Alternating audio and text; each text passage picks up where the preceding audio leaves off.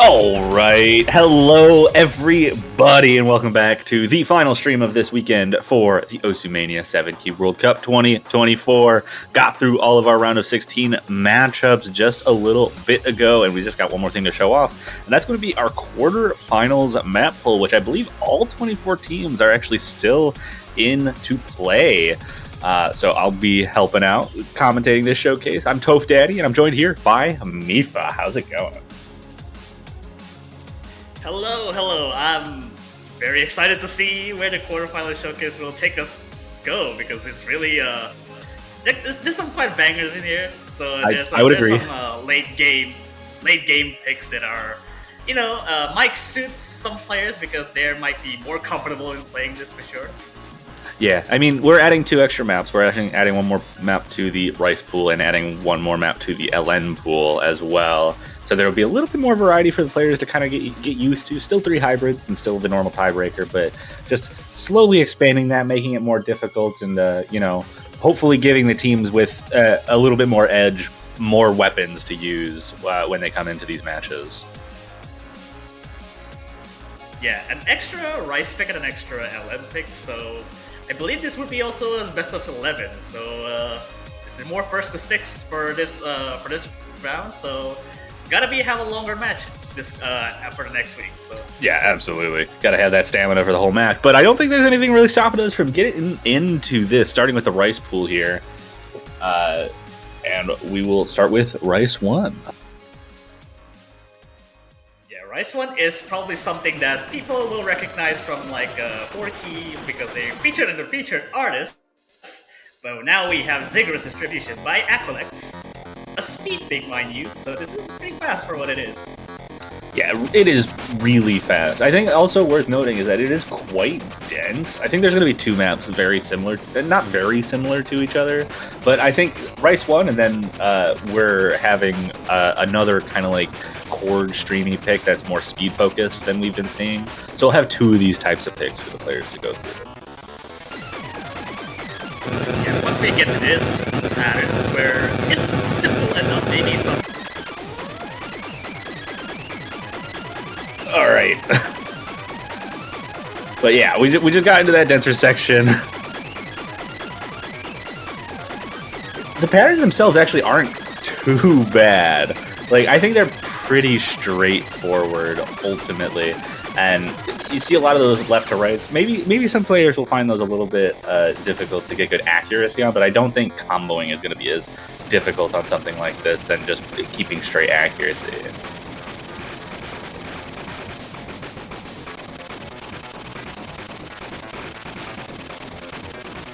But you get a little bit of a break here. There are a couple of small bursts in between these just regular nodes. Also worth noting about this is quite short. And this break section kind of just extends throughout a lot of this map. There's still a little bit of that high density every now and again, but these patterns really shouldn't be too bad as far as like reading through the density that is. It's just about keeping up with the speed of the map.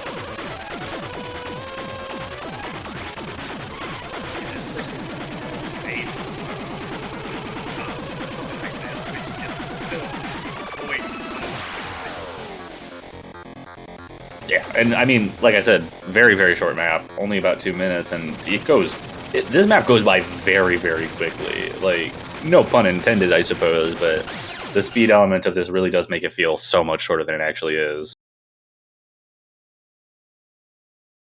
Yeah, that's our speed pick here. We're moving on to, I guess, a little bit more easier this time around for the core stream. I believe this would be Rice 2. Yeah, this is going to be Rice 2. It's going to be at level 4, Burning Star. And this is going to be your normal kind of like really dense chord stream pick. So this will take from what we just saw in the speed to a lot more about that density reading and making sure that you have the coordination to get through some of the more awkward like hand motions that come with this slower BPM.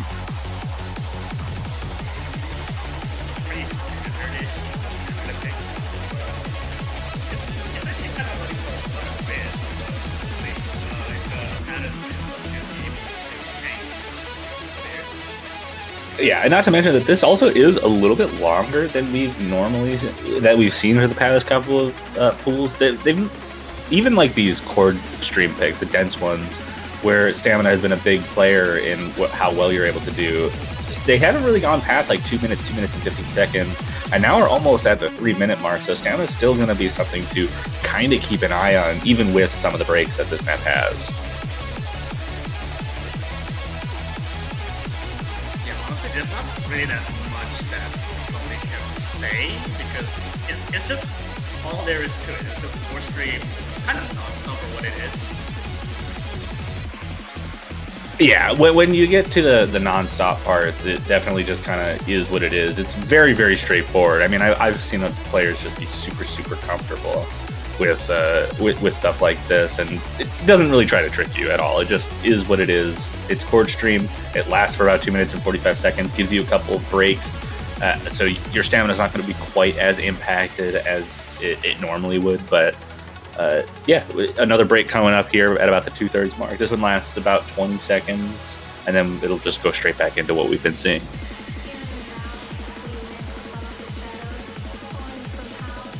A little bit of a build-up here, some of the same patterns that we've been seeing, a little bit denser on the build-up, and then back to what we've been seeing this whole time. Just it gets a little bit denser towards the end, adds in those 4-note chords there, and so players are going to need to just kind of keep themselves focused on this part, especially if like your your stamina starts to like get a little bit challenged towards the end of it. The length of this definitely could cause some stamina issues, especially with how backloaded the density can be on the map. Yeah, more of the ongoing double stair pattern. Some brackets here in between.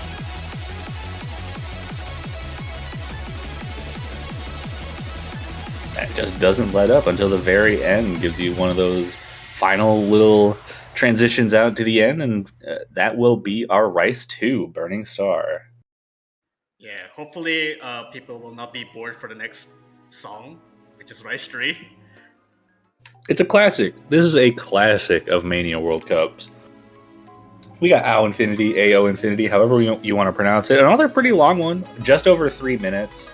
But this is going to be more of our speedy chord stream pick. Like I said, this is kind of similar to our Rice one that we saw. Just instead of focusing on the pure speed and the patterns there, this is more focused on keeping your density straight with the faster patterns.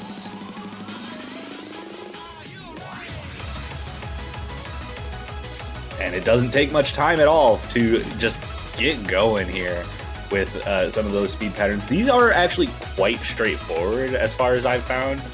These opening patterns definitely do they definitely do a good job of making sure that you have like the base ability to keep up with the speed of light chord stream. But those are by far the easiest patterns in the map that comes around as far as this map goes. It definitely starts to get harder later on. Yeah, there is maybe some bits of break in the middle of that, for sure. I guess the pattern by itself doesn't really have too much to offer other than maybe some tech bits after the ending core stream. Yeah, not really. I think this has a similarity to both Rice 1 and Rice 2, where the patterns themselves are generally going to be a lot more straightforward than some of the other Rice picks we have. And it's just about, keeping up with the speed and density of this, making sure that you can read through some of the faster patterns. Yeah, a bit more to the build levels before we get to the, last portion that is kind of non-stop.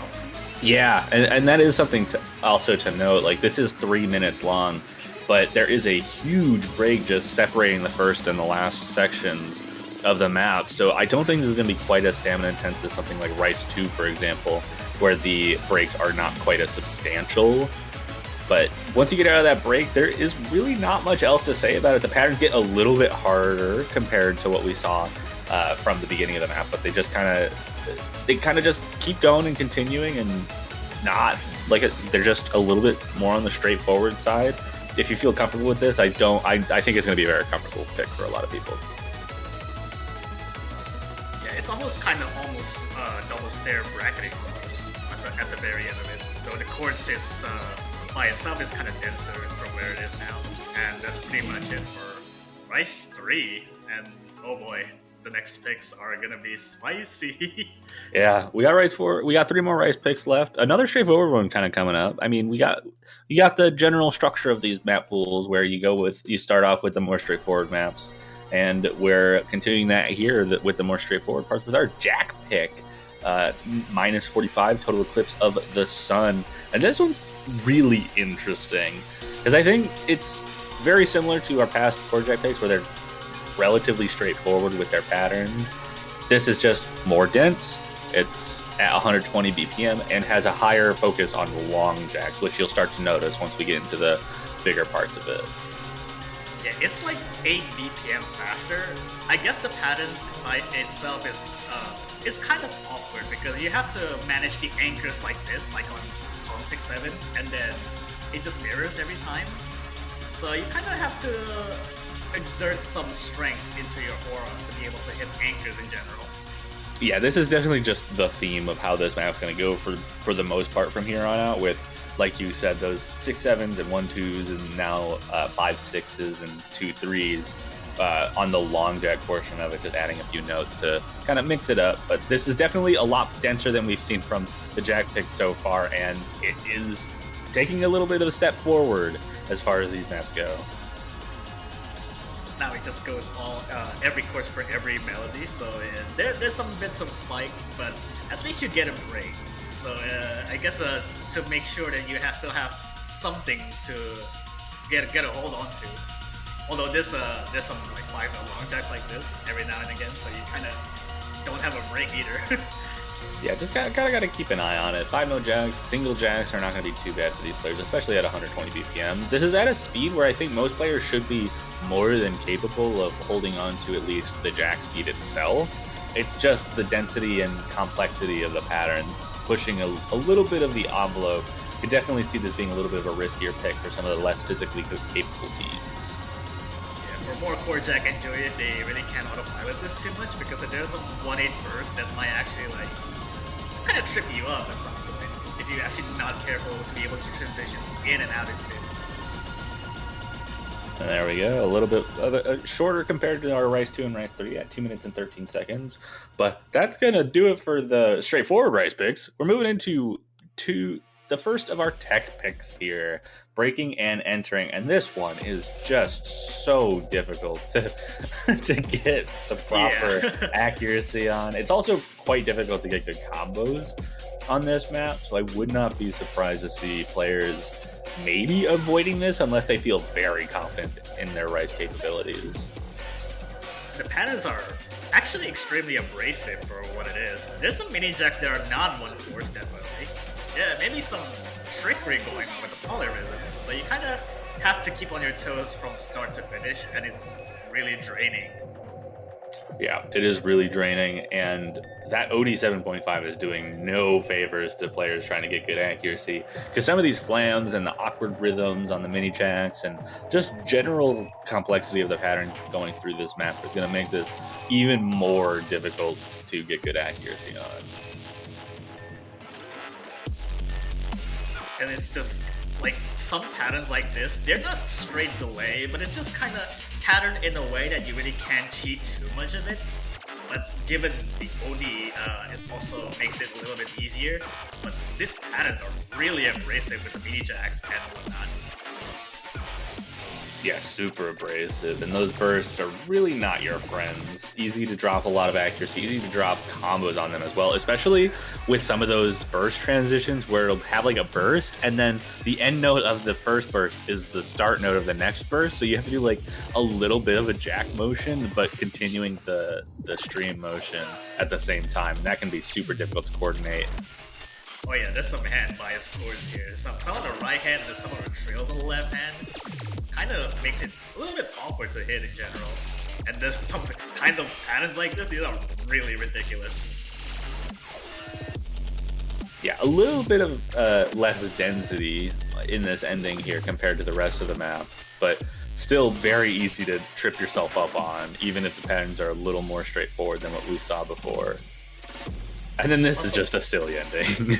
yeah, just this portion alone is just some patterns that you probably can't even think, and you just have to hit them right. Don't miss here. I will be disappointed. And it keeps going from like 2 measures straight. Yeah, it feels like it never ends because of how long this ending sequence lasts. Yeah. But that is going to be it for tech pick, and I believe this is going to be the last rice pick here. And I think we'll be moving on for the rice 6 here. Cosmic Railroad by No Name. This is our mixed rice pick. A little bit on the easy side if you just combine core stream and some tech bits. Yeah, I think this is going to focus primarily on mixing a few different types of patterns. We're already seeing a lot of bursts in that intro. We saw a couple mini jacks as well, but you're going to have like a huge like variety as far as like you'll have those mini jacks, and then you'll have a denser kind of chord stream-esque part, and it's just asking you to change up the motion of your fingers constantly. At least this is still pretty straightforward, but you kind of have to make sure you are really good at transitioning on some chord shapes and then mini jacks. Sometimes they're brackets, sometimes they're possibly be everything in here. Yeah, and you'll notice a lot of the times in some of those like chord stream sections, like even in this intro, we saw a few denser like chord stream type patterns throughout, but they'll transition from just that chord stream into a 1/6 stream, and changing up that rhythm is already going to be kind of difficult, especially when it just keeps going, because this ending is going to just be transitioning in and out of dense chord stream and going back into some speedier patterns without any breaks in between.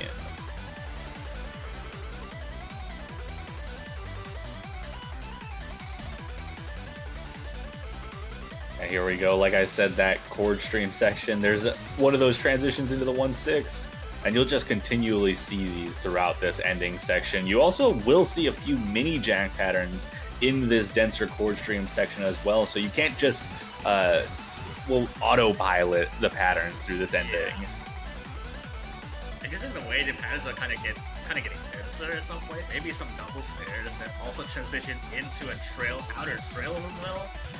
That's kind of scary to hit even in general. Yeah, those outer trills can be very difficult to coordinate, right? I found myself like hitting the actual notes themselves and then locking, like combo rushing the next section, so I just completely miss after that because I wasn't able to transition from like the 1/6 patterns back to the regular 1/4. Yeah, that's our last rice pick. There's no more pure rice picks, and we're going on to Oh more of the goodness. long note stuff. And if you hated Stargazer, you probably shouldn't play this either. This is Oceanic Museum. This is a bit of a nostalgic of a song, I might add. Oh, something else to make a note of as far as this goes. There are going to be the LN coordination category has now split into 2. So that's going to be our extra LN map that comes through. But this is our LN1. This is going to be considered our LN release map, though it's very similar to what we saw from a lot of the coordination maps from the previous rounds, where it's just kind of got that Avril 14th heavy coordination style. There's some off snaps, like not exactly off snaps, but they're just there, kind of the similar to the Stargazer structure. But at the same time, you just have to make sure that you're releasing some of these, right? Otherwise, you would just get overholding, or just like missing or letting go very early. Yeah, something else to note about this as well. This song does repeat, so it's just the first half and the second half are exactly the same as far as the song goes, and the map also repeats. It's not even mirrored. So if you feel more comfortable with going one direction, then having this on mirror might help if you don't feel comfortable with the way it's mapped now. Yeah, this is the second loop, I guess. Yeah, so we're getting into the second loop, and it's not really that much to talk about because, like I said, it's pretty much the exact same. Yeah, the same thing also happens with these normal notes in between the releases. it's just exactly the same. Even though they don't really try to mirror this even, or maybe some of them, but it's just pretty subtle. Yeah, this map is just going to be extreme. I found this map to be extremely difficult to to even like approach a good score on because of how difficult the coordination on so many of these releases are. So many staggered releases where, like, you know, when we saw the coordination maps from previous rounds, it was more of your fingers being lifted up off of a key at the same time as they're going down, whereas this one has a lot more staggered releases. Yeah, that's pretty much it. I guess if you don't like having two loops of this, you probably want to stray away and avoid this. But I guess the next pick should be not getting any less obnoxious here, because it's kind of the uncoordination. Hohuichi. This is, I guess, not similar to Jeicho, but it's kind of close to the style. Yeah, I mean, this is very similar, I think, to LN1. For one, it is longer, is something to note. It's 3 minutes and 8 seconds, so the mental fortitude you need for this is going to be a lot higher. But also, the releases are a little bit more straightforward in this, where they're always seeming to be on that 1/4 snapping instead of like kind of staggering all over the place. But there still are some staggered releases you need to be careful of. But this is going to be a lot less about getting the right release timings and more about just coordinating all of the long notes at once.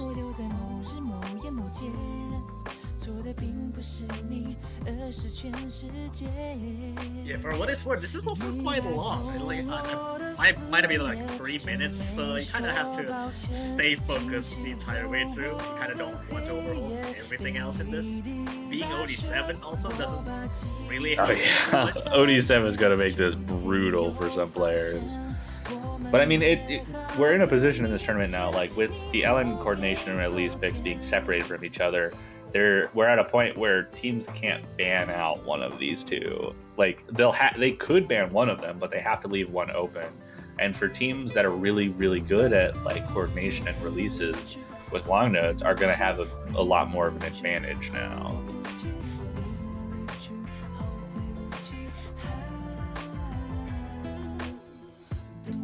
All things considered, though, there isn't a huge amount to say about this map. It is quite consistent throughout. Like I said, has those releases pretty much all on the 1/4 there.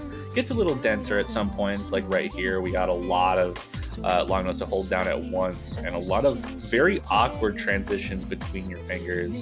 So that coordination is going to come in big handy here. It's all the more hand bias LNs here a little bit, just to make sure you really get it down properly.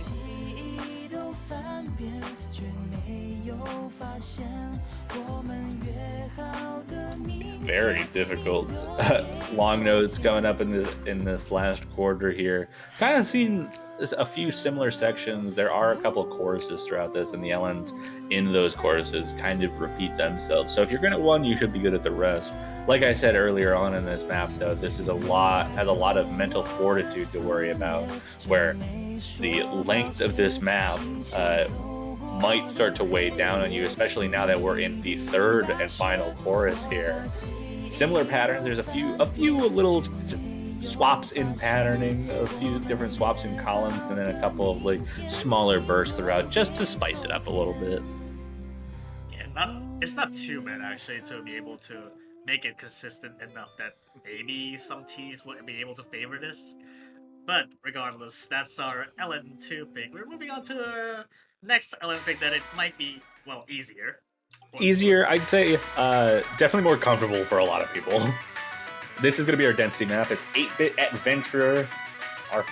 Finally, a not slow song in our long notes. Can't believe we did it. Yeah, this is high pace, so almost 200 BPM. So I guess the patterns are not exactly the friendliest, because there's some burst here and there, and there's also some hand bias elements there. Yeah, this is a little bit of a throwback, actually, from last year's 7-Key Mania World Cup, where Liju's 8-bit Voyager was actually used in round of 16. So people who like that map are probably going to have a good time on this as well.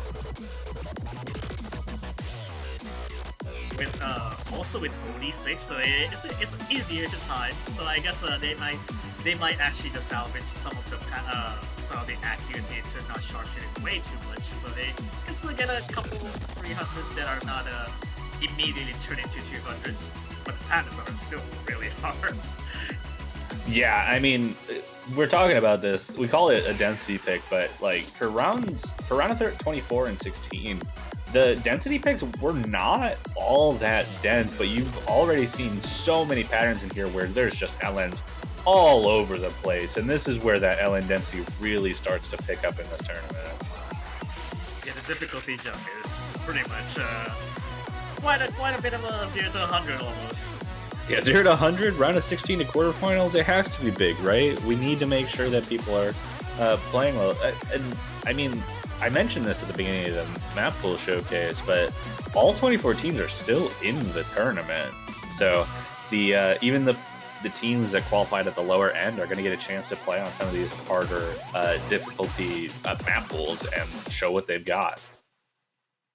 Oh yeah, that nice triple jack at the end. Triple spacebar jack. Yeah, this gonna be next, the last LN pick, Fansa by Maple Syrup. I guess this is the most mixed LN pick that you will ever see from the other 3 LN picks. That's it. Yeah, definitely the most mixed. It's not super focused on density, not super focused on releases. You need to be good at both in order to play this well. The vibe I got from this is O2 Jam. That's how I feel about this. Is that's kind of the style we're looking at. Yeah, the structure is pretty simple for at least to the intro. To the same token, that it also has some staggered releases that are in between some of the hand bias patterns. It's really rough, actually.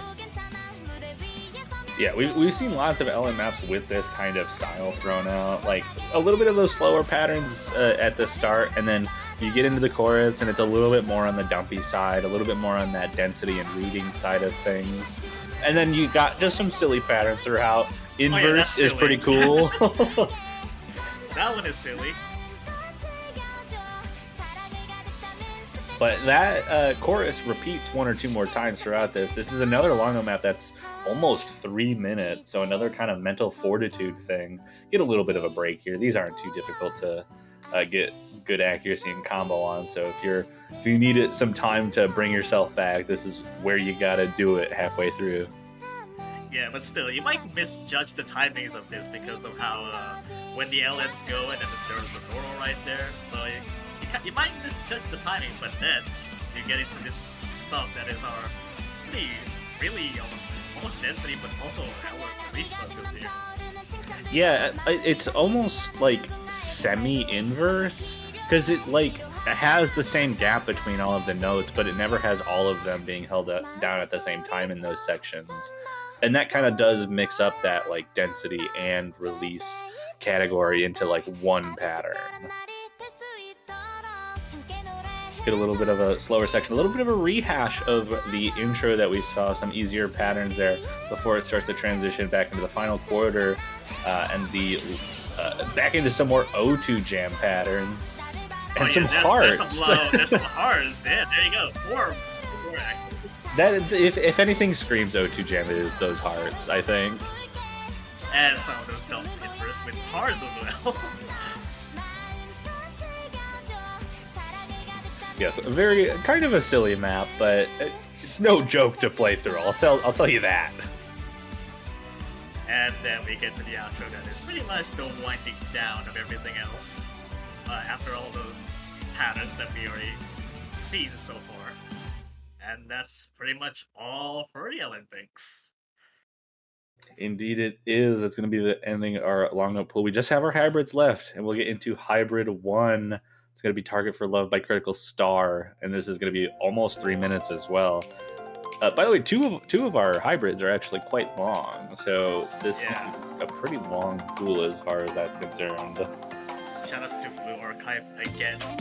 So, more straightforward hybrid as far as the pattern structure goes, but this is just the intro of it, and you haven't seen that much yet. Yeah, this is an interesting hybrid because I think a lot of the way that this kind of works is that you have some hard rice patterns on their own, and you have a couple sections with just some difficult LN patterns, but it just kind of like mixes them together in a couple of these sections as well. So you'll have like all of the different phases of hybrid that exist. And now we get somewhere a little bit of a small, I guess, semi-inverse almost. But then the pattern just gets a little bit simpler after this.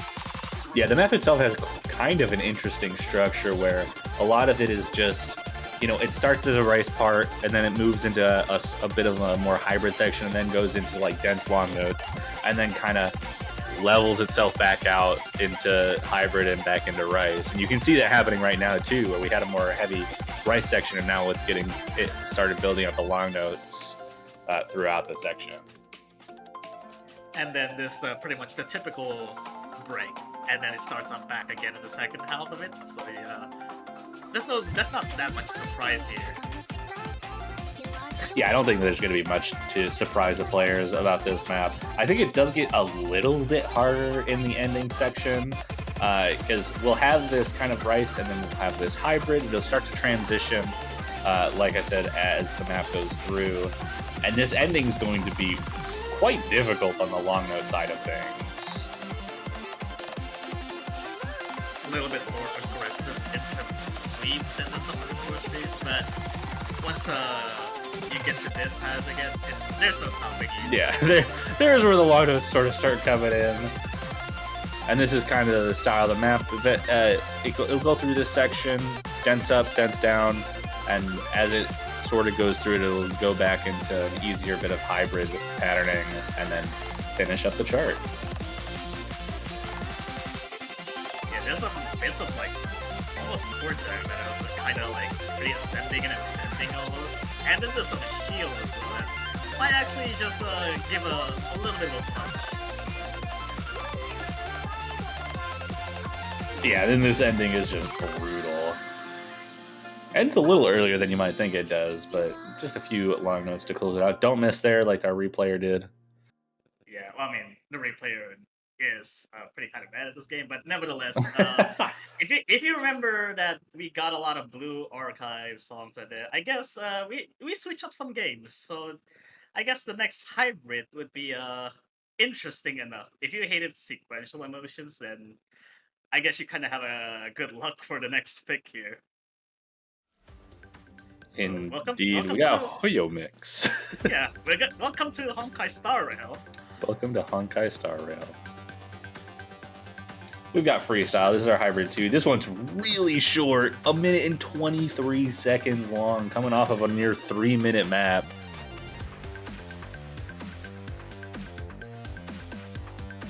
But this is going to be more of our technical hybrid pick. Going to have a lot more technical patterns, mixing in those long notes and rice. We see a lot of mini jacks and flams already. This section a little bit on the easier side, but it will start to get denser. I mean, there's a lot of really abrasive patterns. I mean, this I guess, quote-unquote build-up. But the song is very short, so any mistake matters. Yeah, just don't miss. It's that easy.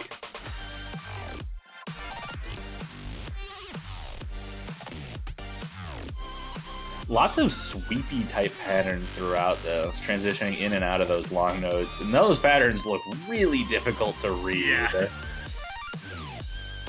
And then some of those sweeps that are just literally turned into almost staircase almost.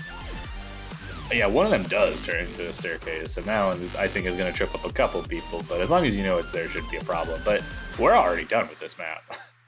Yeah, it's very short. Not even on a TV size. It's just less than that. So there you go. And we've got one more regular pick of the pool. I'm not so sure if this is going to get... I'm not so sure the reception of this song. But Hybrid 3, it's going to be an Iron Mouse and a Camellia song, Waifu Jam, Osu Edit. This map's hard. This is interesting because I feel that this has I would say a bit easier than the what was it, wartime hybrid one thing because the patterns themselves aren't that too difficult given the map. Yeah, I think the thing about this map is that this beginning is not terribly difficult. It is definitely more straightforward than Hybrid 1 from what we saw. Most of the patterns are, and I think a lot of players will feel comfortable on a lot of this, but the ending starts to speed up. And this patterns don't really change all that much. So it's literally the same thing, just sped up at the end, and that is going to catch a lot of people, I think.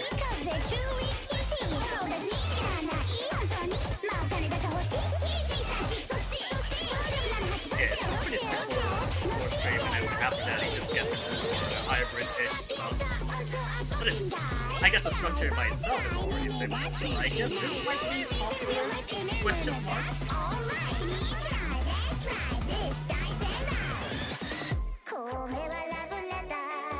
Get a little bit of a break.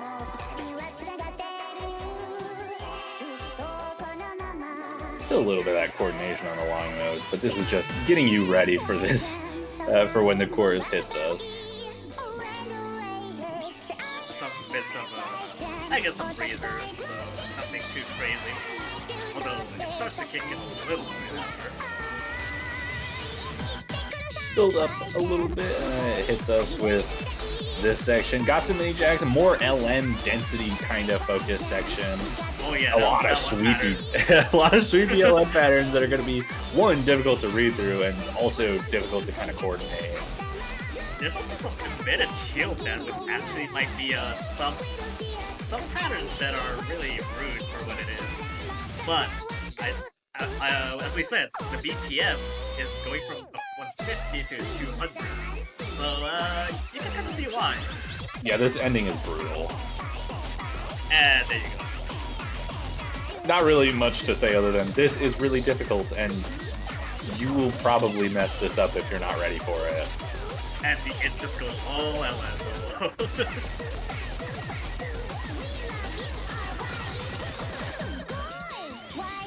It doesn't last too long, so it shouldn't mess you up too bad, but it is enough to drop your accuracy quite significantly. Yeah, that's pretty much all the regular picks, and all that's left is a tiebreaker. And I don't know what to say about this in particular. This is pretty high in BPM. We got Radical Jinja by Liju. Yeah, 250 BPM. Also, 7.9 stars, no big deal.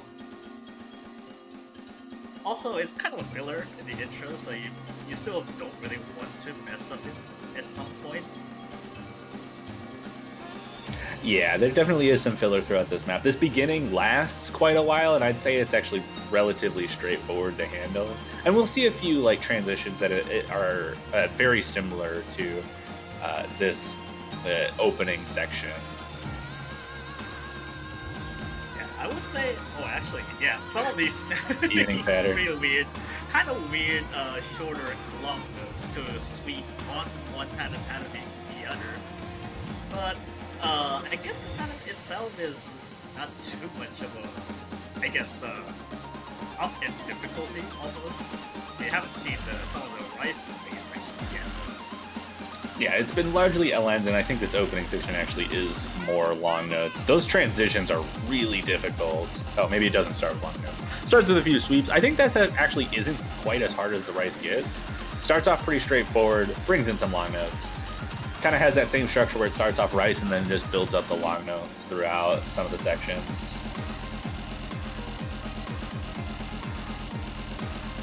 And then we've got just basically a jack section. There's not much else to really say about it.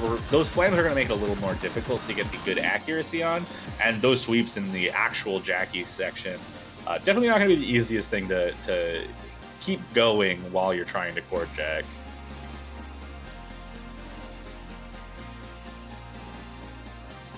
We've got a little bit of a break here, 1/3 of the way through once you get through that first section, and we have another build-up section. More build-ups and some of the harder functions being added that are actually hard for what it is, actually. For 250 BPM, long set of it hard.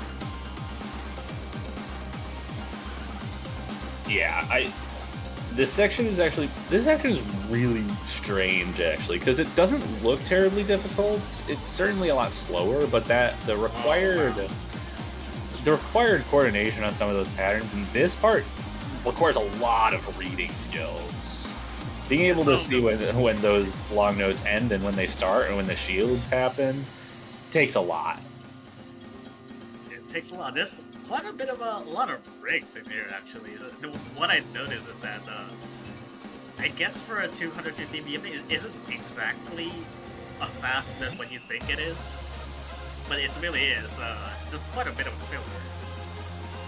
Yeah, this break pretty similar to what we saw from the intro. This is our second break now since the intro ended there. I do not know if we have any more breaks after this, but you get a little bit of that quick sweeping motion. Another one of those silly evening patterns right there. But this very similar to what we saw in the intro, and this will transition us into the final Ki section. Yeah, some people might think this is pretty almost very LN bias. I would say it's not really, because I guess the LNs you can kind of tease them in a way that you can still pretty hit them legitimately. Yeah, there's definitely a lot of cheesable LN patterns throughout this. This part is where the real LN difficulty kind of hits you. I think the second half of this is actually Rice, though. So we'll still get a little bit of that Rice difficulty in the ending here. There's a lot of sweeps happening going on. And some of those hand players just counter trails to death, just score stream at 250. Yeah, 250 BPM is nothing to scoff at, especially with how dense some of those sweeps are. Oh my goodness, this ending. These are really fast. 500 BPM almost. Oh goodness. That was a lot, and then it'll transition. This ending will be another one of those kind of low down sections, a little bit harder than the rest, but gives you a little bit of a chance to slow yourself down, more of those sweepy LNs. But that is going to just about be it for our tiebreaker for quarterfinals. Yeah, sort of a backloaded tiebreaker that we've been seeing for the quarterfinals, but it does get some justice, I believe. Yeah, I think it does a good job of what it needs to do. It's a little bit harder than everything else we saw in the pool. It prepares people for what to expect out of the semifinals potentially. Maybe semifinals would be a little bit harder than this, but we'll not know that until next week when the semifinals map pool is showcased. But that is going to be it for this weekend of the Osimania 7 Key World Cup 2024. I'm excited to see all 24 teams playing through that quarterfinals map pool and seeing just how good everyone is still going to be for this tournament. Yeah. Later game pools does net you some interesting results actually for some of these players. These players can definitely handle these, especially for the higher seeded teams. These are really quite a delight to see the scores for them. Yeah, it's going to be an interesting situation because I think we have 8 teams in the winners bracket and 16 teams in the losers bracket. So we'll be having a lot of teams fighting for their lives, but I'm really excited to see how well people are going to be performing from that top winners bracket, the top 8 right now. Because this map pool is starting to get into ranges where it's just going to be mesmerizing to see how well they play. Yeah, we're in the big leagues. We are in the big leagues, but that's gonna just about do it for this weekend. I got one more thing kind of want to go over before we sign off, and that's gonna be banners. You can buy your banners on the Osu store. Buy one for your favorite team. All 24 teams that made it to bracket stage and are still alive in this tournament, you could buy a banner for on the Osu store. So support the wonderful team here and all of the wonderful players playing through this tournament by buying yourself a country banner. Is there anything else you wanted to say before we sign off? Yeah, and especially for the teams, for the winner of the Osimania 7 Key World Cup 2024, you get to keep that particular banner for the next World Cup. So if you're lucky, you might actually get some banner to hold on into. Absolutely. That's pretty much it. Absolutely. Thank you all for coming along and watching this round of 16 weekend. We hope to see you guys all back for next week where all of the quarterfinals matches will be taking place, and we will get to see what this map pooling staff has in store for us for the semifinals pool. Can't wait to see you guys there. This has been Mifa and Toe. We're signing off.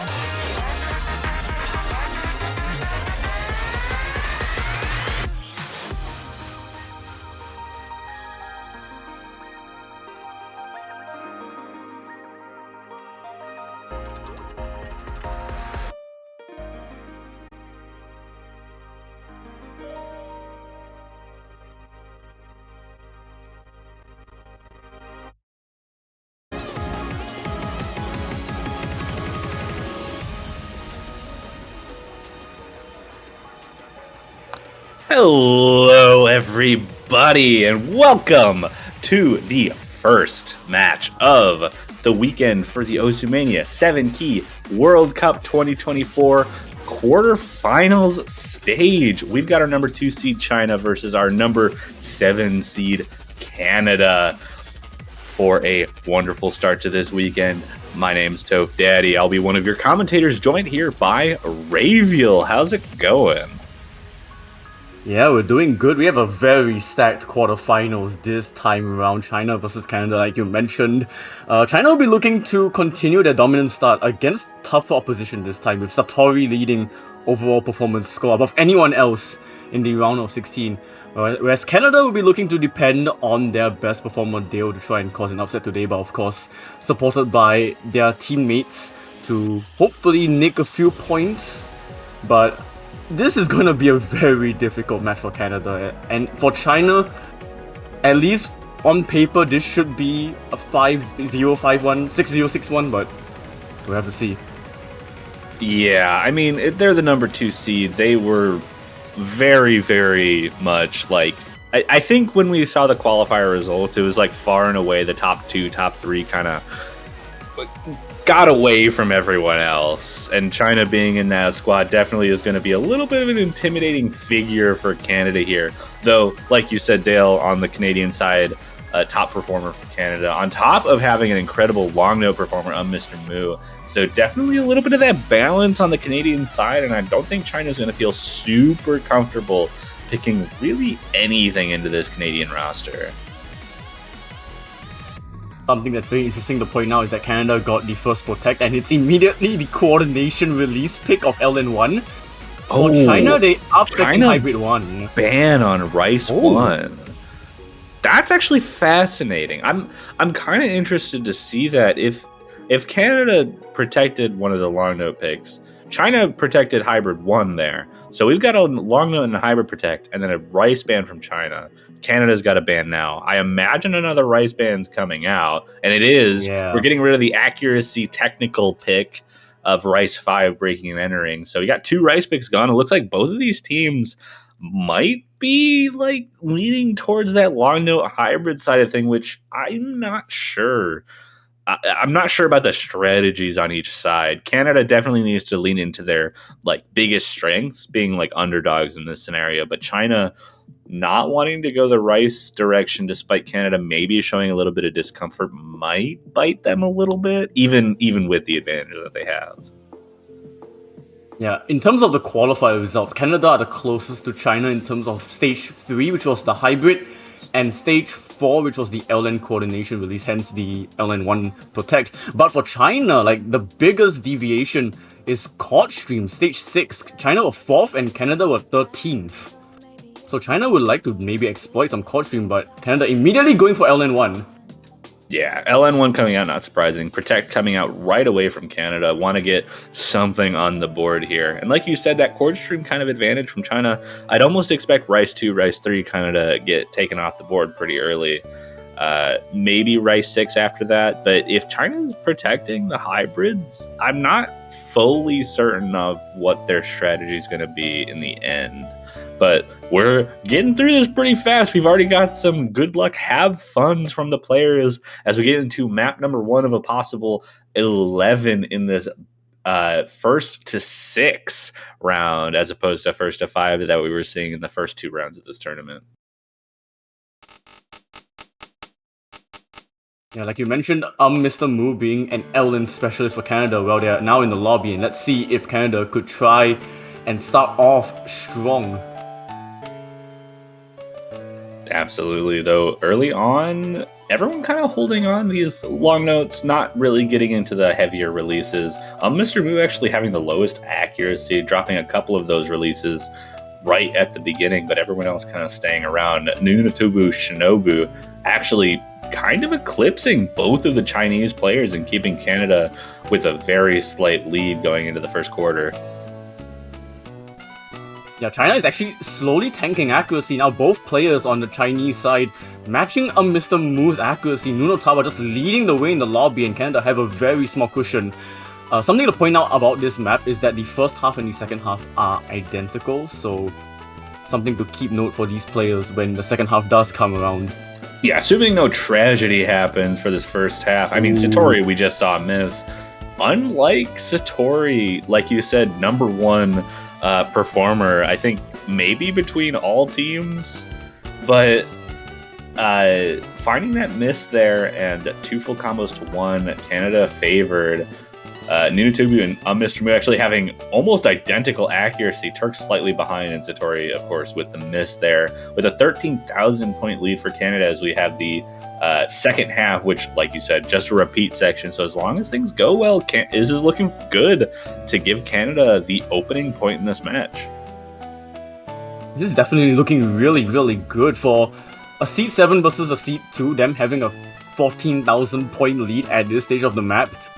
And both players still holding on to FCs, both players still holding on to the best accuracies of the lobby as well. Satori is the biggest struggler, actually, so this is looking really good. Yeah, and both Canadian players staying above the accuracy of Turks, the higher of the 2 Chinese players. As we hit the final portions of this map, still double full combo for Canada, and that lead is continuing to increase as Satori struggles to increase that accuracy, staying pretty consistently around that low 99%. And it looks like Canada might just be able to take an early point away from the number 2 seed here. Yeah, this is the best start that Canada could ask for. Actually, Turks, 11 200s compared to Mr. Mu's 13, but ratio very favors Mr. Mu similar by so much. very similar ratios from both Canadian players as well, both in the 300 range, whereas Turks with a slightly better ratio than his teammate at 528. The 200 counts also very impressive from the Canadian players, but everyone kind of around the same zone, 11 minimum, 26 maximum, just all a game of that combo and the ratio in that scenario. I think the 200s were not quite the limiting factor on either side. But you mentioned the chord stream being a very significant difference maker between these 2 in qualifiers. And China definitely probably agreeing with you there and wanting to have a safe first pick here. And like the worst part about it is, this isn't the only chord stream map as well. China still have another option in Rice 3. They absolutely do, and if this goes well for China, I can't imagine they're going to avoid Rice 3 for the next time around. Yeah, but we'll have to see what Canada can do. Dale is now in the lobby. Yeah, Dale and Turks swapping spots for their positions. Dale still needs to move back to the Canadian side so Turks can play for China again. But once we get that settled out, we'll have a nice little ability to see these two teams going at it at maybe the most accuracy focused map of this pool. You could argue Rice 4, I think, is more accuracy focused, but this is a close second, if anything else. Really depends on your skill set, I think.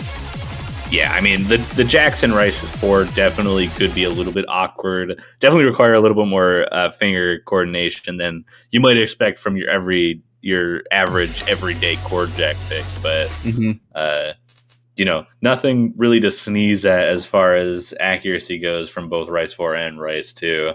Just need to see how these two teams are able to really keep themselves together on this, because I want to say that this is notably easier than the Stage 6 from qualifiers. So Canada should maybe have a little bit of an easier time keeping up with this Chinese roster. But that said, the accuracies would ideally translate pretty well from that chord stream pick. Yeah, currently it's a battle of top and bottom. They're just beating out their counterpart in Dale. And Mr. Mu actually dropping a bit of accuracy as well, so both Chinese counterparts beating out Canada's. But that's Satori! Whoa! Finding a few accuracy drops in the break section, dropping down to the 99.5s and giving Canada about a 2,000 point lead out of the first quarter of this map. But with that out of the way, we'll get into a little bit of a denser section. And if Canada holds on to their accuracy, they should be okay to hold on to this lead. But it seems like the Chinese roster is able to hold on to accuracy just as well. Got to keep that up. And it looks like Mr. Mu might be dropping just a little bit of accuracy, enough to keep that score bar shrinking just a little bit, but keeping it in the side of Canada for now. Satori is just slowly climbing back up to 99.6. And Turks now up to 99.8. Canada are slowly losing their lead, but it is still a Canadian lead.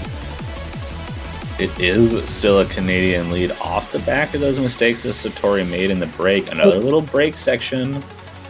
Satori dropped again. Yeah, there were a couple of accuracy breaks there. It is now a 3,400 point lead for Canada. This map does get a little bit denser going into the ending, so it could cause some issues, but Canada's in a great position to start this match with an own point and a break point as long as no more mistakes happen. But there's a miss from Dale, and that might just swing the lead over. And it does. China has the lead now off of that singular break as both Chinese players hold on to the full combo. Despite the accuracy drops from Satori, still showing themselves a little bit, not able to climb to that 99.6. Dale's back up to the 400 combo, and it's going to be really close. Will Canada but there's a miss from Mr. Mu. And I think that might just seal it and give China the win, barely on their own pick. Mr. Mu finding a little bit of an issue. Yeah. Maybe the mental stamina catching up to him a little bit. Maybe the density, who knows? But it's just enough for China to take that point. Oh, they just tripped right. And look at those accuracies! Their ratios are almost the same as well. Oh, man. What could have been? This Canadian roster, dude, they're just clones of each other. That's ridiculous. But it is a China point. And it's now back to Canada. A China point, despite 17,200s from Satori. Showing a little bit of weakness on the accuracy side compared to what we saw from previous performances.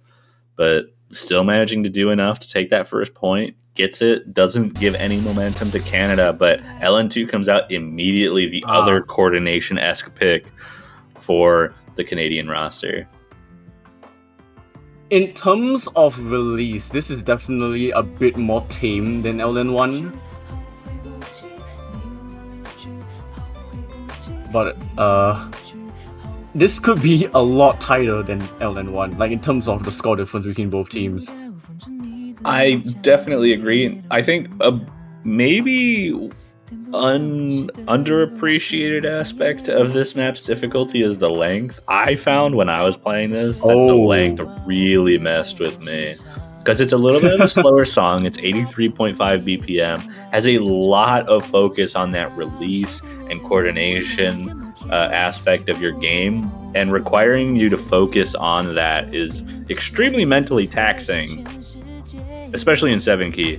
And I think with how long this is, that's going to be like even more exemplified there.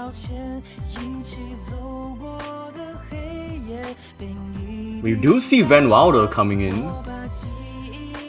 Yeah, Satori taking a little bit of a break. Maybe not feeling as confident after those first 2 performances. Maybe needs to warm up a little bit more. Maybe needs to get the nerves out of their system. But another long note pick coming up that potentially favors Canada given the performances on LN1 that we saw. But like I said, mentally taxing a little bit more so than LN1 here. Longer and more on the coordination side of things for these players. And already we're seeing a break in Nutaba. Not the best start you want to see from Canada, but not the worst place to see a miss. Since it doesn't affect the full combo scoring, didn't get up to the 400 combo, so it's not going to be that big of a deal, especially with the lower accuracy that we're seeing from the Chinese side. Van Wilder having the lowest accuracy in the lobby despite the miss from Nutaba. Yeah, and Mr. Moo's accuracy 99.87, flickering to 88. And that gives Canada the lead despite the miss at the start. It absolutely does. Turks and Nutaba having a little bit of a showdown in terms of accuracy. Turks has a little bit of an advantage because of that miss early on from Nutaba, but the real difference here is that massive accuracy difference between Mr. Moo and Van Wilder, almost a full 0.5% here. Yeah, but we're only a quarter of the way in. Mr. Moo's accuracy slowly dropping. But Nutaba has already recovered to tie with Turks. Indeed they have. Again, I think the slight favor to Turks with the equal accuracy because of the miss, but Van Wilder not able to build that accuracy up after the rough start. Still holding on around that 99.4, and Mr. Moo showing no signs of holding back on this release accuracy. 99.86 is ridiculous on a map like this. I mean, that could very well be like top 3 scores on this map for the entire round. Oh, if not like top 1. Like this is up there for sure. If it keeps up, that is. Still have a third of that map left. Still have a lot of mental load to get through. But it is still 2 full combos to 2 full combos. It's all on the... Actually, sorry. This is 2 full combos to 1. Because Nutaba had the miss early on. It looks like it's 2 to 2 because of the combos. But Canada is behind in combos, but ahead in accuracy. And because of that accuracy advantage, is still holding on to an 8,000 point lead. Yeah, this is definitely way more tight than Oceanic Museum. Like, China could just snatch it if Canada just dropped once, but we are entering the end. As long as Canada just hold on to the end, this will be a second. Gets a little denser here, gets a little more difficult to coordinate. Nothing that Mr. Moo can't handle, but as long as... You said it! I said it. I said the name. It's very clean. It was a very clean drop. Still above 99.7, still nearly 99.8. And that lead still stays in Canada's side. That's another miss though! Oh my goodness. You cannot give me a heart attack like that. Oh my god. 4 200s? Wait a minute. But the 250s, it stains the score. That would have been so legendary without them. Ugh. You can't do that to me. I have too much stress commentating with you after the 1. After the 1 that happened in 4-key, I just can't do it. It's like the last 2 maps have almost felt like, oh, someone's missing right at the end. It's going to be a 2-point difference. Oh no. Mr. Moo just made that real again for me. And I can't let you do it again. We still got a lot of this match to go. Canada now up 2-1. Surely it has to be Rice 3, maybe? Canada did put up a really good fight on Rice 2, so I'm a little bit worried. Yeah, that Rice 2 is really close. I don't know if I would go with AO Infinity. Maybe this is the case where you go with Hybrid 1, which was their Protect. I mean, they protected it for a reason, right? Yeah. It is an odd Protect, in my opinion. Oh, they're going Rice 6. I kind of like this pick. I don't mind it. Okay. Going for a little bit more of a complex Rice pick, trying to get Canada off their game a little bit. This one's the mixed Rice, right? Like just a bunch of chord stream, some jacks. It's very some bursts, all-rounded. Just rhythmic changes. It's a lot of varying patterns. I think that's the idea of Rice 6 as a whole that we've seen this tournament. Like the final Rice pick, basically just a mixed pick. It throws a lot of different types of patterns at you without being like as technical as say a Rice 5 would. Yeah, and we're gonna see the 4th Canadian player come in Harambe.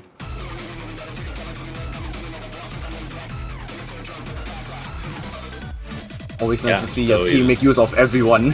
Yeah, so we've seen all 4 Canadian players now if Harambe stays in. We've seen 3 of the 4 Chinese players with Turks Satori and their long note player that jumped in for long note too. Yeah, Van Wilder.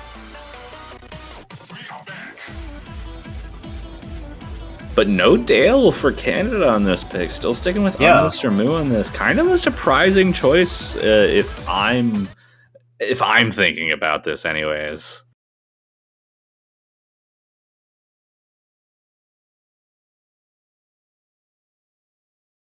Oh, China will be looking to try and tie things again.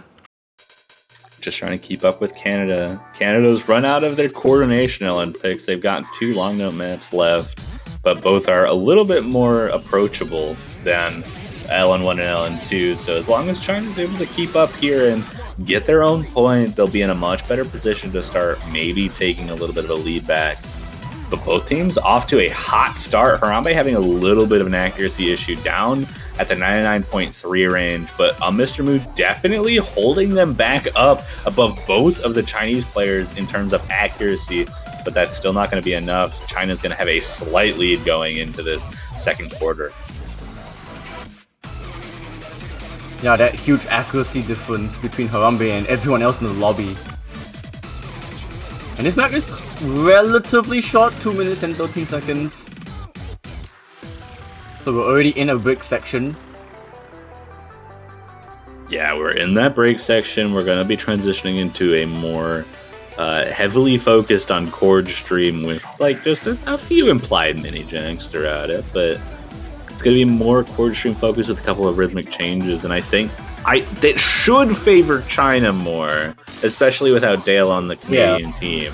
But you never know how these things are going to go. We saw Canada really holding on to Rice 2 earlier, so this more accuracy-focused chord stream portion could definitely help Canada out if they're feeling comfortable on it. But Turks catching up to Mr. Moo's accuracy, and Satori absolutely outplaying Harambe in terms of accuracy and holding on to that lead for China here. Yeah, but what's important is that Canada still hold FC, so if China do drop, that lead can swing back to Canada. But the map is running out of time, and Canada are running out of time to try and take this back.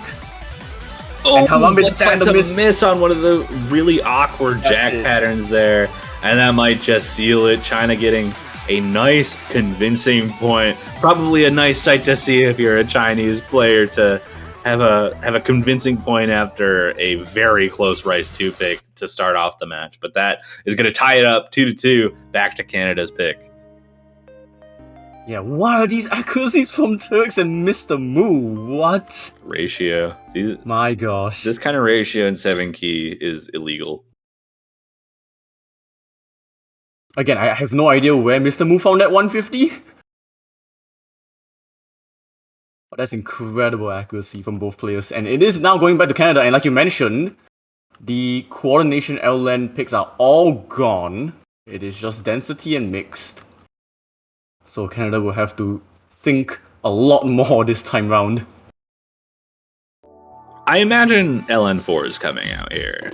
I don't think there's a better pick for Canada here. It doesn't feel like LN3 comes out just because that's a little bit more Rice favored as far as like the long note picks go. And they kind of, I would imagine they want to keep with the more coordination type maps. Yeah. And LN4 definitely fits that bill. Yeah, LN4 is coming out for Canada.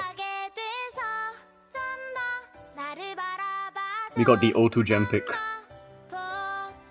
This is the O2 jam pick. You are correct about that.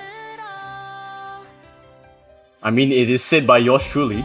I did say that in the map pool showcase that this is the O2 jam pick. And am I wrong is the real question. Well, Nuno Taba is back in for Canada. Certainly makes sense.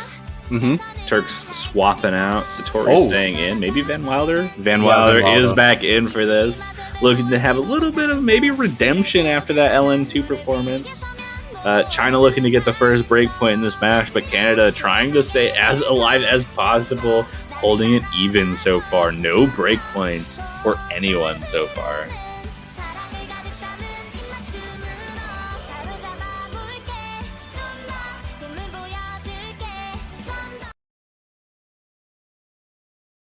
Well, let's get into it. Map number 5.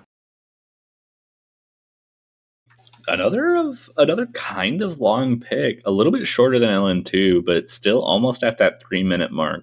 This one also introduces a few pretty interesting pattern types. You get a lot of straightforward patterns, and you get a lot of those O2 jam patterns, but this also has, like, towards the end, it introduces like inverse type patterns at a speed that maybe wouldn't be expected at quarterfinals.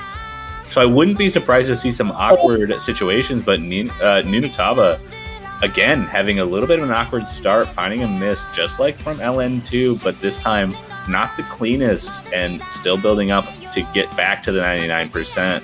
But Van Wilder also at that low 99, so not too much to catch up to, and the trade from Satori there. Oh, and both Chinese players drop FCs. Canada now have the lead back, but Nunataba misses again. We only have one FC left on the board, Mr. Moo. Looking to carry this long no pick. Satori finding another break. Oh my gosh. So many breaks already. We're only a quarter of the way through the map. O2 Jam style LN's not treating these players super well. No one getting messed up by that inverse burst there. And everyone kind of holding on now. Everyone above the 400 combo is just about that accuracy. Mr. Moo so far ahead of everyone else. Yeah. Almost at 99.7 with that FC. Van Wilder slightly behind Nunataba, and Satori behind Mr. Moo. A 10,000 point lead for Canada halfway through this map. Oh, and a miss what a rough on the releases. That is a rough place to miss. It's just going to extend that lead for Canada here as we get into a little bit of a solo section. No other issues showing themselves yet, but a little bit of a pseudo inverse there. No issues found on that. Let's get into another smaller break section before we get into the final chorus. Oh my gosh. No one messing up on those inverses.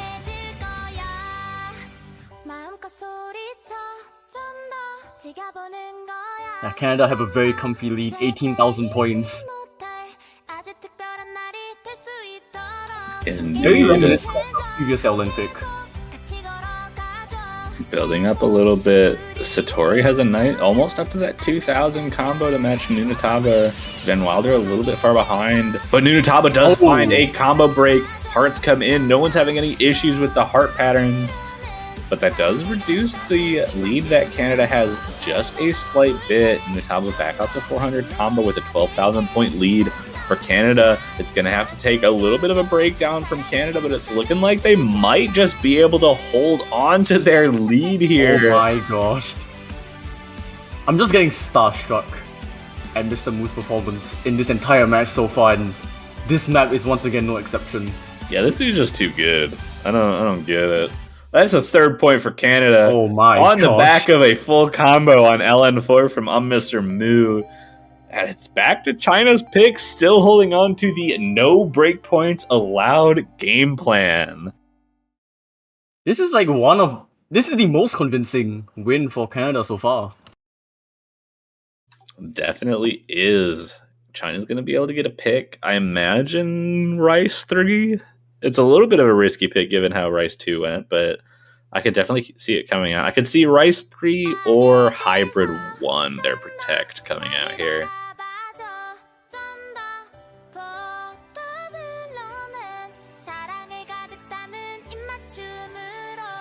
And I think this is where the match starts getting a little bit more interesting. Because we're out of control based LN picks. 8-bit Adventurer, I think, will still come out from Canada coming when the next pick comes around. But it's going to be I think it's going to be a little bit less convincing or confident as far as like the LN picks have gone, because that one is way more comfortable for players who are like feel good with like the Rice aspects of 7 key. But Hybrid 1 comes out, Protect for China comes out, so avoiding the Rice for now and just going into the very mixed Hybrid map.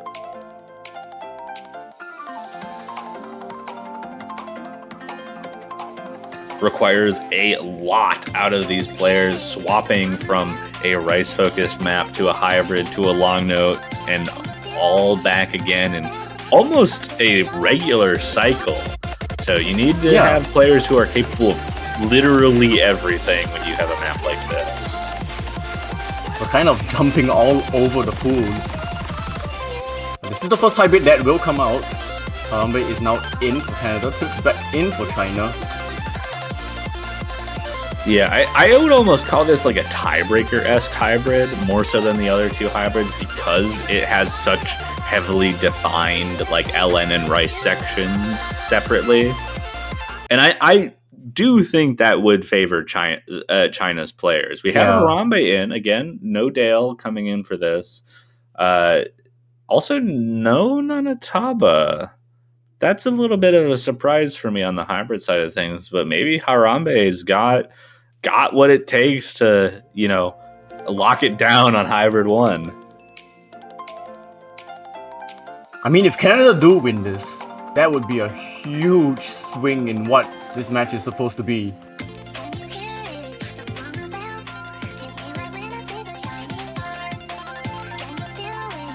We've got the intro coming around. Accuracy favors Canada right now because of Mr. Moo's advantage, just in the easier section of the song. A little bit of a drop from Harambe in terms of accuracy in the build-up there. It's going to make it a little bit more even before we start getting into the really difficult stuff for this. Hybrid section coming in. Chinese players holding on. Harambe dropping a little bit more accuracy, but this is still very even because of Mr. Moo holding on to that 99.7 still. Yeah, and here comes the LNs. But we're into Rice again. Canada is... Harambe just dropping so much accuracy. Below 99% now. China has the lead because of it. Yeah, those are long notes. Not treating them well, but Turks with a combo break there. Two full combos to one now. It was a pretty clean break from Turks, and it's still keeping this lead very close as Turks tries to build up the 400 combo, but Canada's going to have a foot in the door for this map going into the halfway point. I am very scared. I wanted to say something about Harambe, but I didn't have to say it anyways. As they drop combo. So close to getting to the break with that combo too, but that's going to give China the lead going into the second half. We're going to have a little bit of a rehash of what we've seen. Get that build up, get that transition between the different hybrid and long note sections, but Turks! What? In this relatively easy right section? Mr. Moo as well! Satori's the only What's happening? Satori choosing the right time to bring it out. Not the highest accuracy, but holding on to that full combo and keeping that lead for China as we get into the next hybrid section. This is going to transition into another long note section, which we saw Harambe have a little bit of trouble keeping up with here. We'll have to see if it affects them any more in this section, but this lead is still so small. It's still only 5,000 points. Harambe not dropping any accuracy like they did in the first section. Holding on and keeping this lead close. If any more mistakes come from China, you can absolutely see some lead changing happening. Yeah, but the lead is growing in China's favor because Mr. Mu's accuracy dropping and Harambe will miss. I think with the time left, China have to completely dismantle themselves. Yeah, I think China's got this. Good protect, good pick from China to keep some momentum on their side. Harambe falling apart a little bit at this ending, finding another break, dropping below the 99. And that's going to be a more than 20,000 point lead for China to give them their third point.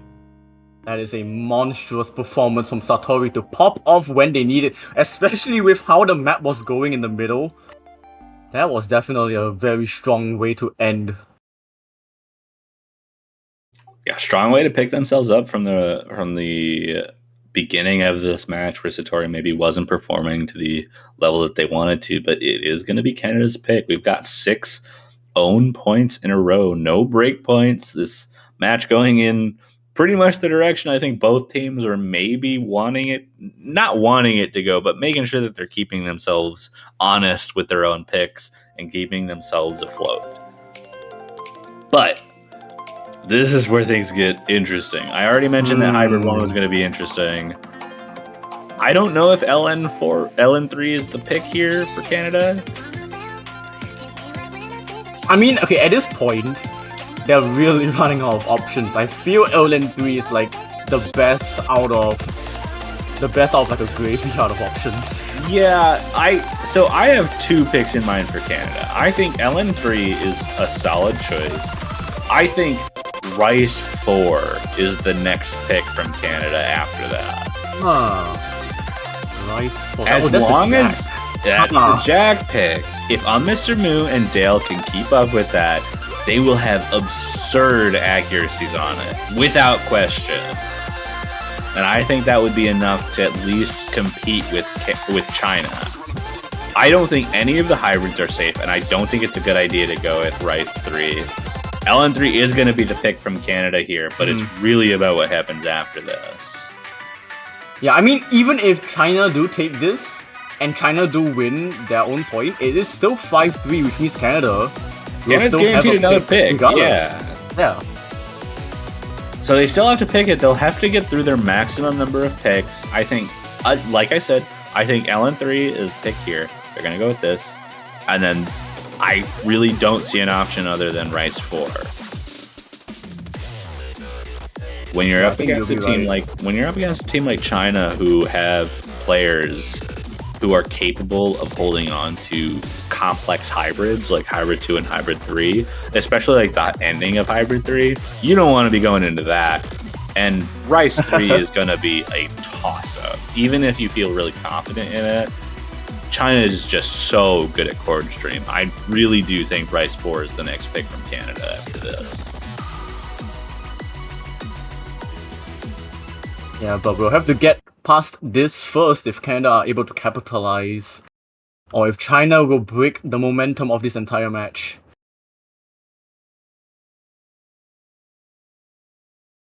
Indeed, they're going to have to win this first. I think if they lose this, it's going to be tough to come back. But this is certainly winnable. It's more long notes. We've seen some dominance from Canada on the long note side of things, especially with Nunataba back in. Harambe we saw having a little bit of trouble earlier on, but Nunataba helping bring them to some wins with this density, definitely supporting China in their efforts. We've got 2 99.7s here on Mr. Mu, trailing just slightly, but Nunataba a little bit behind in the accuracy department. Yeah, suddenly the tables have turned. Turks holding the highest accuracy, and Satori holding the second highest, just a little bit higher than Mr. Mu. Just a little. Ooh, but that was an accuracy drop from Satori and a miss from Turks. 2 full combos on the side of Canada still. Looks like the lead is going to stay in favor of China just barely because of that accuracy. Surprisingly, despite that section, that was a very clean miss from Turks. Yeah. And Nunataba tanking accuracy down to 99.3. That is still going to be the lead to China despite the tremor. Mr. Mu also holding on to accuracy equivalent to Satori and Turks. It's all in the accuracy from Nunataba, but that's still only 2,500 points of lead. Nunataba does find a drop there to trade away the one from Turks earlier. So we've got 1 full combo, 2-1 as we hit the final quarter of this map, about an 8,000 point lead as we hit. Honestly, I think this is probably the easiest section of the map. But even with that said, it's not easy, and I can definitely see things happening. We do see a little bit of an accuracy drop from Satori. Yeah. Down below the 99.5s, but Munitaba also finds a little bit of an accuracy drop. Turks and Mr. matching each other, and I just don't see it coming back. Yeah, accuracy being the key factor of this one. And China will take the first break point of this match. That 300 ratio, Turks. Yeah. Oh my goodness, what is that score? That's like what, 1-6. Mr. Moose still with the full combo getting that MVP, but that accuracy from Turks is just absurd. Back to China's pick. They've got kind of the pick of the litter. They could go Rice 3, but I imagine they're going to probably go Hybrid 3. I think Hybrid 3 is the pick here for China.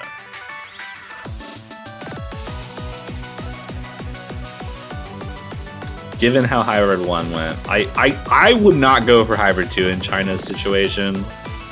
It's really short. One miss is going to ruin everything. I think going for a little bit of a longer hybrid, one that's a little more complex and has that kind of same like consistency requirement in the hybrid zone of things in Hybrid 3 is going to be better for them. Oh my god, they're going Hybrid 2 actually. I don't like this pick. Uh-oh. I really don't like this pick. I think Rice 3 or Hybrid 3 would have been better picks than this. But China they know their own scores. Yeah, I've been proven wrong before by these picks, but I just don't agree with it. I mean, you could also say the same for Canada. Maybe like Canada don't really like this as well as a map.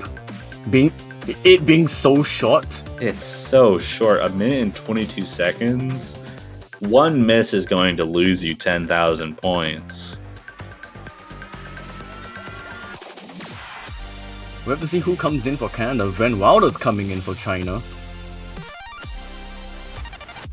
That is also an interesting choice. I figured Satori would be in on this, but if maybe Van Wilder is feeling really comfortable. I imagine this is going to be Mr. Moon. Oh, Dale? Oh, Dale! I thought Harambe was coming back in, but Dale is an interesting pick here.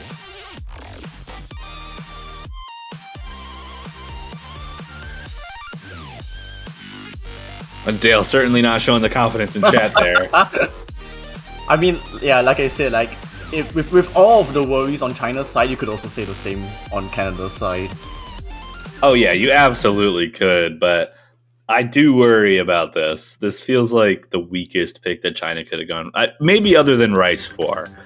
I think I would have been flabbergasted if Rice 4 came out, but this definitely next in line.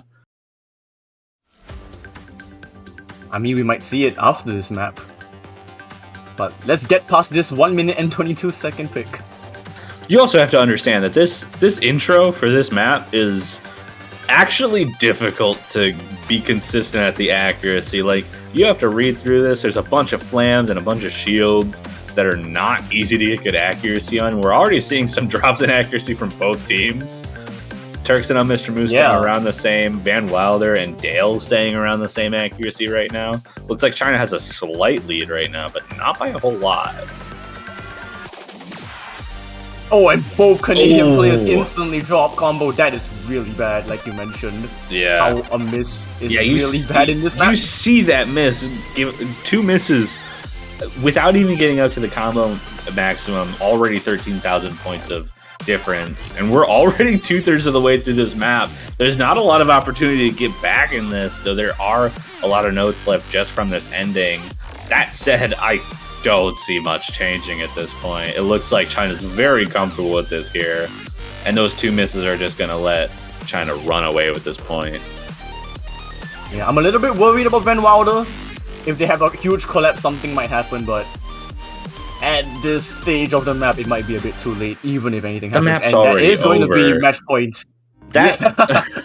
It feels shorter and shorter every time I see it. 8 200s from Mr. Boo though. Wow. Absurd accuracy given the type of map that is, especially with that ratio.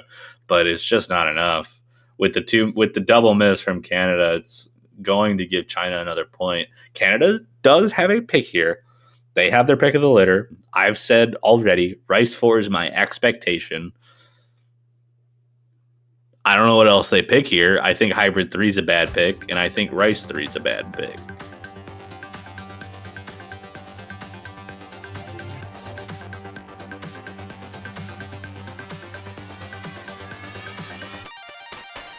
Okay, yep. Rice 4. I'm in the heads of Canada. Not quite China, but I've got Canada on lock. To be fair, whatever Canada has picked so far has been quite, like... I wouldn't say obvious, but it's like, yeah, you get it. But it's straightforward. Yeah, like, no, it makes sense. Yeah, they're just like Canada's got maybe the best long note player in the entire tournament. It makes sense for them to go for all 4 long note picks first. And then, like, given the performance from China on the hybrids, you probably want to avoid them, and Cord Stream's not the right path to go. This is the only thing they have left. And if we know anything about Jack picks... I don't do this. We're not doing this again. I jinxed it with Japan, where I jinxed it in Japan versus US. I was like, I think this is a great... US is a Rice team. I think this is a great pick for Japan because it's hilarious and accuracy-based. And I said the same thing now about Canada, and I don't want it to happen again. I mean, what? Japan, US was Asia and America. This one's also... Asia continent. It's also Asia and America. It's just the opposite way around, where Canada's picking it. The American is picking it instead of the Asian country. But I can only hope that we don't see another one.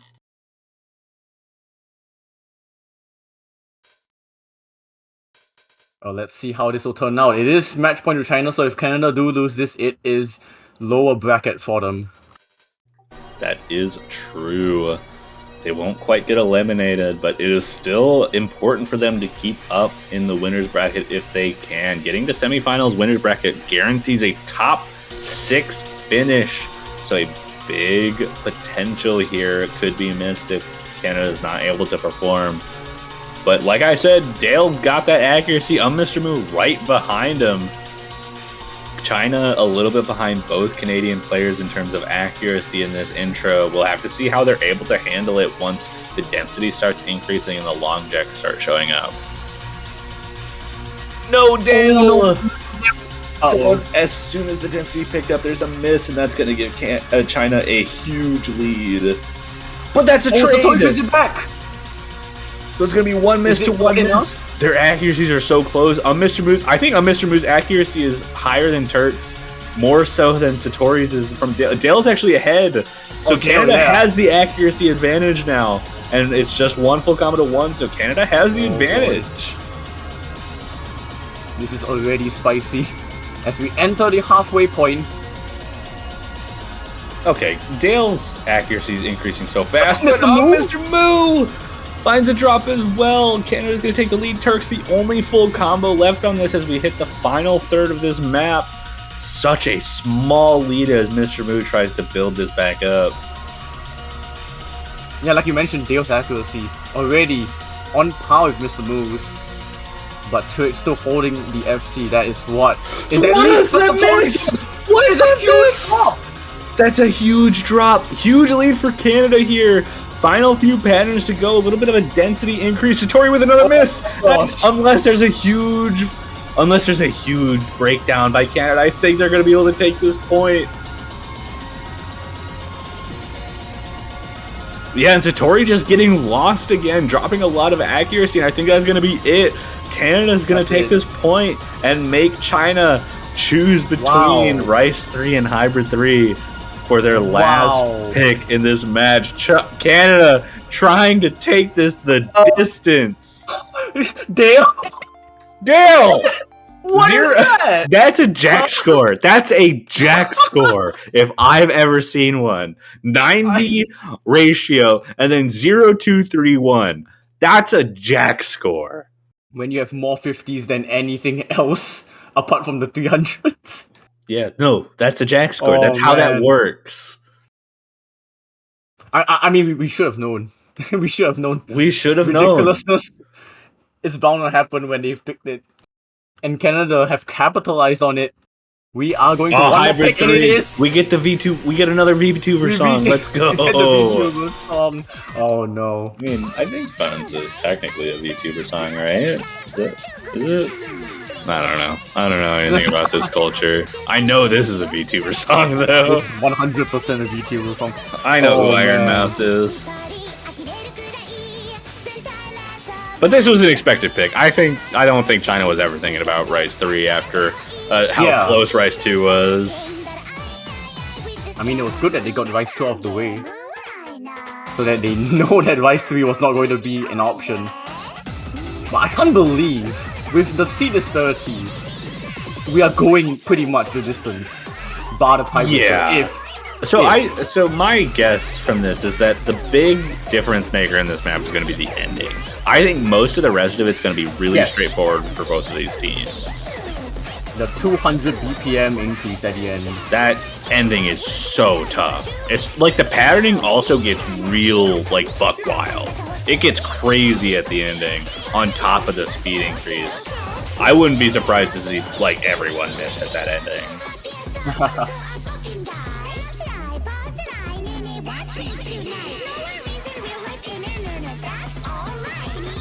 I mean, what is surprising? Make or break for Canada, make a tiebreaker for China. Yeah? I'm kind of surprised we haven't seen any timeouts taken from either of these teams. It's been going kind of fast.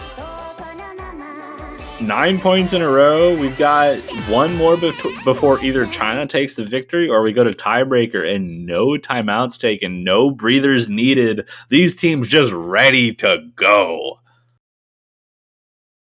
Yeah, it is 2 minutes and 44 seconds of VTuber goodness to determine whether or not it is a China victory or the first tiebreaker of the quarterfinals. First tiebreaker of the quarterfinals, as if there were other matches that could have beaten this to the tiebreaker. The first match, if it goes to tiebreaker. My gosh. We've got the opening come out. Dale stays in for this hybrid map. Yeah. Maybe this a little bit more comfortable on the walnut side than they were expecting. A little bit of an accuracy drop in that intro. Mr. Moo, like they have been for pretty much every map here, holding onto the accuracy lead, staying above China, but China very consistent, both at 99.65 to 99.7 above Dale. There's a miss from Dale right in that pattern, though. That's going to give China a slightly more impressive lead there, building up to probably about 7,000 to 8,000 by the time Dale hits that 400 combo mark. And that's going to be a lead for China, 2 full combos to just 1. Mr. Moo also finding a little bit of an accuracy drop, evening out with the 2 Chinese players. Yeah, they are still holding the highest accuracy of the lobby as Satori drops accuracy and drops combo, yeah. But I think the lead will shrink, but it won't go to Canada's side yet. Unless more accuracy drops happen from China. And Dale's accuracy is growing, and this lead is shrinking ever so slightly. This is such a small lead. Satori's above 400 combo now, so lead should stop. Wait. Wait, Satori dropped accuracy again! That was another accuracy drop. This is too close. What is going on? There's more drops. Oh my goodness, Satori dropping down below 99.4 in that break section. Below Dale with the miss there. Turks with the drop too! Mr. Moo has the only full combo going into this. We're going into the last quarter. Another drop from Turks. It's 6,000 points up. But Dale traces back. We still have the ending left. There's a lot that can happen at this ending. It is all on Mr. Moo to hold Canada's upper bracket survival together. China's taking the lead back. Accuracy's helping out. Satori missed. We've got the ending. This is going to be rough here. What is going to happen? I'm so stressed out. I can't watch this. 200 BPM. Alright, here we go. Will Mr. Moo break here? If Mr. Moo holds onto the FC, I think Canada can take it. But accuracies are dropping on Dale's side. It's still holding on for China barely holding on. No one drops still. Satori drops though! But Dale trades it back! It's still in favor of Canada though! It's shrinking. It's so close. I can't tell who's gonna win this. Oh my goodness! Canada wins 500 points. 500 points. 112. It's a tiebreaker. Canada. One break point to end it all brings it to tiebreaker. Radical Gingers coming out on the very first match. What on Oh earth? my goodness, a full combo by Mr. Mu to clutch it out at the end and bring us to tiebreaker. Oh my goodness. I can't breathe. I can't breathe.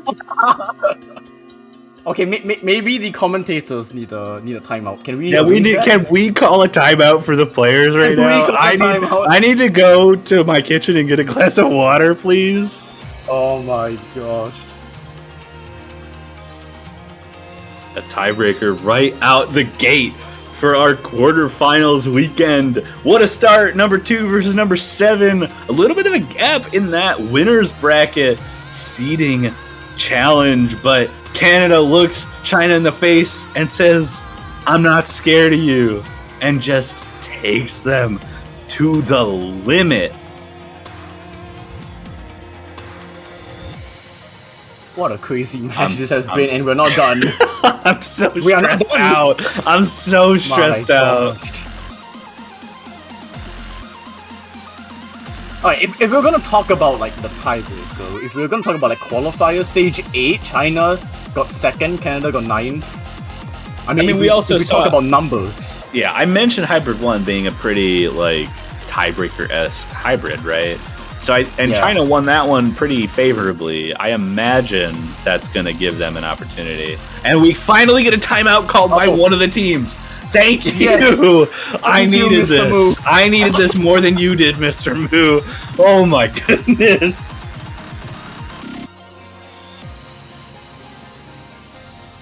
I mean, yeah, if we talk about statistics on paper, China should have this. But, yeah, on paper they should. Stats can only mean so much. We said the same thing about Rice too, and that almost went into Canada's favor. So, well, all the players have left the lobby. I assume they are probably going to just checking out the map. Yeah, check the map out in there. So. This, also worth mentioning, is notably harder than the rest of the map pool. I imagine that should give China a little bit even more of an edge, but with how this has gone, I mean, I'm Mr. Mu finding the resolve to full combo through the ending of Hybrid 3 absolutely absurd. I could see Mr. Mu finding a full combo on this map because of that. Oh man, if we do see a full combo from this map from someone, I'm bowing down to them. I don't know. I wouldn't know what to say.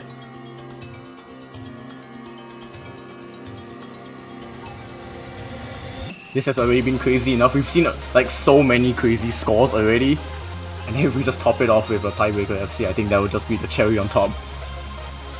Why is it always us? Why are we getting the crazy matches every time? Yeah. I mean, it's the Asian continent versus the every North American continent. So, it's Asia versus North America, and we got the Asian and North American commentators, and clearly the world wants to like just be poetic for some reason. It's a puzzle, you know. You gotta like make sure that the commentators align. Yeah, that's with true. The continent. That's true. This wouldn't work if it was me and like Sparky. It wouldn't work with two North American commentators. It's just because it's you as an Asian and me as a North American.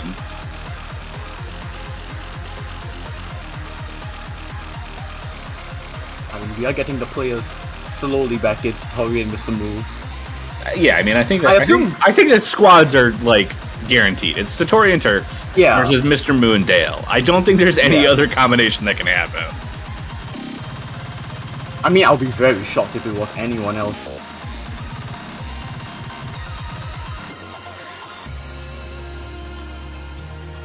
But just waiting for Canada's fourth player. I believe the timeout is finished. And there we go. We got it. We got our 4 players. We got Satori and Turks versus Mr. Moo and Dale, the squads that were meant to face off against each other in this whole match. Clutching it out for Canada on Hybrid 3 versus the Chinese squad taking that break point on LN3. Trying to get that back, trying to just survive in the winner's bracket. Neither of these two teams will be eliminated, but like we mentioned earlier, top 6 guaranteed with a win here, staying alive in the winner's bracket, getting the ability to lose one match. Invaluable as we get into the first tiebreaker of our quarterfinals weekend. I would just say whoever has to face the loser of this match, good luck. Yeah, good luck. I mean, I don't know what you're gonna do, but it might not be much. You might have a real hard time against whatever team loses this. And away we go. 4.5 minutes. Radical Ginger by Kobario.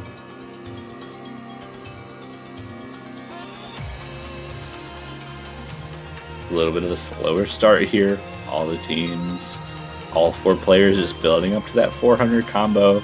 No one having too many issues. A couple of accuracy drops. Mr. Moo having that early game accuracy advantage as he has pretty much for every single map in this match so far. A little bit of a sweepy type pattern. No combo breaks though. Just a couple of accuracy drops. Turks.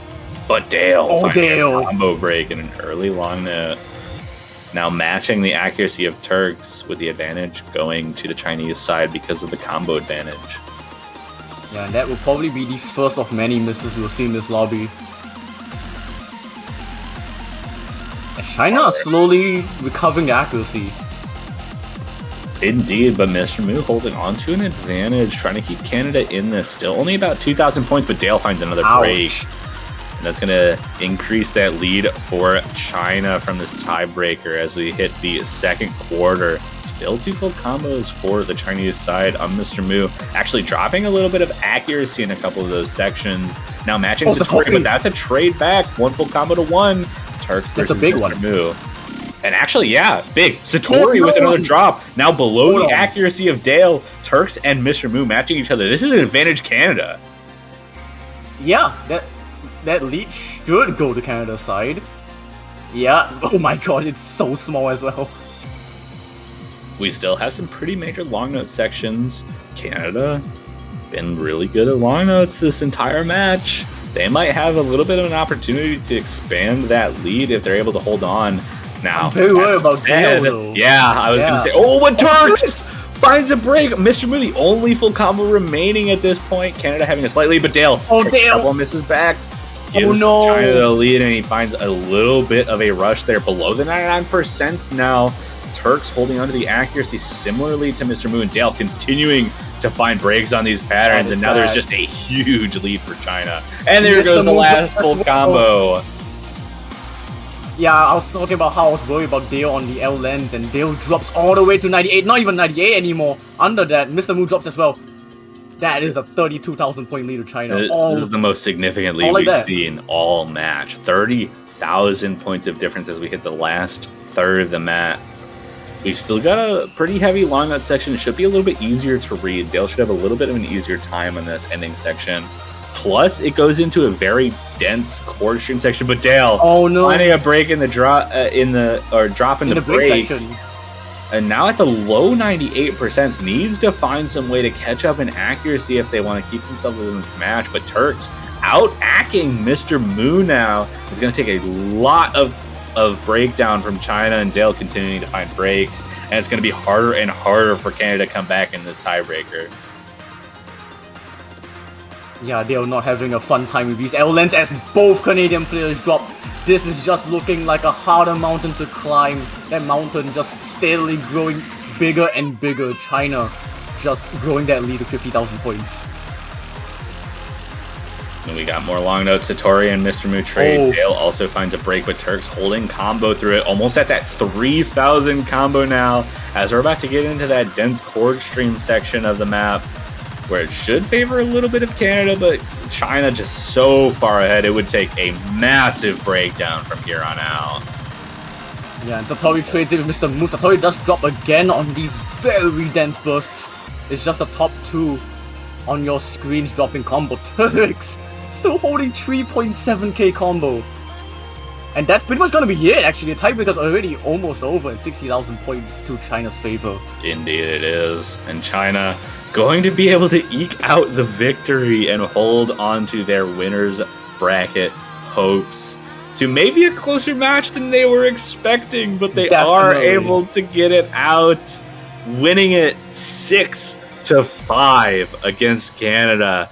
They will move on in the winner's bracket, give themselves more life in this tournament. Canada, not knocked out of the tournament, will just be knocked into the loser's bracket to face one of the teams currently already there. So both of these teams, an incredible performance. What a match to start off our quarterfinals weekend. Man, Canada will have to face the... Okay, there's like 4 teams that Canada could face. There's like Brazil, it's a little more complex than usual. Brazil, France, Taiwan, or Denmark are the 4 teams that Canada could face. As for China, they could face either Malaysia or Thailand. Which is a... Oh boy. That's a tough matchup too. I mean, that's our 3 seed versus our 6 seed, and if 2 versus 7 is going to be this close, I'm worried about everything in between. Like, I mean, no joke. If this is the first match of the round, we have so many matches. We have conditionals. We do have and so many more upper bracket matches. Like, there's still a lot of teams remaining in this tournament. We still have 24 teams alive right now. Yes, we have a lot that we still have to cover, but with that being said, that will do it for this match out of many that we will see later on. Korea and Australia will be the next one at 10 UTC. Another winner's bracket match. So we're not going to see anyone eliminated from this tournament until Taiwan versus Denmark, a couple hours after the South Korea versus Australia match coming up. But I'm just speechless from that match. I don't know how much else I have left to say. I mean, if that match has got you speechless, maybe you could also give them some support by purchasing some banners on the Ost store. That is a wonderful suggestion. I love purchasing banners off of the Osu store. You get to support your favorite team, any of the 24 teams that are currently in the bracket stage. You can buy a banner for it. It'll be on your profile for forever after, aka until the tournament ends, unless you choose the winner of this tournament. If you manage to predict the correct winner of the Osu Mania 7Key World Cup 2024, you will be able to keep your banner until the start of the next World Cup, which is going to be Taiko coming up after 7Key. But we're not worried about Taiko. We just want you to have that banner for as long as you want, and we want you to support the tournament and the players here because they're wonderful and we love to support our players. But yeah, that will do it from us. It will do it from us. We've got another match in about 5 hours. Like we said, South Korea versus Australia for another winner's bracket showdown. We hope to see you guys returning to watch what is hopefully going to be another incredible matchup. We'll see you then. Yep, we will all see you back here in 5 hours.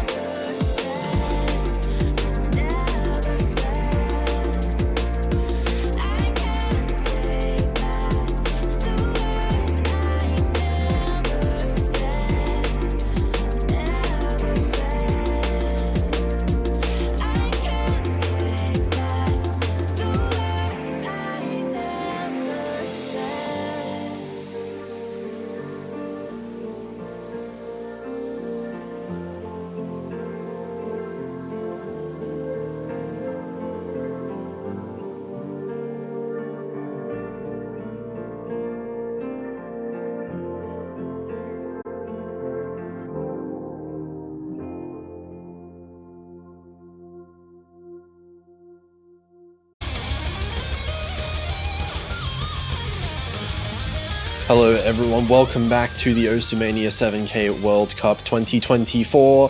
We are in the quarterfinals with our next set of matches here. We have a very interesting one here, losers bracket match between Germany and Estonia. We can see the seeding's very, very close between these two teams, so I'm pretty excited to see where this one might end up. I'm Potassium F here commentating once more with Surfchew. How are you doing here? Hello. 3 matches in a row tonight.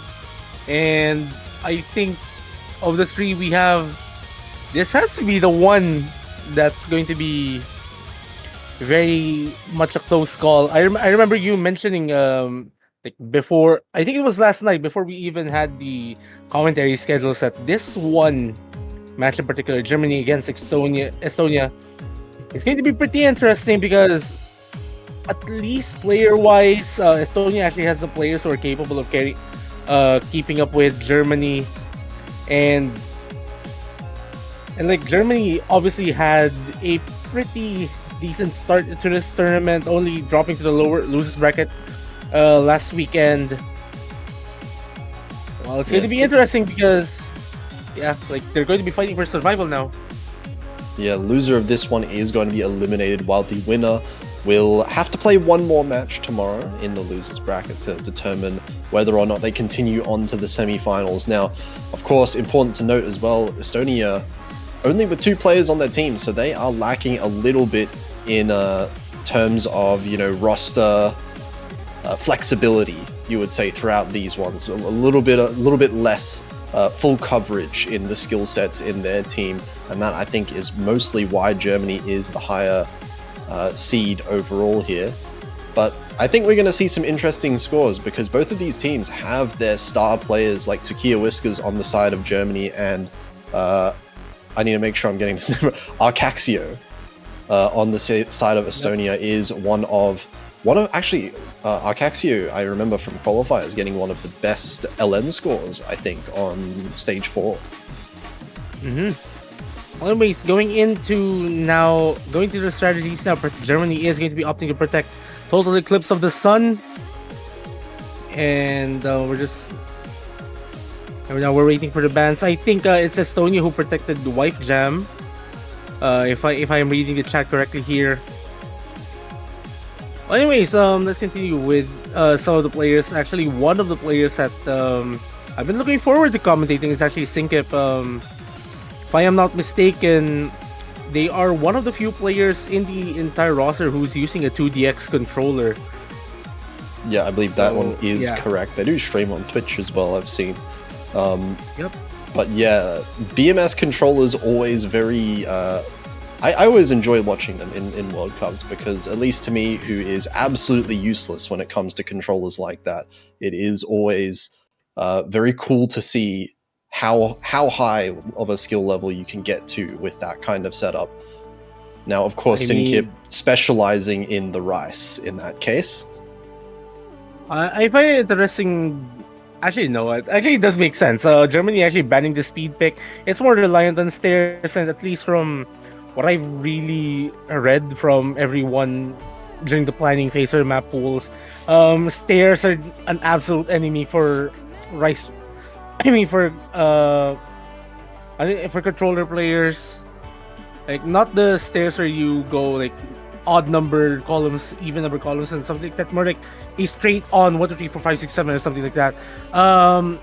Estonia is the one opting to ban Rice 5, and it's going to be picking Pansa. An interesting spread of bans here. We're getting 2 Rice bans, so both of these teams feeling fairly comfortable with the LN, so we're not seeing any LN1, LN2 focus at all in these protects and bans. And we're going to see this one, a little bit of a longer LN pick coming out from Estonia first of all. I do expect we are going to see an LN focus from Estonia, really trying to leverage the skill of Arcaxio in some of these LN picks. And I would presume Germany is going to be more of a revolving door, again taking advantage of their squad's depth. We might be seeing a few substitutions here and there, though I presume that Tukia Whiskers will be the main anchor for the German team.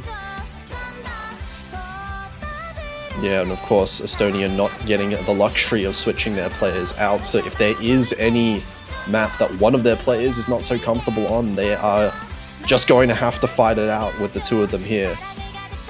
So we'll see how it goes. First one here, this one, I don't think we've seen this one in the past couple matches. So it's been a while since this has come up, but this one definitely a bit of more like O2 Jam style, kind of wackier to look at least visually on stream. It does, and that's really the beauty of these Auto Gem style picks. Like not only that they're aesthetically nice to look at. I mean, there are certain patterns here that literally form a heart. Yeah, I love Other the than heart that, sliders. yeah, the heart elements, and the other fun part about charts like this is that they're actually really tricky to hit despite being super comfortable on the hands. But anyways, here we go with Fansa, the Korean cover of this Honeywork song, if I am not mistaken. Germany immediately taking a very, very slight accuracy lead here. Vinka's actually carrying mid 98%. Hisela on, as I mentioned their username, that's kind of unfortunate. Yeah, both of the Estonian players actually finding a miss there, but Vinkas trading one of them back, so the score lead is going to be fairly close, all things considered, and I think we're seeing a very, very clear two 1v1s happening right now. Arcaxio finding multiple misses and Vinkas trading it out, but we can see in terms of accuracy, it is Takia Whiskers versus Arcaxio and Vinkas versus Hisela in the accuracy department, but with these misses coming in, Arcaxio really struggling to hold the combo throughout these patterns, and it is Takia Whiskers making the difference in this match so far. Not exactly the way you'd want this chart to go, especially if you're Arcaxio. Vinkas and Hisela, I presume, will be the ones trading most of the misses throughout the rest of this chart. But especially in this quote-unquote break section, which is definitely not a break at all given the patterning, you really want to limit your misses here. Yeah, and that slower section really did a number on Hisela's accuracy. Takia Whiskers finally breaks the full combo. A fairly clean break. Vinka's going to follow it up. Actually, now Germany's starting to struggle a little bit more with some of these patterns. This score lead is going to start to shrink a little bit, but still pretty safe with a 30,000 point lead. And I would presume so. This accuracy difference between these two teams being a good part of the score gap between these two teams. I think it's actually performing better than Hisela as of the moment, accuracy-wise. Arcaxio under Takia Whiskers' accuracy. As we enter the final section of this chart where the patterning becomes a bit more dense and you see those heart long notes, no one actually we see a few accuracy drops, but it's relatively little considering what we have seen earlier in the chart. Vinkas and Arcaxio finding yet another trade. Trades do favor the team in the lead, and that's currently Germany. Yeah, they're seeing Germany have the misses that Estonia needs, but every single time it's just being traded out. One of the players on Estonia always finding the miss to trade alongside the German misses. And so it's going to end up being a very early breakpoint for Germany here, winning both of these little 1v1s that we saw happening, with Takia Whiskers being the only one at the end to maintain that 99%. A very good start here for Germany to open their campaign this quarterfinals. Yeah, we can see actually looking at these scores, Vinkas Hisela, very, very similar scores at the end of the day. It is just that difference between Takia Whiskers and Arcaxio. Arcaxio finding a little bit too many misses along the way. I reckon actually, without some of those misses, looking at the ratio, looking at the 200 count, it would have been fairly close as far as the accuracy is concerned between those two players. It is just the misses mostly that Estonia needs to keep to a minimum going forward. Definitely, but now that chart is behind them, they just need to keep their heads down. I mean, they still have a pretty long match ahead of them. Now they should try to maybe get some motivation. I mean, not motivation. Get that momentum back, as Germany will be making the first pick of the match. And I do see Syncip in chat there, so I am leaning towards a Rice pick here, and it is going to be Rice 3 in fact. I'm gonna actually be pretty surprised that Rice 3 is the more popular of the two course picks we have as it stands. Yeah, interesting to see the faster one being prioritized. I guess this BPM might be a little bit more comfortable to get good accuracy on for these players that are, obviously super strong with their chord stream. But I would understand if, the slower BPM, I think it's around 175-ish, maybe that ends up being a little bit too slow for some players to really try to get that high accuracy on. But regardless, we are seeing the switch in, Sinkip coming in for Germany. Again, Estonia only carrying 2 players into this World Cup. They don't have the luxury of substitutions, so they'll have to stick it out and maybe hope to find points off Germany. We're carrying a pretty formidable team right now. I mean, again, like if you're a 2DX controller user, you have to be very proficient on Rice. I mean, there's no turntable, so you can focus on the keys. Yeah, and in particular, you always do think towards like chord stream maps in particular when you think of the BMS controller players, right? These kind of patterns do just play very well into that kind of play style. We're just waiting for Yeah, we're waiting the whole intro. Someone's not skipping. Yeah, they're just ghost tapping, I think. Well, more time to enjoy the music. Anyways, here we go.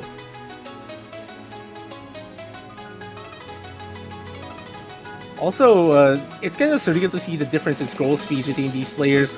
I mean, there are players that are very comfortable with lower scroll speeds than higher stuff. It's most likely because they want to keep their gameplay as close as possible, as consistent as possible between the multiple rhythms they're playing. As we see Hisela struggle at the start of his chord stream chart, and I don't blame them at all.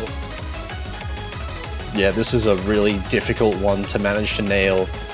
But we are seeing, once again, Sakia Whiskers, Arcaxio both kind of trading, or well, I say trading, but maintaining the same kind of accuracy, same kind of score between those two. It's the difference right now in Hisela with a few misses. Sakia Whiskers is actually getting a miss there, as well as Sinkip. So this lead's going to start to shrink.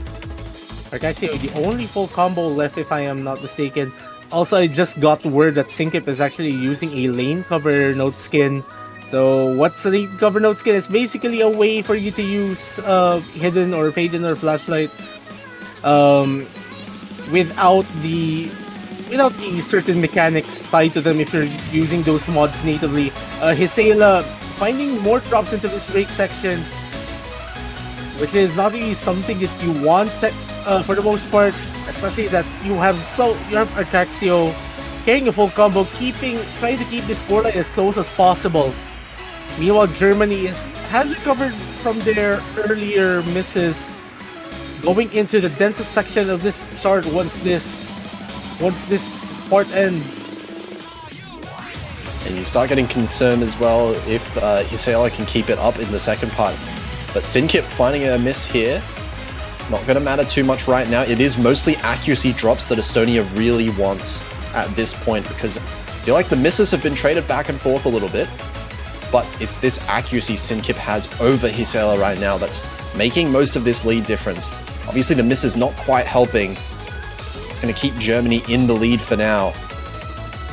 And with more of those drops, Germany is really pulling ahead. Almost at 50,000 points, our score gap. As we enter the final seconds of this chart, as Arcaxio actually carrying the only full combo in this multiplayer room. Unfortunately, they won't be able to get the point here. That's an extremely impressive 990k from Arcaxio as well with the full combo. Yeah. But regardless of that, Germany has scored their second point on the board, and immediately Estonia is going for LN3. LN3 is 8-bit adventure, yeah, so we're going for more of a straightforward Rice pick in this one now, compared to Fansa from before.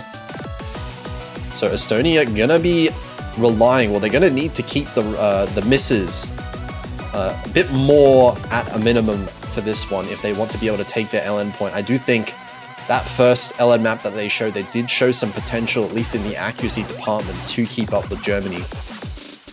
They're going to have to prove it now. Well, the thing about this chart is that, again, this is pretty close to what you'd say a core stream chart, and it's pretty fast as well. We might see a similar result to what we saw from RC3. Yeah, what that tells me is Arcaxio is probably going to destroy this, right? Most likely. I mean, they're more of an LN player, right? Yeah, we'll see. And it is, I do expect the kind of two little 1v1s to be coming out as well in the diagonals between these two teams. But this one's short one, so the misses are going to matter a bit more. And oh, that's not a very good way to start there for Arcaxio, dropping down below 99% with the miss. Vinkus finding a miss themselves though. So it trades out. Actually recovered. Arcaxio has actually recovered pretty fast though. Unfortunate drops though from both Hisela and Arcaxio. Those were big drops. Look at the accuracy. Arcaxio down to 98.7. No one is there to match Takia Whiskers right now on 99.6. Just repeated misses.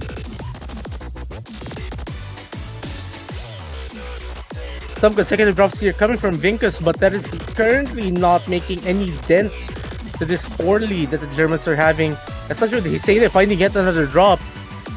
Arcaxio actually following it up as well. This is not going so well for the Estonians. Yeah, they're managing to recover the accuracy somewhat on Estonia. Now Arcaxio are back above 99% finally. Hisela is managing to get above 98%, but the combo, like the damage has been done in terms of the score. 30,000 points. They're going to have to rely on some massive mistakes over on the German side.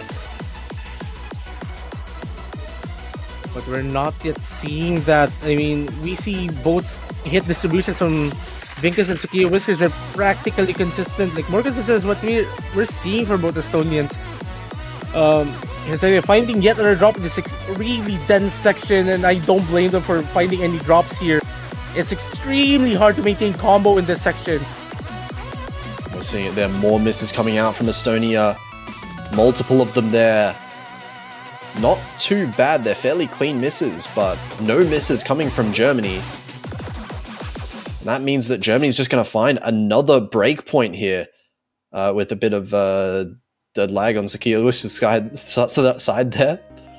But yeah, that is going to be a full combo for Takia Whiskers, the only full combo in the match. And another breakpoint for Germany.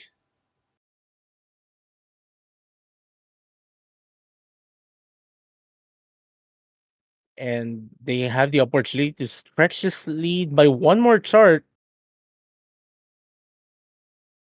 And honestly, now that we've seen almost every single category here, the pool is wide open for the German.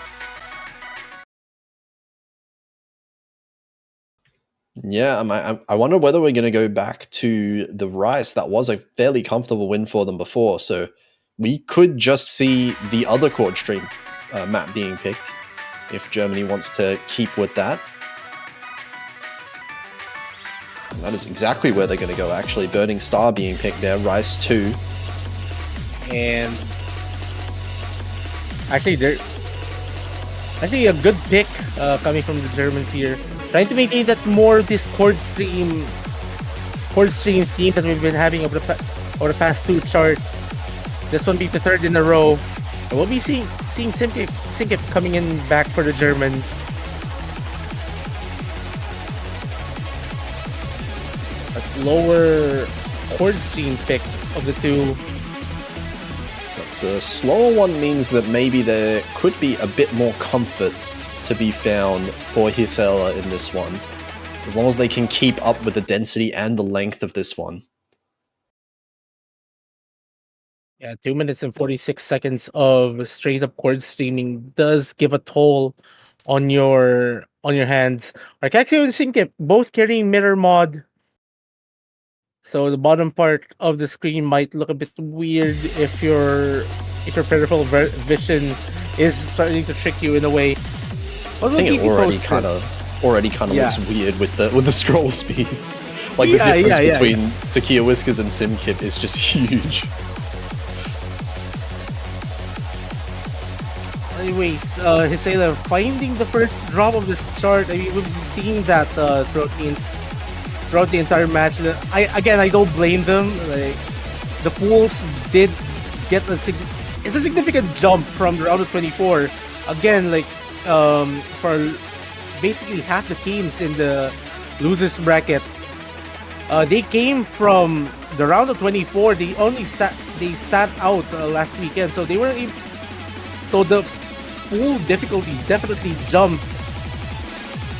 And Yeah, unless absolutely. the teams had some form of practice on the previous round's pool, it does get shocking, especially that you're facing teams that have way more history playing the game, or some sort, as we're seeing here from the Germans, who are still we're carrying really high accuracy. Sinkip here, carrying a 99.69, nice. Arcaxio with a 99.78, actually the highest accuracy in the entire multiplayer room.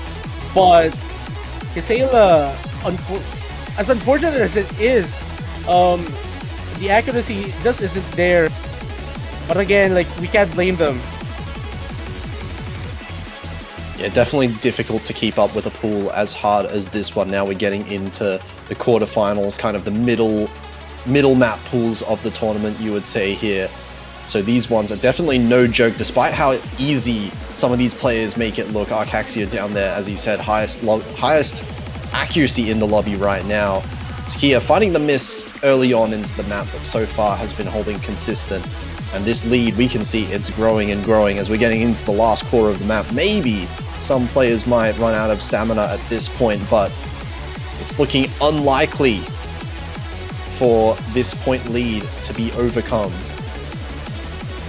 I am not going to be mentioning any of the names at the bottom of the screen, because these are really nutty runs we're seeing right now. Germany has been performing very well. Actually, all of these players have been performing very well. Hisela actually finding some rhythm here in the denser section of the start, which is a good sign for them. Well, never mind. God damn it. Okay. There goes one of the full combos in the last 5 seconds. Unlucky there for Arcaxio. But Sinkip managing to hold on to that combo for the entire thing. The full combo there. Actually, Arcaxio getting the better score overall because of the accuracy. Only 4 200s. But overall, that is going to be Germany with their 4th point in a row now. Estonia looking for their first point. They've still got a few picks in here, and they've got their Protect, which they haven't picked until now. It's going to be hybrid number 3. I mean, for some reason now that I realize it, I don't, like, pick-wise, strategy-wise, I don't think this is a good pick. Mostly because of the difficulty of the chart in itself. Like, this is I'd say the hardest hybrid of the entire pool. So I have a theory. Either they protected this because they just wanted to play this at some point, or the other theory, they protected this because it's music that they actually want to play. Yeah, protect it for the song. Yeah, protected for the song. I know I've heard some very strong opinions about this song in particular in the pool. One way or the other. But I think, as well, there could be some merit in picking one of the harder maps. Maybe, because Hisel are struggling with the accuracy, but maybe they are trying to get Vinkus in particular on the German side to try and mess up a little bit more as well, to try and tie Hisel's score. And we're seeing it a bit in the intro of this chart, actually. Well, I was about to say Hisela actually performing just a tad bit better than Vinkus, though we see the first drop coming from them. But honestly, I don't think that we won't be seeing much of a difference until way late in the chart, where the density really starts to pick up. As we see Arcaxio finding finding a drop, and that is a miss that you don't really want to see coming from the Estonian side. Tsukiya Whiskers and Vinko still getting their full combos. So Estonia has their job cut out for them. And Tsukiya is crushing it right now, 99.66. That accuracy is pretty phenomenal at this point in the map. Vinkus finds a miss there. That's one of the full combos down from the German side. And it's going to... well within striking this. Ooh, yeah, that it's miss. getting close, actually. The advantage a bit more. And actually, the difference coming right now is between Hisaela and Vinkus. Hisaela is beating out Vinkus in terms of the accuracy. 98.75 versus 98.3. And Arcaxio is just holding on well enough, close enough to Tsukiya Whiskers for this score to start to flick towards Estonia. Well, not that enough yet to get it over to their side, but they're right there. What Estonia really needs to do is stay consistent as much as possible, especially now we're about to enter the harder sections of this chart. We're going to be expecting more misses coming in, and Vinkus is going to be the first victim there. Hisaela does trade it though, so back and forth, and Hisaela's miss comes with a big act drop as well. So Germany comes out on top of that trade. Vinkus finding yet another drop here. Actually, the still lower accuracy over from Hisaela. Hisaela needs to hold on to whatever combo they're holding on right now. Maybe hope as well for Tsukiya Whiskers to find the drop somewhere into this final 8 of this chart where it gets faster, planets get denser. And there you go, a drop from Tsukiya Whiskers and Arcaxio. Full combo gone from Tsukiya Whiskers. I don't think it's enough. That's just a trade.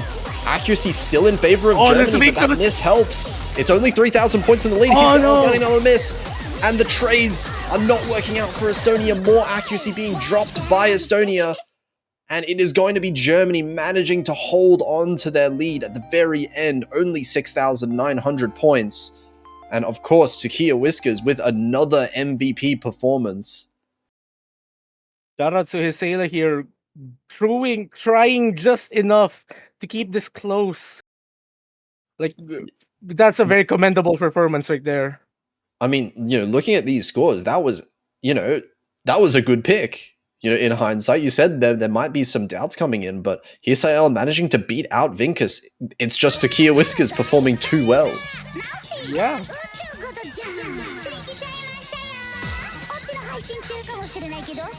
But now, they need to win 6 charts in a row if they want to extend their campaign by at least one more match. Meanwhile, Germany, 1 chart away. Yeah, I was gonna say, they still have their Protect, which I believe was this one. And Rise 4, Germany still going with the Rise picks. It's been working out for them, and if you think of another Rise pick where Singkip might be able to shine on, here's the Chord Jack.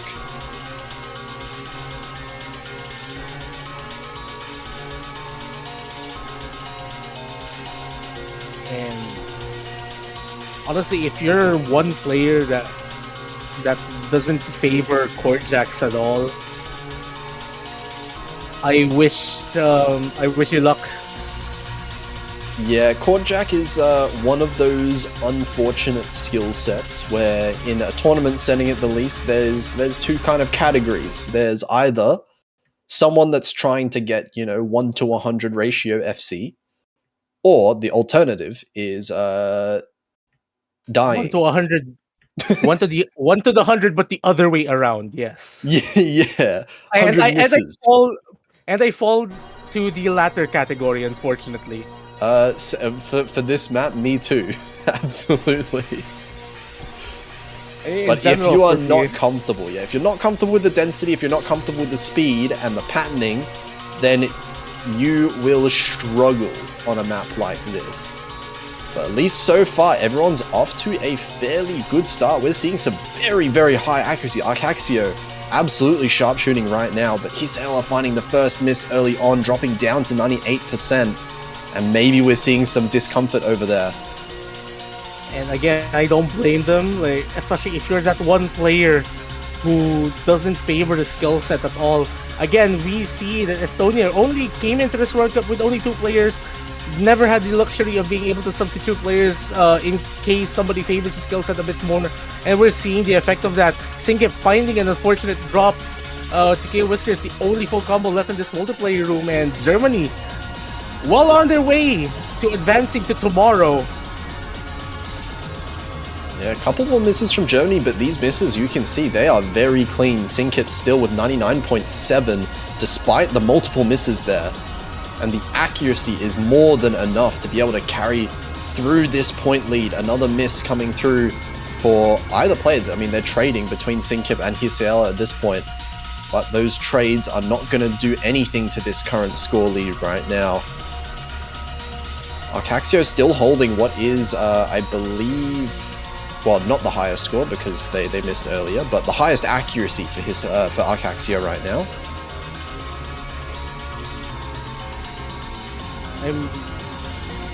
I'm in awe really of these players who could carry at like these accuracies regardless. I mean, well, here's something though, like I think the result has been practically sealed. Germany will be advancing to tomorrow and awaiting the result of the other matches this weekend to know their opponent for tomorrow.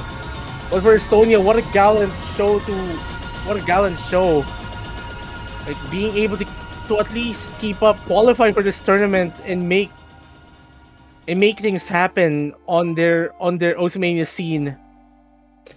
Yeah, absolutely. I mean, 7K World Cup, the level now, even though it has been extended towards the round of 32, it is so hard to even qualify for the top 24 teams in the bracket. So I think Estonia definitely putting up some promising performances, especially, you know, we're seeing Arcaxio pulling up another MVP at the end of this map as well. So definitely have some talent in Estonia. Gonna be able to come back maybe next year to go even further. But they are unfortunately going to be eliminated here in the quarterfinals. While Germany, they get one more shot. They get to move on to tomorrow, where they will have to win one more match if they want to make it to the semifinals. And we're just waiting confirmation for their possible opponent tomorrow. I believe it's going to be the winner of United States versus Sweden is going to be Germany's opponent for tomorrow. So definitely an interesting one there. Very strong names I'm seeing in that particular match. Yeah, and it's actually one of the must-watch matchups for this weekend.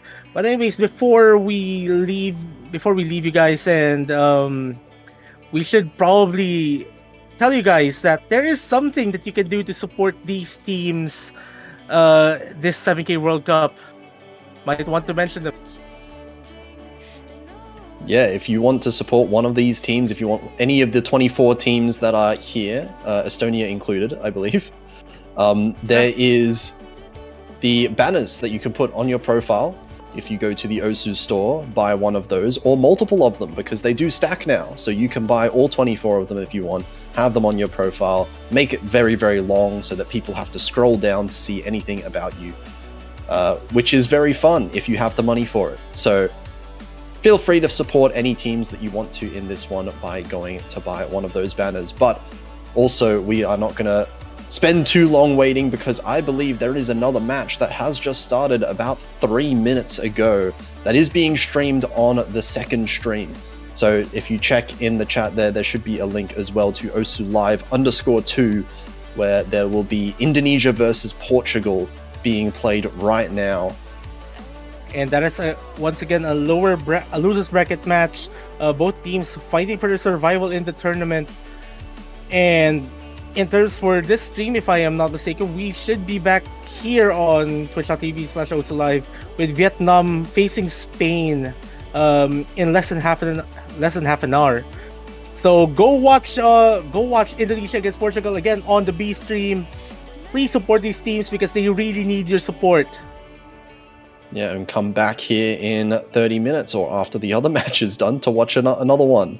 So we will be back at 15 UTC. Until then, see you next time.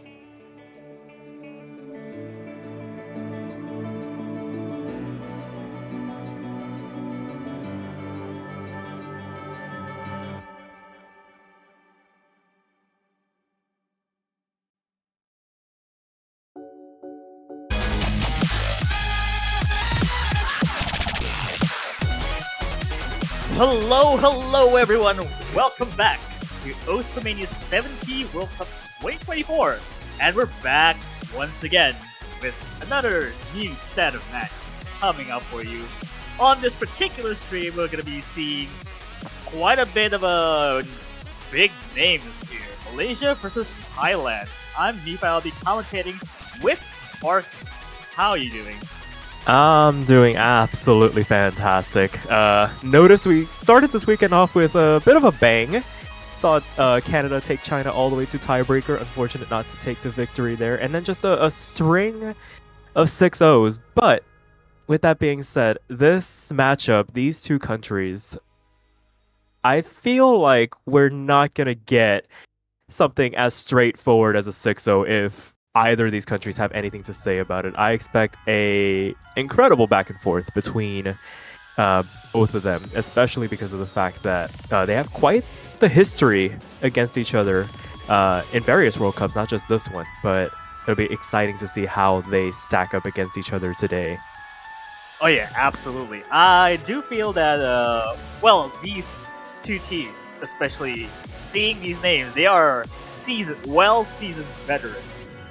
To name a few, like Neo-J, Kiwi, Law School, and everyone else, is they literally have a huge amount of experience under their belt, and it's no surprise seeing them here, although they would have to battle it out to get to the semifinals with us.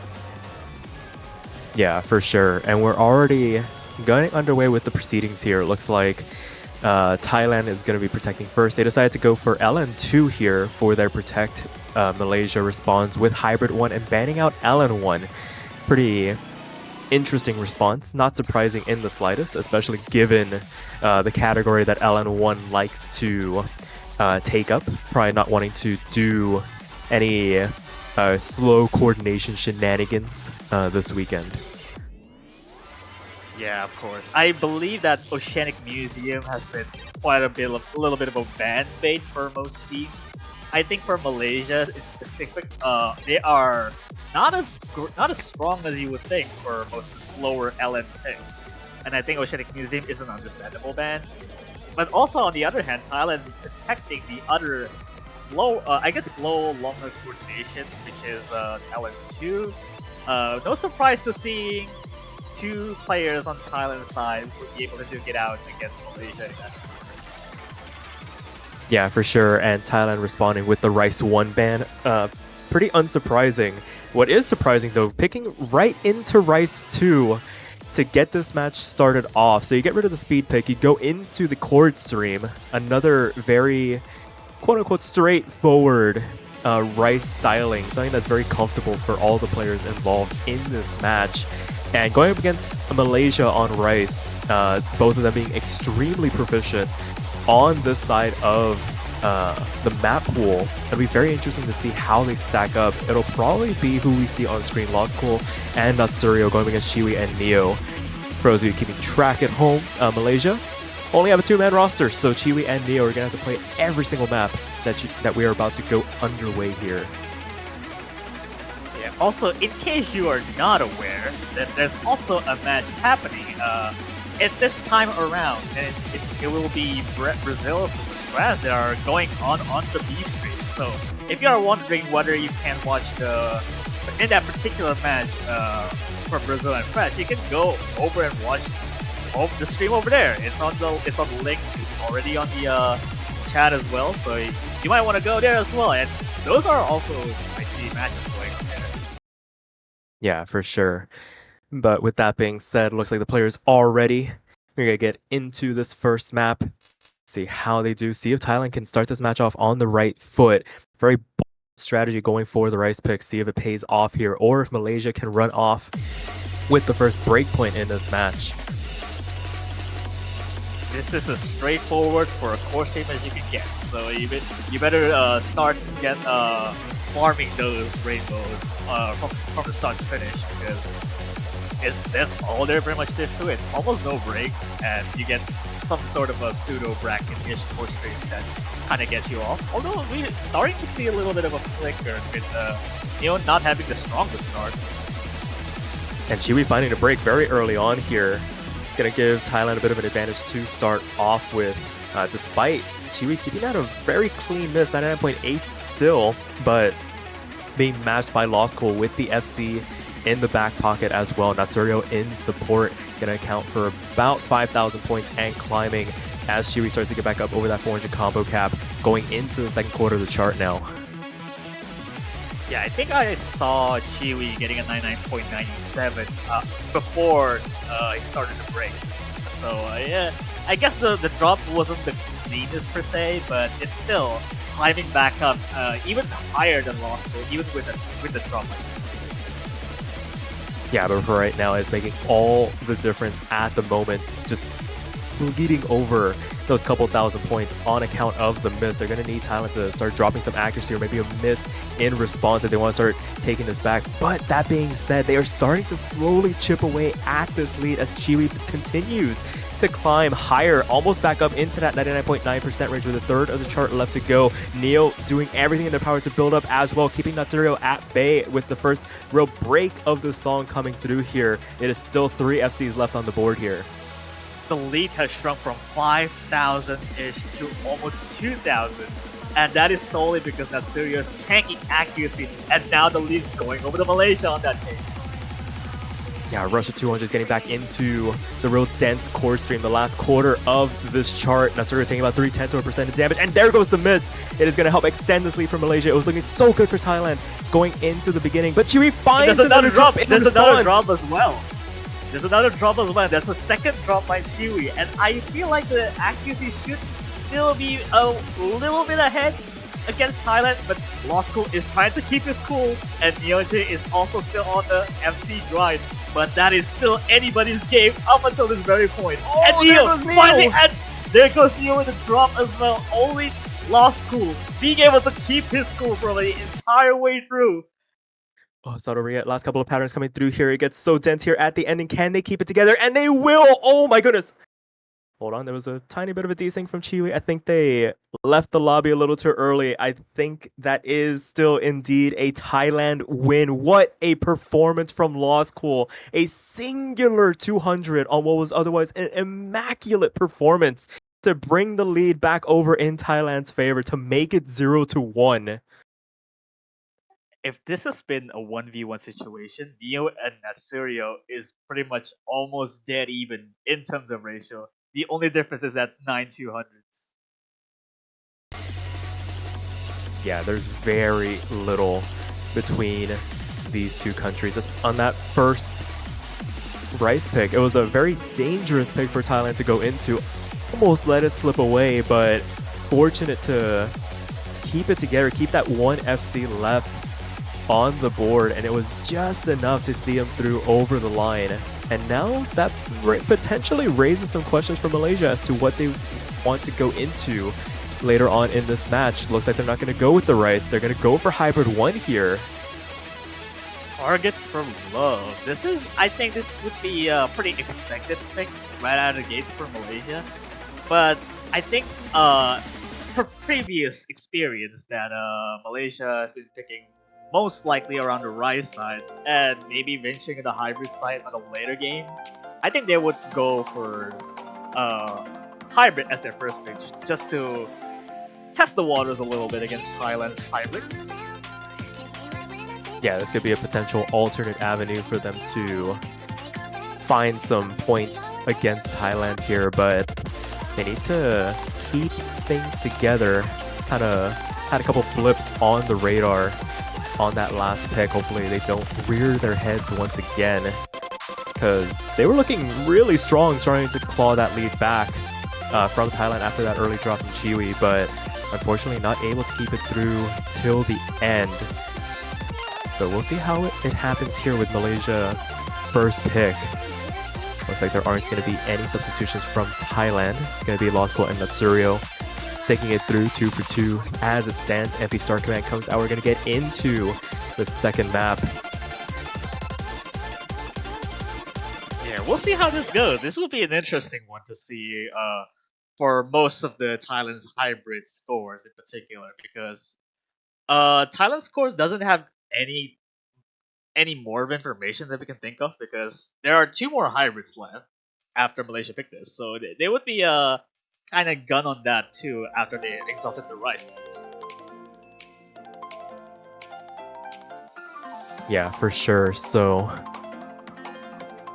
we shall see how it turns out for both of these countries as we begin the first hybrid of this match. And so far, pretty even performances. I think Matsurio lagging a little bit behind through this introduction. Can be understood. It's pretty hard to get some of those releases on point. Maybe picked up a couple straight 200s, but still continuing to drop here down into the low 99% range. Going to account for this 3,000 point lead that Malaysia will build up through this introduction. Yeah, no one messing up the mini jack, so I guess the only difference is that Kiwi is only around just about 99.8, just eclipsing almost everyone else in the lobby right now.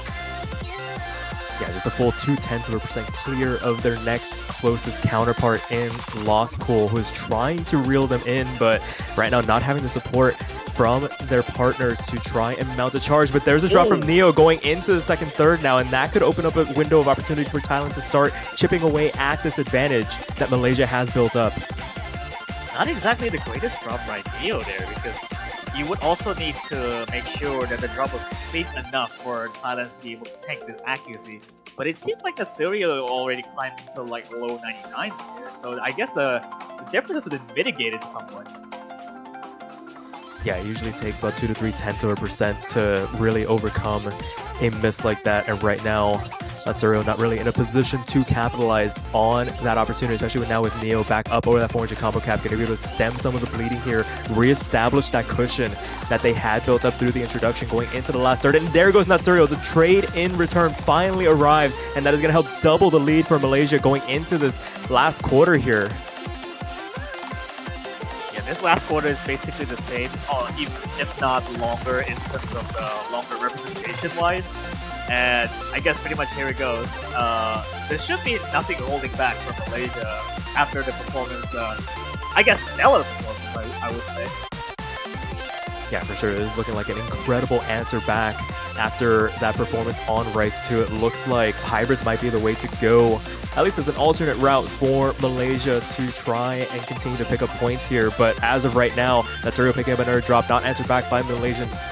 Both countries actually holding on to the singular FCs, but the outrageous accuracy from Chiwi going into this outro, 99.7 to the 99.6 of Lost Cool, keeping them in check. And at the end of the day, Malaysia is going to be able to answer back to make this 1-1.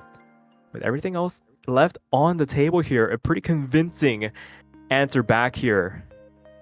1-1 here, and here we go. This pretty much, you would see three big names here, just pretty much almost similar scores, except Kiwi with the supreme ratio to go about to 991k on this is actually insane. Yeah, for sure. Having the ratio of the next closest score is not something to take too lightly. That is a pretty ridiculous score. All things considered, might be one of the highest of the weekend as it stands. But for right now, Thailand up to pick once again. They do still have the majority of the LN pool to go through. They do still have their protect, but they're going to go for Rice 3. I actually don't like this right now after seeing Burning Star went almost the opposite way. Yeah, it almost... Because it feels similar, but at the same time, Nasir is taking almost way too much damage on the core stream by itself, and you're not gonna likely to get to see Malaysian players choking it. Potentially not, especially with the answer back from Chiwi being able to correct whatever went wrong on Rice 2. Being able to FC Hybrid 1, no small feat. So, might be locked in for the rest of this match, which could spell trouble for Thailand moving forward. But it looks like still no substitutions from them. Gonna get the MP Star Command. We're gonna get into this third map of this best of 11. And the door is wide open for either of these countries to really stake their claim in this match, establish a bit of a foothold moving forward here. my personal bias for this song is that this song gets used way too many times. So It's a good I don't know. song though. Yeah, I mean, I don't know about you, but I think I've seen this song for like 6 times in the entire World Cups, and I think this might get old a little bit. Nah, if you know the words, sing along.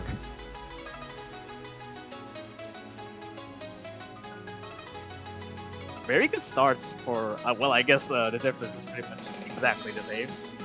Apart from Kiwi having a 99.99 on the intro.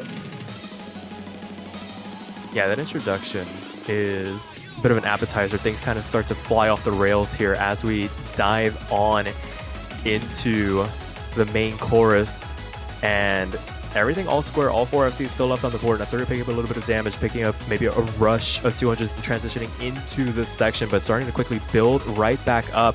But it is going to account for this cushion that Malaysia has built up. Everybody else holding this bar of 99.7 at minimum is probably going to be what's needed to swing a team performance on this particular chart. And we're already going into the second third.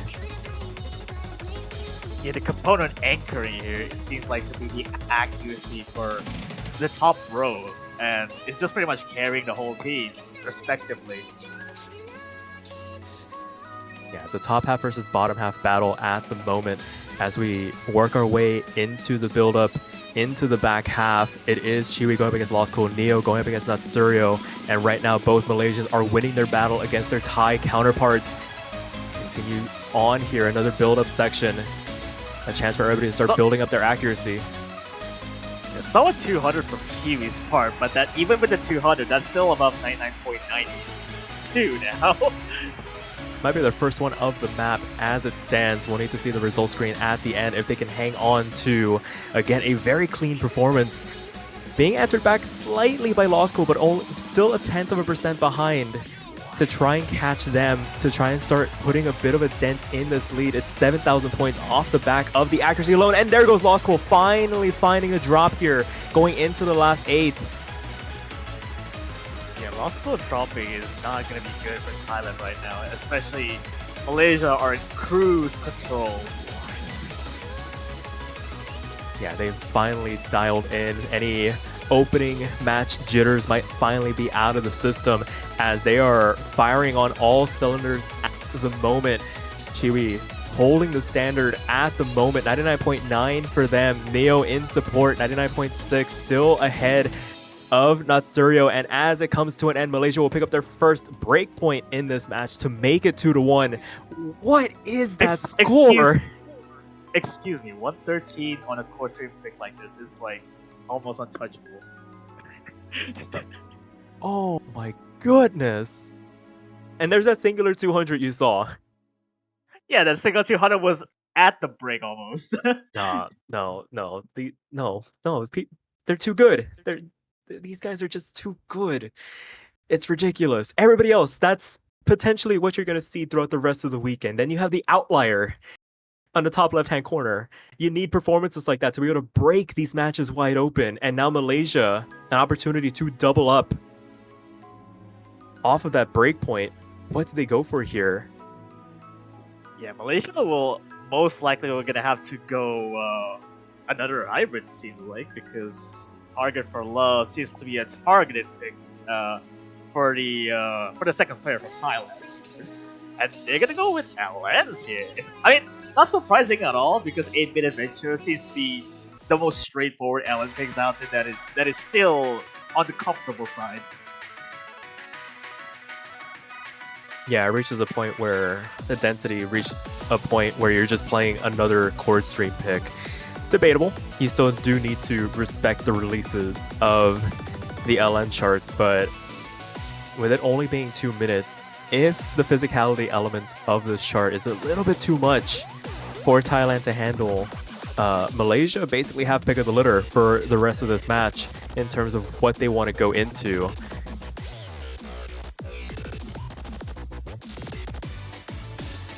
It seems like whether Thailand will have to keep the same 2 players in the lobby. I think it might have been. Yep, there you go. No substitutions for Thailand here. Yeah, they might feel that this is their strongest lineup against this particular opponent. Might not have the luxury of chancing it with anybody else. But as we load into this fourth map, it is advantage Malaysia at the moment. Yeah, we'll see how this goes, especially with three powerhouse. Well, I guess the powerhouses of this entire lobby is decided by this long nodes. Yeah, these are very dense, complicated patterns to read through. Losing track of where you are at any given moment is a very real possibility, but so far through this introduction, pretty much all square outside of one particular player standing three tenths ahead of everybody else. Well, yeah, there are still like 99.5, and then you get to look at one other player, which is like 99.7, but Syria taking the first drop here for his entire pick. Yeah, relatively clean drop, cleaner than we have seen from them. Still hovering in this 99% range, but it does give Malaysia quite a bit of a cushion to work with because of the fact that they haven't found a miss of their own. Still 2 FCs on their side going into the back half now, perfectly complementing each other at the moment and building on that advantage. Yeah, the advantage just keeps getting bigger and bigger, especially with the gradual drop from Thailand side, especially. EOJ still the same accuracy, even after the onslaught of the first half of it. Yeah, very importantly, they're keeping ahead of Law School, who is holding on to the highest accuracy for Thailand at the moment. So really nothing Thailand can do to start chipping away at this lead. They would need to have some drops from the Malaysians, but we're already approaching this last 8. It is still 2 incredibly clean performances from this Malaysian roster to potentially make this a 3-1 situation, successfully capitalize on that breakpoint, and really start putting the pressure on Thailand to start finding points elsewhere, because they've entered the LN domain and they have successfully done it. It is 3-1. 3 full combos. That is I have no idea what to say, but literally, Chiwi's ratio is half of the second highest score in this. No, it's another level of performance from Chiwi at the moment. As I mentioned, they are just dialed in at the moment, and when they are on it, it is terrifying as Thailand look to Rice 6 to try and steady the ship once more. They're gonna go with the mixed bag, Cosmic Railroad. It's a bit of a coin flip, mostly because of the stylistic choices in this chart. But you pick something like this to try and account for your opponent missing on some of the harder patterns found in this chart, asking you to do a lot. And when you're trying to balance everything being asked of you, it's very easy to lose track, and that's where the misses start to occur. But on the other side, that's a two-way street. It can happen to your team as well, so gotta be able to keep it together on a pick like this. One thing you would notice is that I think this particular pick has course trade that has embedded mini checks thrown into it. Just to get a little bit of a taste of how you would play Korjak. I guess not Korjak. Course trade with a little bit of a jump glut inserted in it. Yeah, it's not as straightforward as one might think, and keep an eye on those sections when they do arrive. Wouldn't be surprised if it claimed a player or two as we make our way through this. Again, Malaysia up 3-1 as it stands. Thailand looking to try and keep it together, but now going to need to take a break point off of Malaysia to restore parity here. Yeah, again, we've seen similar, not the strongest start by NeoJ.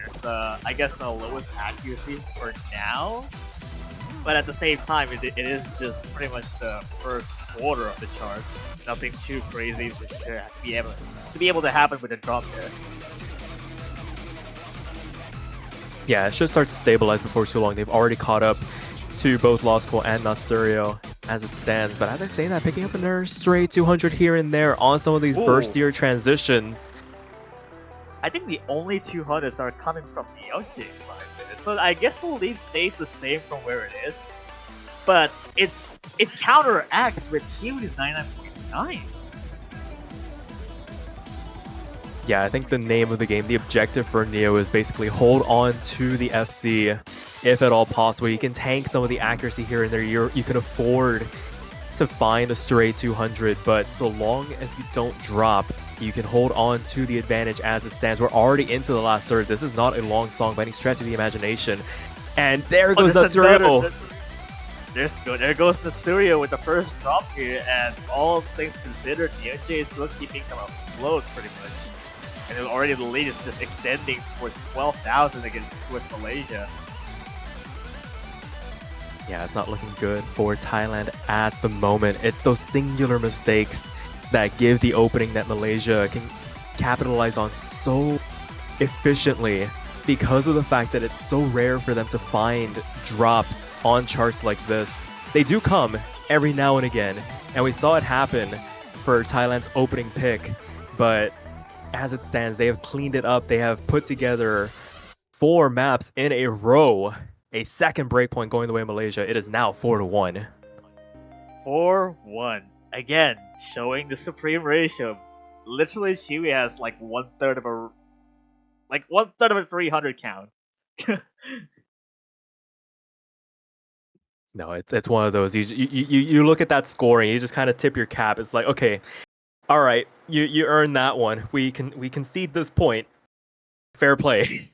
And you just continue on. You can't dwell on it too much because you know what you're going up against, and at some point you just have to find an answer. But time is quickly running out for Thailand here, with Malaysia up to pick once again. I've been eyeing a particular pick this entire match, and I'm surprised Malaysia hasn't thrown it out. And it is indeed. Oh no! All right. Take your dice rolls. Just to make sure that we're on the same page. Korjak pick is a Korjak, so you would bound to get 100% a Korjak score. Whether you like it or not, the judgment will be staying funny as it is, but you get the ratio. And I think, on the top of my head, 2 of these names are going to get there. Yeah, I would not be surprised if we saw a double-digit 300 count performance in this lobby, perhaps even multiple. On the flip side, we could see the double-digit 300 performance and a number of misses. You have more misses than 300s? That's crazy. that could very potentially happen. When it comes to the style of Rice pick, when it comes to Korjak picks, they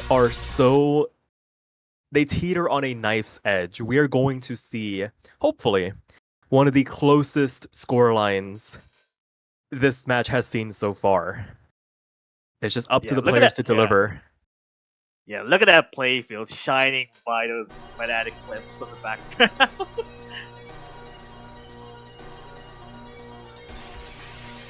I mean, we've seen Dale with 9300 from Canada's side be seen earlier on in today, so maybe you could see that being replicated effortlessly by 2 of these names.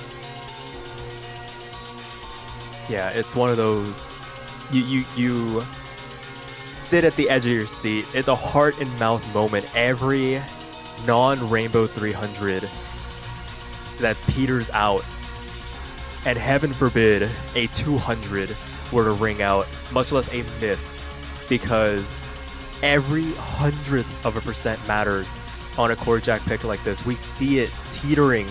It's already 3,000 points because of the fact that we see one player lagging behind. It is 99.6. The bar on a pick like this for a lot of these players is 99.9 or bust. And there is the bust. Natsurio finding the first miss, going to help balloon this lead for Malaysia. But Neo actually trades it back now.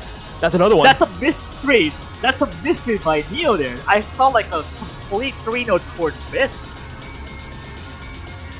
And now brings things into disarray, but Natsurio trades it back once again, going into the first row break of this chart. A chance for the players to regain their composure, take a deep breath for what is going to be a gauntlet for this last quarter. It is still 8,000 points in favor of Malaysia as it stands. The misses from Neo were much cleaner than those of Natsurio, and it's accounting for this advantage that Malaysia has built up once again. Lost Cool doing everything in their power to keep Chiwi in check on the top half of the playfield, but as things start to get denser again,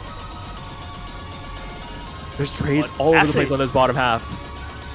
The bottom row is actually missing on the 1-8 version, and Nasirio is losing the steam here. But again, both names on the top half is doing everything they can just to get that double digit. And they might very well have done it as the chart comes to an end. 998.6, that's 81! That's even better with a B1 double S. And again, with Law School as well, 2 B1 double S on this lobby.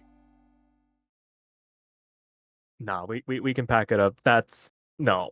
The fact that probably won't even be the highest score of the round is ridiculous. And I mean, kudos to Neo and Natsurio playing their best to be in support of their partners. It's just, that's just the way these core jack picks can go. It can go wrong in an instant. You either pick up singular misses here or there, or you just spike a section, and it's just all thrown out the window. And Thailand reeling now 5 picks in a row. They're gonna go for Hybrid 3 to try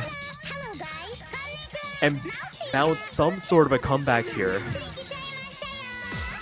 Why jam here? Sounds like a recipe for disaster if you're not particularly careful with the speed up at the very end of the card. Yeah, it does fly off the rails a little bit here, but you gotta go for these riskier picks to try and cause some level of discomfort. Well, I mean, some kind of discomfort would be not the performance, but the particular name that I can't even put a nail on.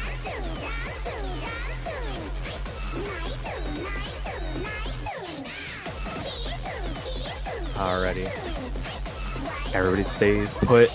MP Star Command comes out. Match point for Malaysia. An opportunity to pick up the final breakpoint needed to close this match out. Thailand looking to keep their winner's bracket run alive. Gonna need to pick up a multitude of breakpoints and win their own picks. And it's gotta start now. Yeah, it's gonna have to do it now because this is potentially Thailand's last pick, and I don't think that this would be the case. And they have to gain their confidence back. Yeah, I think that's a important word, the confidence. To know that you can stand toe-to-toe against a team like Malaysia. But for right now, good starts for 75% of the lobby. Natsurio picking it up. Starting to build up their accuracy. Some of these releases giving them a little bit of trouble, but very importantly, holding on to their FC for the moment. Does keep them in striking range should Malaysia find a drop either in Chiwi or Neo. It is possible, has happened, but they have been few and far between as we continue on into the second third of this chart. I mean, so far the accuracy has been all solid throughout the entire top row of the lobby. But again, Natsurio is taking pretty much quite a bit of a damage in terms of the, like that one too, with the one drop after that lower accuracy in particular. The one silver lining is the fact that since they did have the lowest accuracy, or they have the lower accuracy on their team, the miss doesn't do nearly as much damage as if Lost were to find a drop, or somebody like Chiwi were to find a drop in the break section going into the back half. Now that could do a bit of wonder for Thailand as things start to pick up in this back half. Lost Cole holding on to the FC, but that's a real finding a trade. Yeah, I guess the trade is well, but you slipped off on that long on the fourth column, which you're supposed to hold on, but I guess they would have let go of that. Yeah, a tiny bit of a slip up on what has otherwise been a very solid performance from them, but At the end of the day, they're back up with that 400 combo cap. They still have the highest accuracy in this lobby. If anything, the lead has grown for Malaysia since that drop. And as we continue on here, the window of opportunity for Thailand to get back into this is rapidly closing.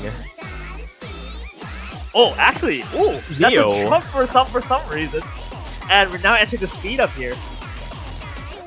But Lost Lost finds the drop into the transition. Everything starts to really pick up here. And that drop is going to do an insane amount of damage. The lead growing to about 18,000 points. And as the chart comes to an end, so too will the winners bracket run for Thailand as Malaysia successfully pick up their third breakpoint and close this match out by a score of 6-1. Everything's right in the Malaysia's favor, and even that the slider break from Chiu was that on that fourth column, and that's not even an FC, but it might as well be because that score is insane for both Lost School and Chiwi. Congratulations to Malaysia for advancing forward to the semifinal winners bracket. Yeah, very strong performance. The dynamic duo, Chiwi and Nioki, getting it done when it mattered. Took a bit of a sucker punch on that opening pick, but kudos to Thailand for putting up a great performance. The scoreline might not reflect it, but some of those maps did get pretty close at times. But it is not over yet. This block of matches has only just begun. As we mentioned at the top of the broadcast, Brazil is playing France. It is currently 5-1 on that B stream. But we will be back at the top of the hour in about 23 minutes to bring you guys the next match. It will be Russia taking on the Netherlands. And Mifa, are you excited for that match? I am absolutely excited because that one particular matchup, it would be getting even closer to that scoreline that is not 6-0 or even 6-1. There's a potential tiebreaker to happen. Potentially. We won't curse it because we want some very electrifying performances, but you'll just have to stick around to see how that match turns up. And then after that, have a tiny bit of a gap, and we'll be back at 18:30 UTC for another doubleheader. It will be the US taking on Sweden and Poland taking on the United Kingdom. So plenty more action to come. Do not touch that dial. And until then, we'll catch you guys in just a little bit. Yeah, we'll be right back.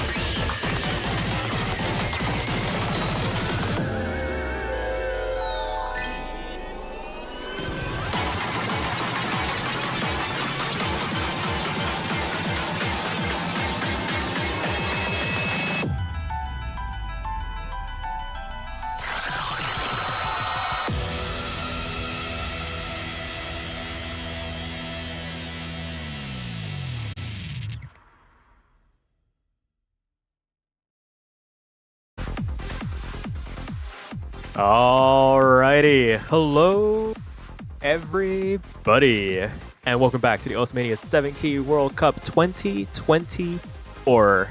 We are rolling right along what has been a very exciting start to this block of matches, and we continue it on. We have another very exciting showdown for you guys here today. We've got the Russian Federation taking on the Netherlands.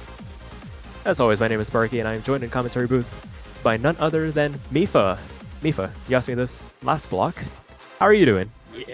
Yeah, we are so back to see Russia versus Netherlands here. I guess you could kind of just sort of rotate the flag there just to make sure it kind of stays along the same, except the red is now on the top and red is the bottom. But nevertheless, I think in this match in particular can get very close to a tiebreaker potentially. Yeah, potentially. These are two very evenly matched opponents. Have the luxury of substitutions as well, since they have more than two players, which is not a luxury some teams can actually say they have. So it'll be interesting to see how the team dynamics kind of shape up as we get into the proceedings here. And it looks like Russia protecting Hybrid 3, answering back with LN1 by the Netherlands. Yeah, we're gonna be seeing quite a bit of a wild card protected. This time Oceanic Museum being protected, I guess that would just be make more sense because Netherlands is well, you know, have been strongly protect more of the Olympics in particular. Yeah, and really emphasizing that with the Rice ban. So no core jack pick this time around. Rice 4 is removed from this pool. So we won't be seeing some, dare I say, nutty scores from these players. And Russia answering back with the LN2 ban, potentially because they couldn't get rid of LN1. So pretty decent, straightforward protect and ban sequence. Nothing really sticks out too much. It feels like both these countries kind of want to linger in this bottom half of the pool and potentially pick some fights in that Rice pool only when absolutely necessary. So it'll be interesting to see what that first pick is going to be from Russia here to kick things off. Yeah, Russia should be fine for the most part in terms of core stream picks, and I guess in terms of more of the wild card picks, I don't think we've seen too many of Rice 5 either. Like breaking and entering, I don't think that we've seen that many so far. No, I don't believe we've seen it so far, at least in this little block of matches we've had so far. We haven't seen Hybrid 2 either. We saw Hybrid 1 and 3 get played last match, but it'll be interesting to see what the mindset for these two countries is. And it looks like it is going to be Rice 5, so going into the unpicked pick here, gonna do some breaking and entering. Totally not my idea, but I guess they would pick it. They have you on speed dial. They have been listening this entire time, and they thought, hey, that's a good idea, let's go for that. And we get to see who the four challengers are going to be here. Whether it's going to be Perez, Timbuka going up against Tyronix and Freak.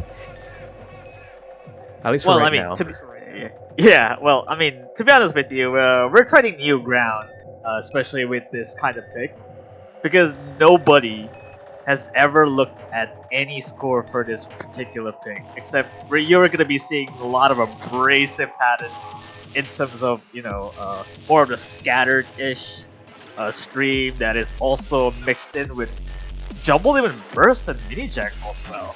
So it's anybody's game because we don't have any other information about it.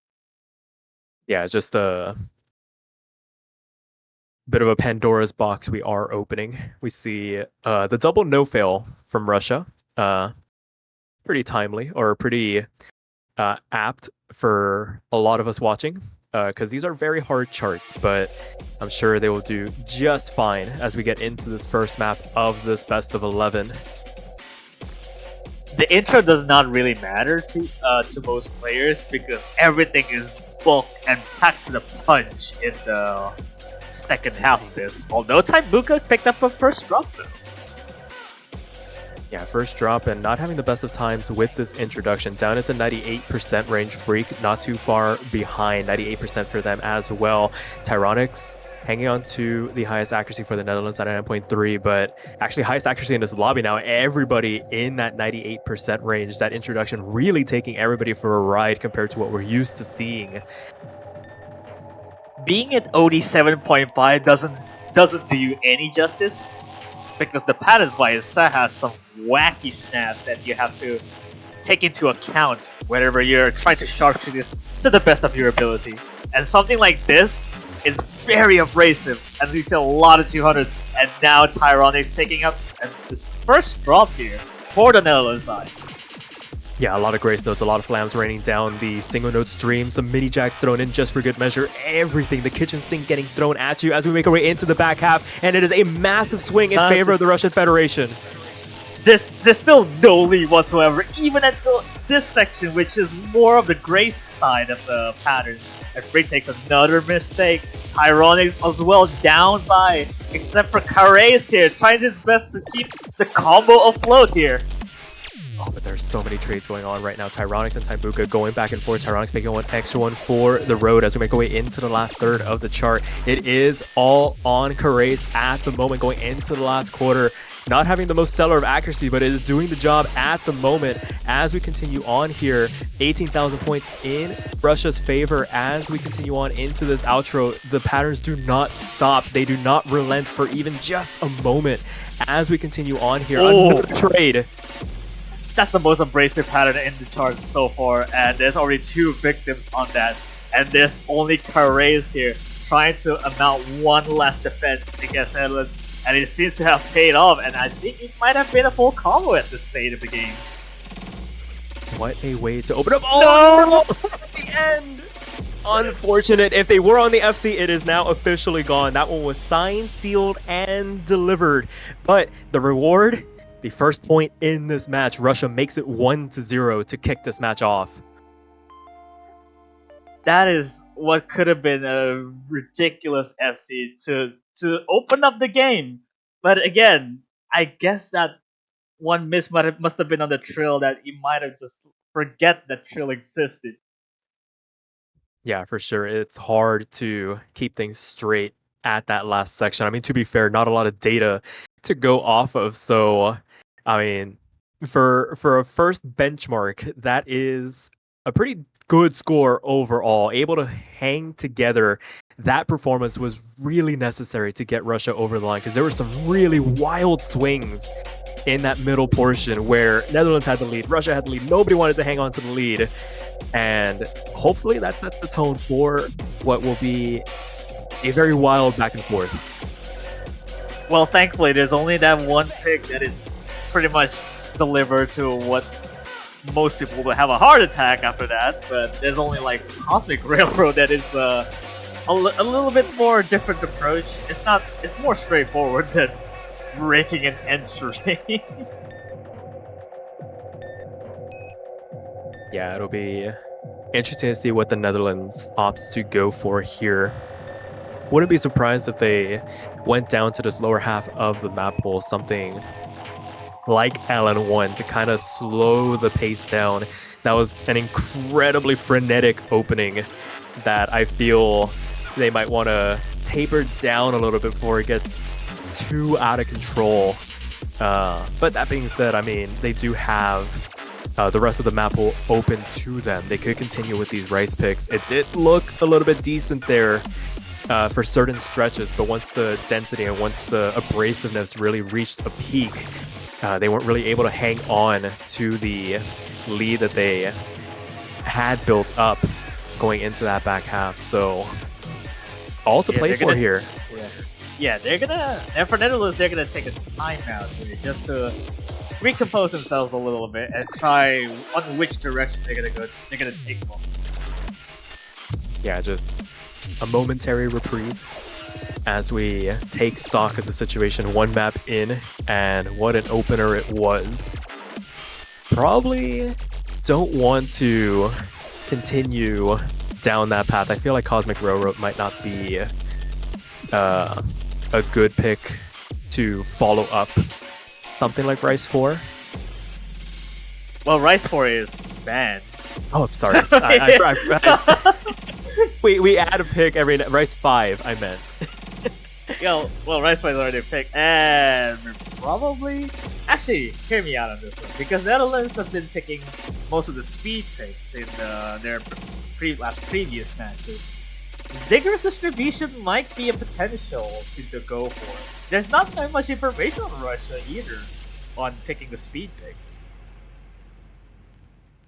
Yeah, they tend to get avoided. I feel like there's this inclination that there is this level of respect that everybody kind of silently pays each other, where it's like, okay, we know you can play it, we can play it too, but we don't want to find out that you can play it better than us. So they just avoid it altogether, or in certain cases even just ban it out. And it looks like it will be LN1 after all the deliberation. Yeah, there goes the protected pick.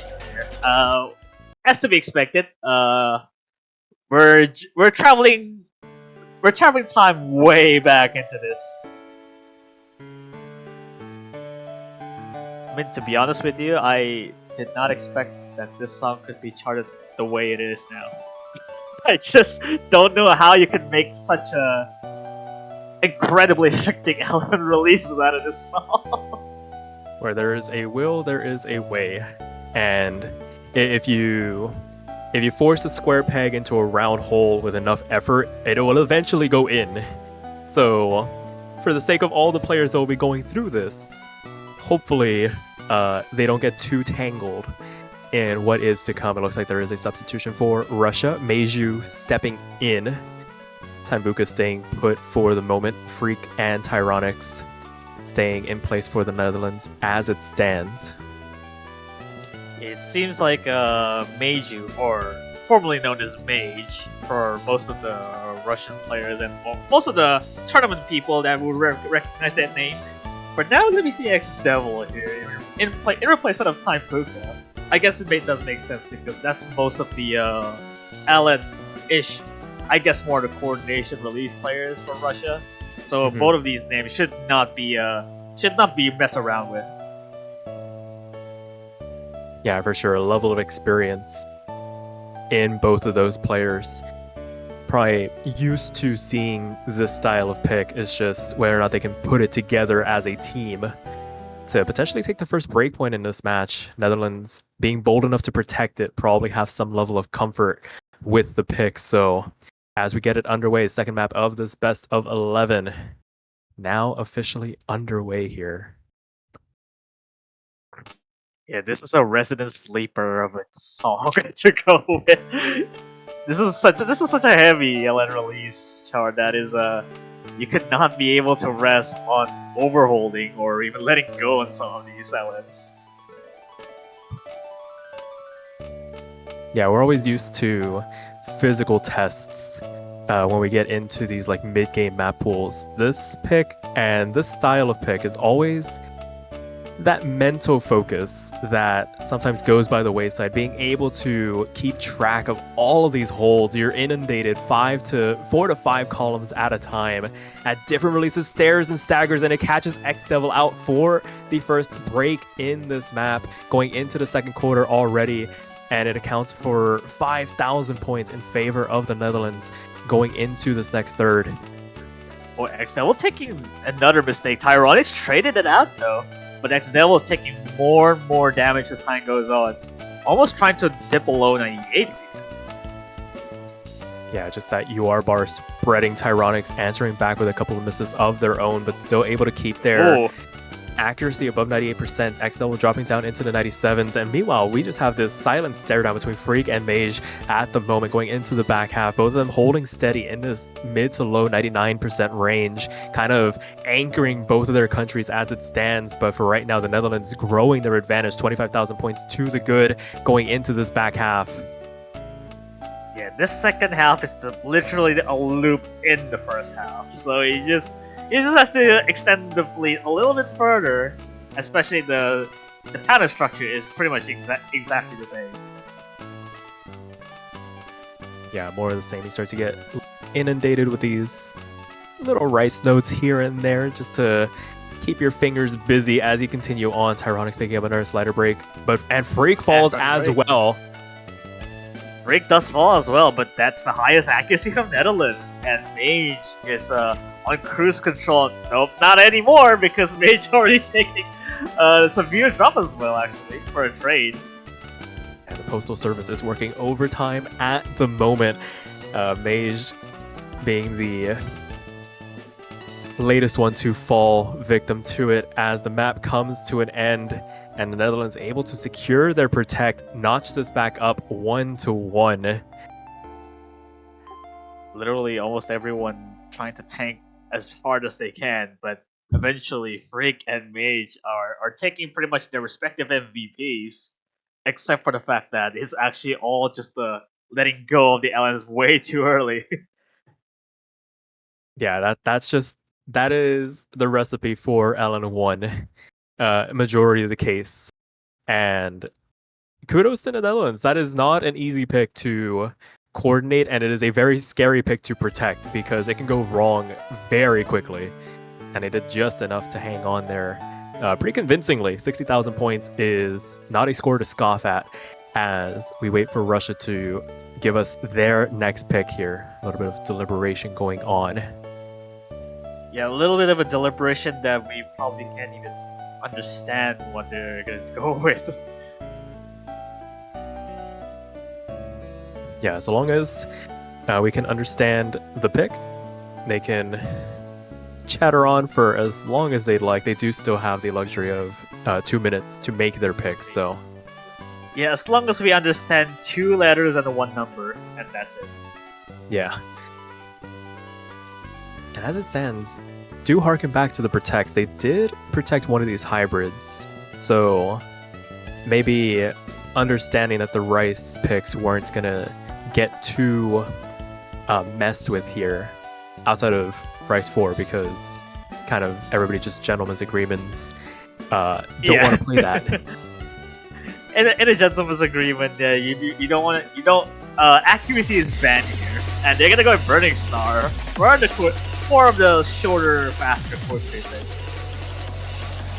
Yeah, this is trip back to the ordinary, quote unquote, for these players to get back into a bit more straightforward chord stream, nothing too out of the ordinary. Not going to see those grace notes, flams, awkward snaps all over the place like we saw in Rice 5. And we're going to see Kares and Taimbuka check back in for Russia. Tyronix and Freak staying put here, at least for right now.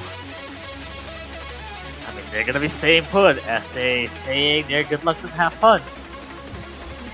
Or most likely. Yeah, one last check to make sure everybody's ready.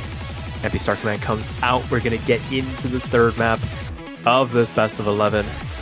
Oh, there's we gotta be a little bit of a scare there, but regardless, we're seeing I guess this is particularly interesting because core stream pick, as far as go, it might be easy for some, but at the cost of expense that you would rather lose your focus midway. Yeah, there's a speed element behind it as well. Once you crank up the BPM to a certain point, you start to lose players after a certain point. This is probably still a comfortable BPM for the players involved, but we're probably going to start to see a tiny bit of a dip in terms of accuracy. As I say that, everybody staying put in this mid to low 99% range outside of Tyronics at the moment. 99.8%, a couple of 300s starting to litter their performance as they transition on into this first break. A bit of a drop on the 200, but that's still only one 200 as opposed to everyone's accuracy on 99.4 on average. Yeah, as a whole, Netherlands as a team about 0.3% ahead of Russia as we dive on back in. Takes a little bit to get going, but once it goes, we continue on. And Freak going to find the first break for the Netherlands. Not traded back here by Russia. 2FC still to the good for them as we continue on into the back half of the chart now. Tyronics also started to fall off. Yeah, Tyronics also started to fall off on the 99.8 to 99.69. And then there's a drop by Russia here. So the lead might switch a little bit further to the Netherlands side, but it's anybody's game. Yeah, that miss put a little bit of a damper in proceedings for Russia, but they're still holding on to the lead for right now. But that second miss is going to start doing some pretty considerable damage as the Netherlands starts trying to wrench this lead back in their favor. Freak now above that 400 combo cap comfortably. Needs to start building up this accuracy a little bit if they want to really take a stranglehold on this lead. A 200 going to put a damper on things inside of 1,000 points going into the last third now. Less than 1,000 points, and Taibuka takes another mistake there. But Freak's accuracy gets a little bit lower than you would expect after that miss. That being said, that second miss is going to start doing some considerable damage. It is now 8,000 points in favor of the Netherlands going into the last 8 of the chart. Tyronic still holding on to this considerable lead as Freak another mistake. Another drop. That's another mistake by Freak. And now the lead is switching over to Russia ever so slightly. Taibuka regains his composure back up with the accuracy. Oh, there's Tyronic, the last one to drop. Actually, Harace is the only one who's actually left standing. It's a similar situation to Rise 5. Everybody else falling. Karace stands tall over everybody else with a singular FC as it stands. We saw a heartbreaking choke at the end of Rise 5. Can they see it through to the end? Freak and Tyronics finding a multitude of misses, not answered back. And at the end of the day, Russia secure their second point. But oh boy, was it a fight till the end. I mean, you know that despite that this is Russia's pick, it was just close up until the last 15 seconds of the chart. I don't want to call it comfortable enough to a point that our Infinity might have been the same issue there. I would not want to put money on those Rice picks so far. They have been very dicey for Russia, but they're doing just enough. Karace really putting the team on their back to ensure that they can get over the line. And for right now, Netherlands up to pick once again. They're bringing Mage for Russian side. I wonder if Netherlands is going to go for Mensa or the LN4. Potentially. Maybe they're just preparing themselves for what will probably be another LN pick. They do still have the hybrids to work with as well. Don't want to close out that possibility, but probably want to run the gamut first before they entertain the thought of those hybrids coming out. So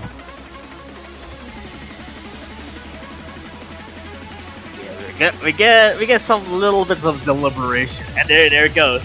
There goes Fansa.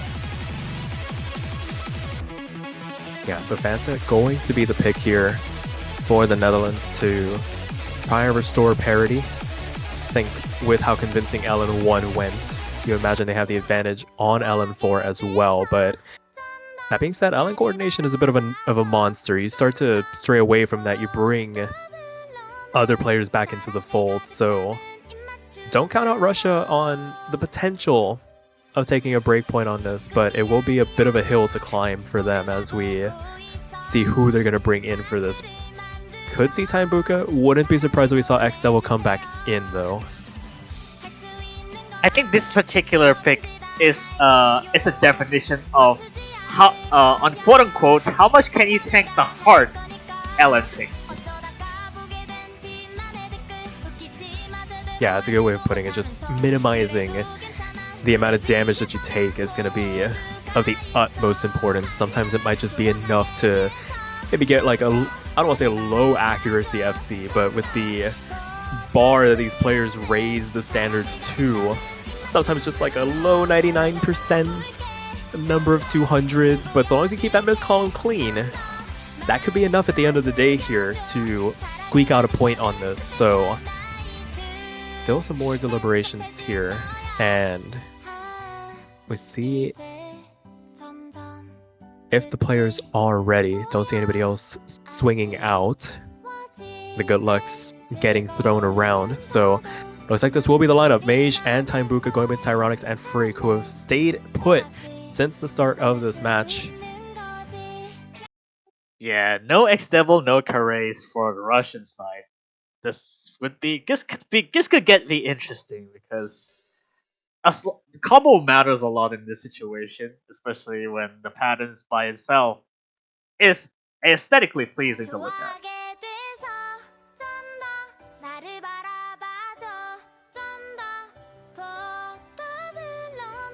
Yeah, it's really the start of some of these LN sections. You have some vocal flams to play through, and they get these chord impact coming through. It kind of plays like a pseudo chord jack-ish pick, but as it stands, not really catching anybody off guard. Pretty average accuracies across the board. Tyronix picking up the first drop, Taimbuka answering back with a miss of their own. So 1FC down for both countries in favor of the Netherlands at the moment with that trade because of that accuracy discrepancy between the four players. Yeah, still around the 99% range, so it's not too bad. But Tyronix actually taking a severe hit, actually going below 99. But again, Taimbuka already below 99. So does Freak, actually. And everyone's tanking on that almost full alien burst. Like we were mentioning at the start of the map, it's damage mitigation is going to be the name of the game here. Mage picking up another drop on the transition out of that last section. And right now, everybody kind of languishing in this 98% range. Taimbuka finding a couple of slider breaks here, just overholding some of these sections. And it's going to give the Netherlands the lead right on back with both of their players now above that 400 combo cap. Nobody on the side of the Russian. Oh my god! Oh my goodness. They're all just finding these drops here and there. Nobody wants to hang on to some combo at the end of those exchanges. Tyronix, the only one with any substantial combo to work with, and that is helping keep this lead in check for the Netherlands as Taimbuka finds another drop. Nobody's holding them 99s except maybe Mage, but at the same time, you would want not to miss anywhere on this section because the section after might be decided by that. And those are some huge drops from the Netherlands. Tyronix. Oh my god, Freak! Missing around the same time. Another slider break to boot. The lead goes back on over to the Russians. It is a quarter of the map left to go. Both players for the Russian Federation above that 400 combo cap at the moment, really taking advantage of those inopportune drops from the Netherlands. There goes the heart. Coming through here. The Russians hang on, but there are some misses afterwards. Freak's taking the same amount of damage this time, Taimbuka, but Tyronix actually falling off. Freak as well, not being able to handle hearts that well. No, it's doing a significant amount of damage. Taimbuka trading back some of these misses, but Mage hanging on as best as they can. Similar to how Carrace was on the Rice charts, Mage picking up the pieces here for their country as we make our way into the outro. What was a intense back and forth has ballooned into a 30,000 point advantage for the Russians, and as it comes to an end, the first break point in the match is gonna go the way of the Russians. It is now 3-1. Mage picking up the slack here for being the MVP just by 2 misses and a couple slider breaks. And this proves to be too much for Freak, especially with those slider breaks and misses. On that hard section, no less. Yeah, that was the real decider. Just not being able to get a bit of a foothold through that entire section. Meanwhile, Mage able to just push their way through all of that as everybody else in the lobby found difficulty. Slider breaks, misses left and right.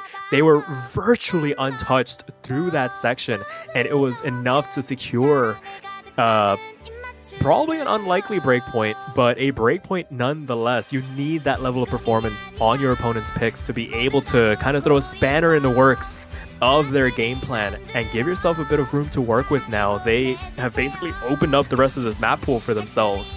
What do they decide to go for here? I don't think Russia would rule out the possibility of picking 8-bit adventure, but no, they're gonna go with the speed. Zygro's distribution.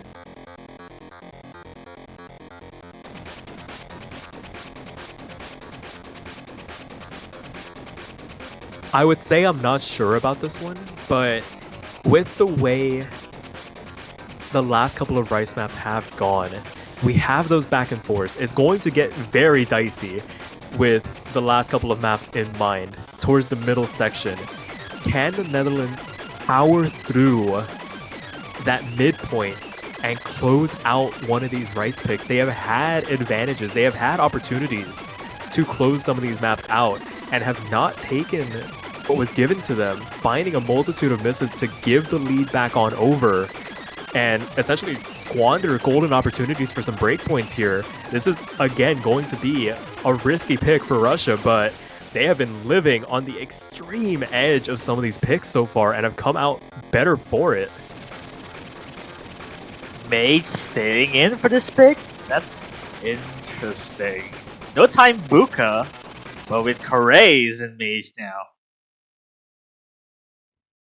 Yeah, my focus is going to be on Mage. That's an interesting adaptation for the Russian lineup.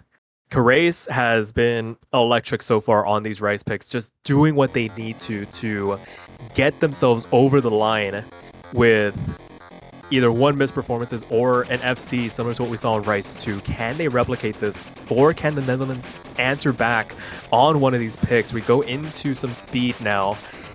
Can they handle it? Once you get started, there's no turning back on most of the 1/4 stream, especially on these kinds of patterns. Here he goes. Yeah, just a bunch of varied staircase patterning. It is very hard to work through. You throw some chords in there for good measure, just kind of keeping you on your toes. But as we make our way into the second quarter, everybody is basically in lockstep with each other. Tyronic's finding the first couple of breaks here. Second drop. Also, Kareis is actually trying to take a little bit of hit as well. And now we're entering almost to the break-ish section after this. This is only 3,000 points apart. No, it is too close to call at the moment. This lead is not safe for the Netherlands, but they are doing what is necessary at the moment. Tyronic's now back up with a bunch of combo cap. Kareis not too far behind. Freak and Mage going at it against each other. Freak ahead by about 0.2%, and that is accounting for what is now a 1,400 point lead. Where's the lead coming from? This now almost 1,000. Kareis is picking up the slack. They are now above Mage in terms of accuracy, and they're starting to answer back to Freak. And Tyronic's finding a little bit of a dip in their performance as well. Last little 8th charge to go, and Freak finds the drop. They're trading back and forth once again. And Tyronic's falling us as well. Only Mage is keeping up. Oh, last bit of speed here. Freak finds another drop. Now answered back once again by the Russians. It is repeat of the last two Rice picks. They look so convincing through the introduction, but just not able to see it through till the end. The Netherlands losing another golden opportunity for a breakpoint, and Russia, the beneficiaries of it, able to make it 4-1 and really pile on the pressure here now for the Netherlands. That's a clutch performance by Mage. They're holding out the full combo on that. Not an easy chart in the slightest to swing a performance on, and they did exactly what was necessary. And credit to Kareis as well. Found a drop early on, but was really able to step it up in terms of their accuracy, able to chip away at that lead, leading into the basically collapse from the Netherlands towards the end there, and swinging that lead back in their favor really convincingly.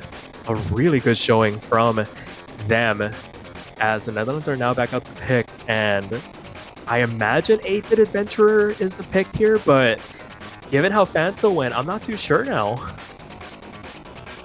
I think at this point they should go for the freestyle. I just think that you have to amount one last assault on having some weirdest patterns in that in the particular hybrid, and freestyle is one of them.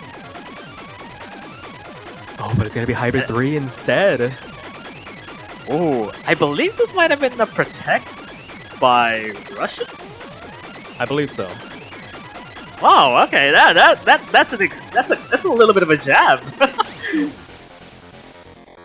Bit of a bold move there, but I imagine that was probably in their game plan. Regardless, maybe needing to answer back the riskiness with some of their own because of how LN4 went. Maybe just a bit of a detour as to what they would have wanted to go for. And it'll be very interesting to see who steps in for Russia on this.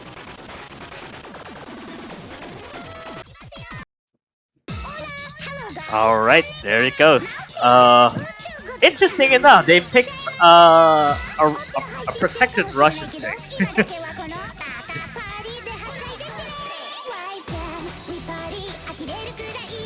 Yeah, it's always a bit of a risk doing that, but I mean, when your back's against the wall, you kind of gotta be able to pull these picks out of the bag, and you pinch that map pool for Russia just that little bit further. You get rid of one of their comfort picks if you're able to take this away from them. Yeah, looks like we're seeing Taibuka instead of Karace now. We're solving players left and right actually for Russia. Just one player after another. Yeah, maybe just a bit of stamina management going on here.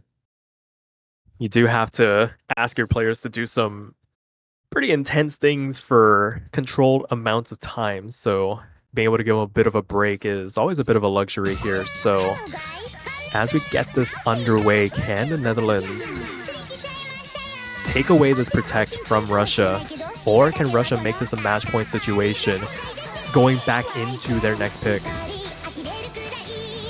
This is only one ever situation that you would have to conserve a lot for this pick, for this particular pick, especially the speed up. And now Mage's actually taking a somewhat weirder drop on that just before on the IMAX or main section.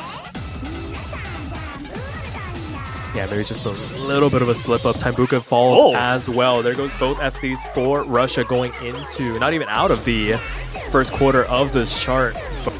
Freak and Tyronix really locking it down for the moment above that 99% mark as Taibuka finds a drop, this time traded out by Freak. So there goes one FC for the Netherlands. A second drop by Freak actually might mitigate the damage somewhat, but at the same time Tyronix is keeping him afloat with the 99.5. Just locking it in right now, just holding down the fort as we see another simultaneous trade on the transition from both Taibuka and Freak. No harm, no foul at the end of the day. Lead stays put for the Netherlands, 10,000 points in their favor going into the second half now. But as Taibuka builds back up over that 400 combo cap, you do have Mage, who has recovered pretty nicely, able to stay above Freak at the moment. If Taibuka can come up to match them, can start chipping away at this lead ever so slightly, because you imagine accuracy drops are going to start to come through with how quickly this map flies off the rails here. There's a drop by Freak there. It might actually decrease the lead somewhat to Russia, but not anymore because Taibuka trades it out almost immediately. Even though there's a trade as well, but that accuracy staying afloat for Ironic, and there goes Machen with another drop. Ironic is still one last one standing here.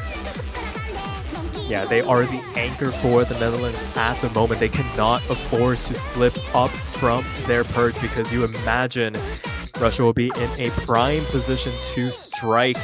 But as we go into the last 8 here, now we get into the speed up. This is really where the make or break section is. Can the Netherlands hang on? There goes Freak, already finding the drop. The second one to boot. There's another one.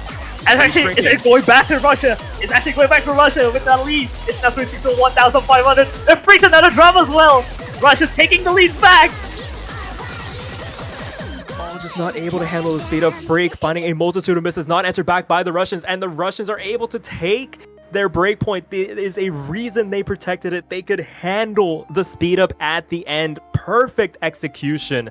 And they're able to make it a match point situation. It is now 5-1 with the Netherlands on the ropes, clinging on to their tournament lives here. Just imagine, I don't think there's ever been a situation where you lost a protected pick by them and Russia actually gained a point of a protected pick, not even picked by themselves. Yeah, that's a bit of a confidence booster there for Russia. Despite the valiant effort from Tyronix, that is a very valiant score. At the end of the day, unfortunately, not enough to see him through in the end. And now, with Russia up to pick again, they have Rice 3 and Rice 6 available to them. And, I mean, it has been a very topsy-turvy right side of the map pool for Russia, but they have been finding it within themselves to get these done. I am no longer doubting if they do go into these picks. Yeah, they've shown there's some serious balance in Russians in terms of players. They'll be able to handle Rice, it's fine. They took a couple points. And they'll be able to handle LNs as well. Not as much as for the Shading Museum. And now they're gonna go with the last core stream. Yet again, Ao Infinity.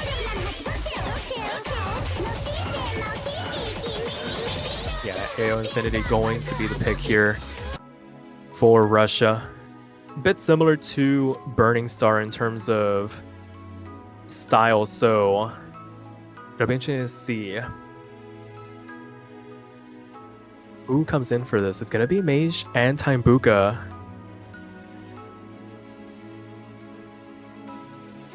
I'm interested to see now Mage is taking charge instead of Karaze now. Because Karaze did play this with on Burning Star, didn't he? I believe so. I think it was Taimbuka and Karaze, but maybe they're just riding the hot hand at the moment. Mage really getting it done on some of these picks. So will remain to be seen. Double mirror now for Russia, just wanting to play some of these patterns on the offhand as a team, which is very interesting. Yeah, we'll see how this goes with Mage instead of Karaze. I guess from the previous core stream pick, which is Burning Star. This should be fine. Well, we'll see. Yeah, I've learned not to doubt these Russian lineups on these Rice picks already. More than capable of seeing these picks through to the end. Can the Netherlands capitalize on any potential mistakes, any potential openings? They're going to have to from here on out. No more for error for them. And as we dive into the first chorus, it is virtually all square, nothing between them as Freak finds the first break in the introduction. That's the first drop by Netherlands here. Only one thing left is the accuracy deficit between Tyronix and Taimbuka. Although it's starting to close the gap a little bit, but that's a one mistake from Netherlands. That a one mistake lead for Russia now. Yeah, you imagine Freak's going to be able to pick up the accuracy a little bit to start to contest against Mage as we continue on here. And there's still plenty of opportunity for mistakes across the lobby. So 4,000 points, not the safest lead. We're going to see some wild swings as we get through this bit of a break section, a chance for the players to recompose themselves, get themselves mentally ready for what is to come, because it is a bit of an onslaught from here on out. They handled the streams rather well, so we'll see how this goes until we get to see the last third of the spawn. So we continue on. Taimbuka matching Tyronix in terms of accuracy, just canceling out that score. And Freak now within a 1/10% of Mage, but it's still that singular miss that Russia is hanging on to in the back pocket. But the lead is starting to get chipped away at. It is dipping into just inside of 4,000 points. Last quarter of the map coming through here. Oh, actually the lead's closing in. No, actually Freak, that's a mistake here. Mage started to tank a little bit though. And Tyronix, a complete misread.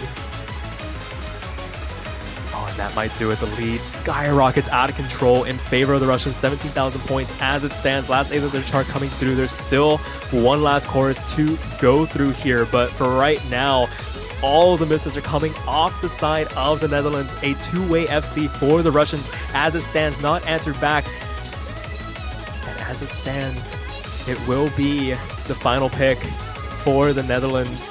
It was a valiant run. Some of these scores got really close, but at the end of the day, another 6-1. This time, the Russians coming out on top in the end.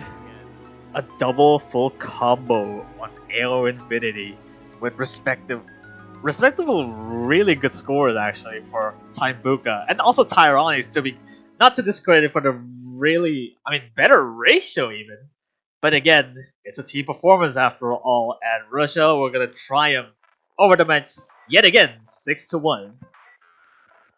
Yeah, congratulations to them. Their weekend is not done yet. They will take on Indonesia later on this weekend to see who will be punching their ticket into the semifinals. Unfortunately for the Netherlands, this is the end of the line for them. A valiant effort at the end of the day, but unfortunately, we must say goodbye to them. And that'll do it for this block of matches. There were some very high octane matches at times. Some of these scores were swinging back and forth. And Mifa, I wish there was a way I could show my support to the teams that we just saw in these last couple of matches. Yeah, and what would that be, if I may ask? Well, if I really did want to show my support, even for the teams that are going to be eliminated this weekend, I could always just go to the O store and pick myself up a banner to display on my profile to let my favorite country know that I stand with them to see if they can make it through this weekend and even weekends beyond. Even if they are eliminated, even if it is the end of the line for them, I just wanted to show them I appreciate their efforts.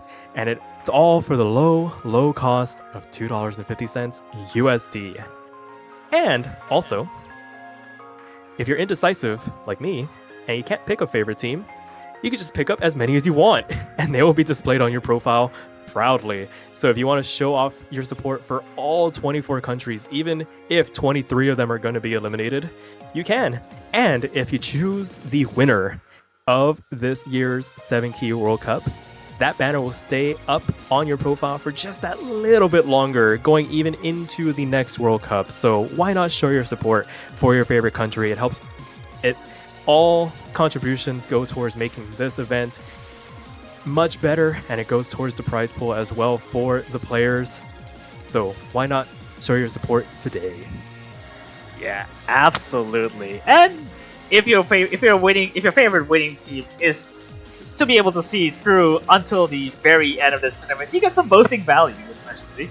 You get to keep the banner for as long as until the next World Cup. So you get some value after helping out for the particular team, and even if you buy multiple banners, it would support the cause for the prize pool as well. Yeah, for sure. So why not pick up a banner today? But until then, our next match is going to be in about 45 minutes. We got another doubleheader for you guys. We got the US taking on Sweden and Poland taking on the United Kingdom. So we'll sign off for now, take a little bit of a break, and we'll be back with more Osmania 7-Key World Cup action. Until then, take care, y'all. Yeah, this has been me playing Sparky, and we're signing off.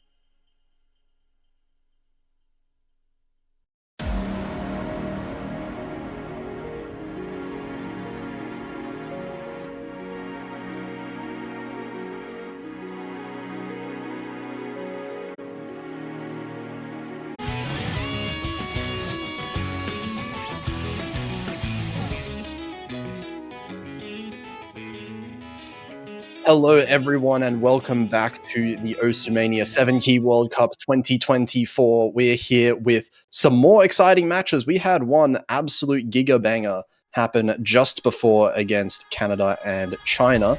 And now we have another match here. South Korea, seed number 1, coming in here versus Team Australia at seed number 8 in the winners bracket. I'm Potassium F, going to be casting alongside Surf Chew today. How are you doing? Hello. What a great night we have. Well, I went into the commentary booth actually feeling pretty fine, and then I realized, oh shoot, it's almost time to cast. But I think I got back into the system immediately because this match, while seeding is pretty distant, I think this is going to be one of the more interesting matches, especially with Australia needing to be stretched towards their absolute limit to be able to keep up with arguably the team favored to win it all this year. Yeah, I mean, it's hard to really hide the facts here. I think South Korea is heavily favorites here. I think it would be surprising for this match to be close. But that said, Australia has looked fairly good so far this year. Not quite as good as South Korea, I would say, but at the same time, I do expect the team in Australia to perform a little bit better as the rounds go on. I think they are a fairly strong later game team when it comes to these LNs and hybrids in particular. But uphill battle today. This is the winners bracket, of course, being in the quarterfinals. So we're not playing for elimination for either of these teams just yet. But it's going to be interesting to see exactly how much Australia can push South Korea on some of these picks here. Speaking of picks, we are actually looking at the strategies now. Australia is protecting LN1 as what we expected coming off from what we discussed before the stream even started here privately. And South Korea is protecting RC5, the technical pick of this pool. Actually, pretty standard protects here coming from both of these teams.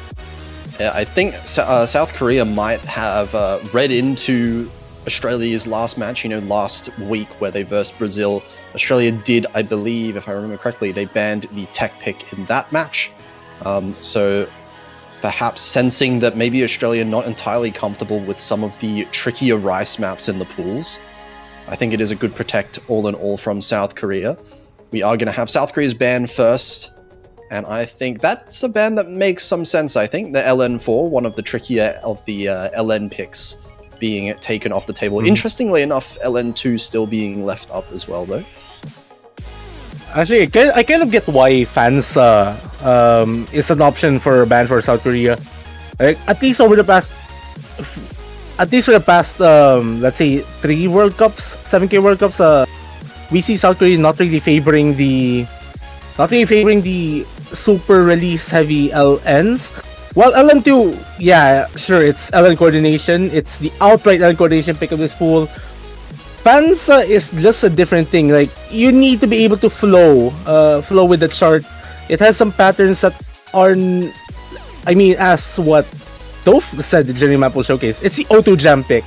Yeah, sure, O2 Jam is a Korean game, but doesn't mean that like the natives are comfortable playing it against a team that is well known to be able to slurp the noodles very well. Yeah, Australia has the LN players, so I think definitely taking away the LN picks is the safest course of action for South Korea. We do have Australia opting to pick their protect straight away here. We're going to see LN1, the more release, wacky timing kind of pick coming out here for Team Australia. It looks like we have the players reversed right now in the lobby. Oh yeah, it does appear. Ruka is definitely Korean, Oxford is definitely Korean. YZ is playing for the land down under. Yep. But yeah, all in all, I think the protects and bans make a lot of sense for both teams here. Australia banning out Rice 1 that we saw earlier as well. So more of the trickier, I would say the less straightforward Rice picks for a team that is relatively less comfortable with the Rice that Australia is.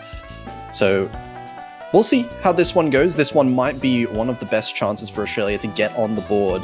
So they'll definitely be looking to start this match off strong. But of course, we're seeing Han Jae-hoon coming in for South Korea, and I believe, at least from what I saw last week, Han Jae-hoon has been putting up some of the best LN scores of the entire tournament so far. Yeah, indeed. I did mention on last week's commentary, Han Jae-hoon goes into this tournament as one of the best LN players in the entire roster. I mean, if not one of the best, possibly outright the best LN player in this entire roster. Yeah, so it's going to be up to, I think, Luca in particular here on Team Australia to try and match up with Han Jae-hoon. And of course, this being a very low star, low note count map relatively compared to the other maps, these misses, if we do see them, are going to matter all that much more as we're off to the very start of this map. While the title of the song is Oceanic Museum, this is definitely not going to be a stroll for any of these teams. These slow, excruciating LNs are not exactly the easiest to combo through at all. Especially in a tournament setting here when, you know, both teams know that any miss can swing the score lead quite a lot here. These are some ridiculously hard combos to hold on to. And also, even though, you know, as you said, it's very slow, there are basically no breaks because every single second of this map you are holding on to something. You're going to need to actively remember which, or be able to read and coordinate which LNs to release, which LNs to hold on to. And it looks like out of the gate here, everyone holding on strong, but it's South Korea that has that accuracy advantage off the back, mostly of Han Jae-hoon, 99.7%, the highest accuracy in the room. Awkward, actually, finding a few accuracy drops, as you were mentioning, South Korea's advantage. Ruka actually keeping up very well as well, though the accuracies from both South Koreans are... I think this might outright be one of the best team scores we'll be seeing in this chart for this weekend. But that really depends. I mean, there's still half the chart remaining. The pattern gets a bit more complicated in the second go we have on this team that does loop around. And especially that the note count here is so low, any misses here will make things extremely difficult to recover. There you go, YZ actually finding the first one. That is a very clean miss, though. Yeah, the question here is if that will be enough for Australia to start clawing their way back into this chart. It looks like it's just not enough. This point lead is still staying alone. That miss was way too clean. YZ still ahead of the Australians as far as the accuracy is concerned. And I think the AC lead for South Korea is just way too solid right now, despite the double FC coming in, it looks like, for Team Australia. That is so nutty. And it's the player that we highlighted at the start, Han Jae-hoon. Massive performance, only 8 200s and crushing the rest of the lobby here. Unfortunate to see an LN drop here coming from YZ. That's still ridiculous. Yeah, I don't think we're going to be seeing very many 3-way FCs, almost 4-way FCs on this map.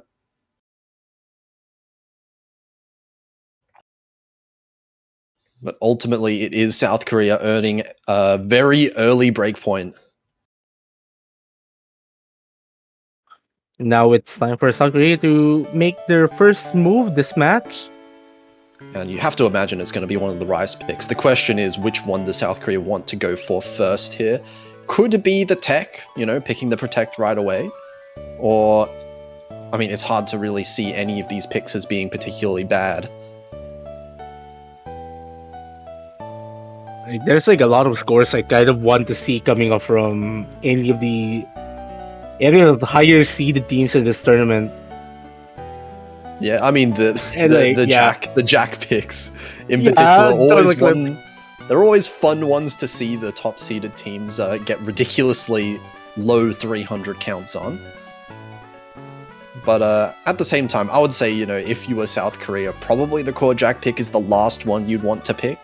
just because you don't want to necessarily risk one miss ending it all. But it is going to be the protect again from South Korea. Both teams picking their protects right away. We're going to see the tech pick coming out. And this chart is quite something.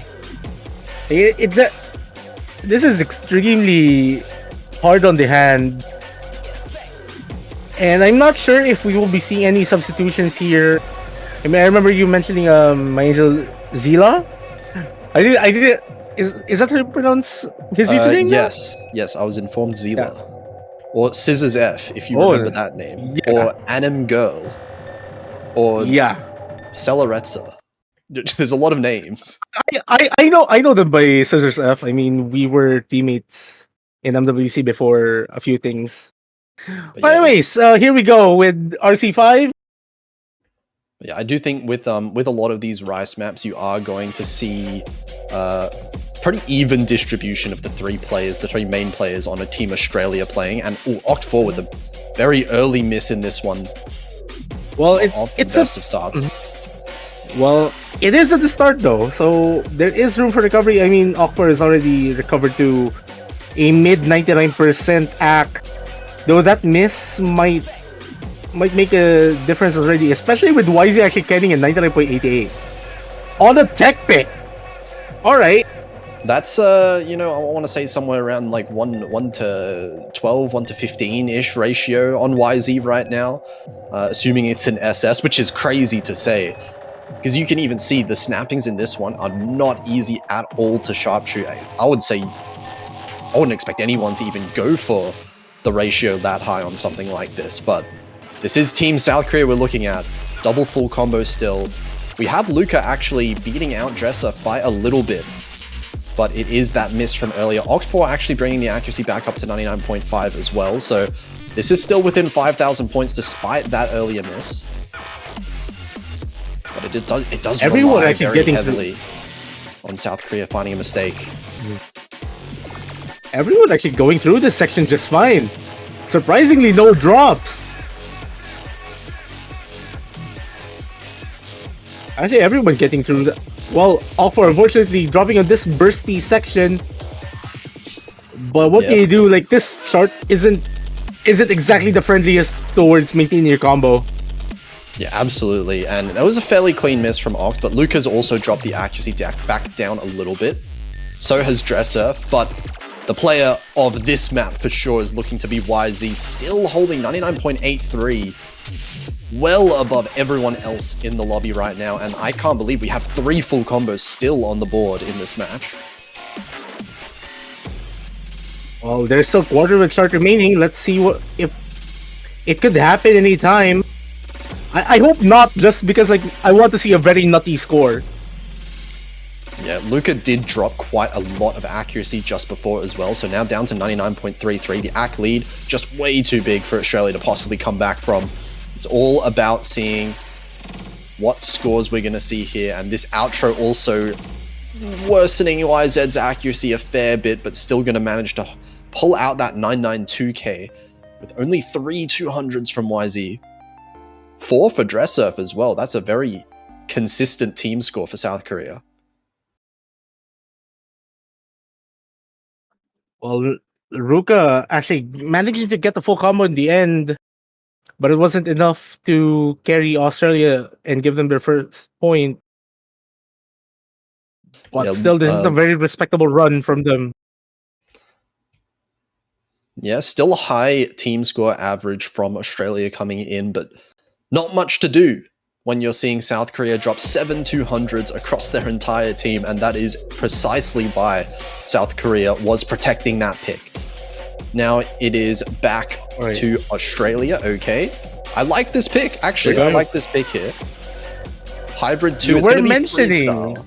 I did mention this earlier before the stream started to Surf Chew just before. This is a pick that is 1 minute and 20 seconds long. And not only is it ridiculously short, but it also contains some really, really tricky LN release patterns, some really like weird tech patterns involved in this one. So very easy to choke on, very hard to maintain high accuracies. So this is precisely the pick that if you were a massive underdog like Australia is in this match, this is probably the one pick that I would say there's a reasonable chance of South Korea, you know, potentially messing up. And that might cost them quite a lot of points. But on the other hand, Australia has the fun task of making sure that they're able to get a very high team score on this chart. Again, it's only a minute and 22 seconds. Any mistake here is going to be absolutely fatal. Yeah. Also fun to note as well that both Luca and My Angel Zila on Team Australia are whales in Honkai Star Rail, so they've got the wallet But power. in for terms this of map. whaling, there is something that we should whale for. Yeah. Oh, but Okay. there's something else we should whale for. Osimhen 7K World Cup 2024 banners. You can buy all 24 if you can. Go whale for them. Go get that long profile. Yeah. Gotta get that shell out of the way. I mean, go support your team, whether it's it's your home country's team or the team of your favorite players. Again, you can buy all 24 if your finances allow for it. Yeah, of course they do stack now this year, so we're definitely gonna see if you look for them, you can find some very funny profiles around this time now. But it looks like we are about to start this one. We've got Han Jae-hoon back in for Team South Korea. Still the same two players on Team Australia playing this one. And it is going to be up to Australia to maintain full combos and hope for misses from South Korea on this one, because it has been pretty clear so far in the first two maps that South Korea are looking like the better accuracy team. But this chart is not exactly the chart where you'd want to gun for accuracy. Again, yeah, sure, you want the accuracy for a high team score in the end, but this chart is basically just go out to your opponent and you should be fine. Ooh, and there's a miss from Oct4 right after the 400 combo mark. That hurts quite a lot in the score. Drops down to the below 99% actually as well, so this lead from South Korea all of a sudden has just exploded up to 17,000 points. As YZ crushing it, 99.7. Oct4 finds another miss. That's a very unfortunate miss as we're already entering the halfway point of this chart. Again, only a minute and 22, very, very short. Any misses coming from any of these players could change the dynamic of this chart. But as it stands, so far so good for South Korea here, maintaining their double full combos. Yeah, South Korea just looking so solid on these picks. It's very hard to see an avenue into this map again for Team Australia, as we're already at the very end. We mentioned how short this map was. It's already pretty much over. And at 30,000 points, there's just not enough time for Australia to come back, even if there was a miss right now. And it feels like even though there was a couple misses for Oct4, even without those, the accuracy still in favor of South Korea. The combo, double full combo on South Korea there. Oh, full combo wow. for Luca as well, but that's just not enough to combat this team score. And what is that 200? What are those 200 counts from Han Jae-hoon and YZ? All right. How do you act this? You're gonna have to ask these players here, because I don't know. Not only can they combo that so well, but yeah, I think that was, you know, a good pick. I think that was probably one of Australia's best picks they could have made, and it still just doesn't work out. There's just no weaknesses in sight for Team South Korea today. And now they get their own pick. I think we're going back to the rice. The question is, which one? I mean, pretty much any of those charts could be a safe pick for them. Maybe Total Eclipse of the Sun would end up the riskiest, I would think, especially with Australia. If I remember correctly from last weekend, Australia actually is one of the higher team scores on the Core Jack pick. Yeah, Australia did win a break point off of Brazil on the Core Jack. But that said, you know, saying that the Core Jack is a risky pick kind of stems from the idea that it's very easy to choke on it and make one miss and then you lose the advantage.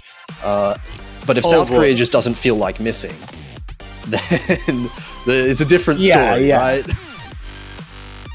I mean, Alright, I'm kind of finding it funny that Ruka is already asking for Outlast to show up on the South Korean side. Oh, there you go, Total Eclipse. And speaking of Total Eclipse, I think we already know who's going to be one of those players that is about to come in, if there are going to be any substitutions. There's definitely going to be one on Team Australia, I know that much. We are going to get Dressurf back in for Team South Korea, and My Angel Zelo coming in for Australia. This is the Rice ratio specialist on that team. Of course, Dressurf being the main Rice player for Team South Korea as well. So we're looking at what is probably going to be a bit of an accuracy battle. But I think South Korea should have the edge as far as ratio goes.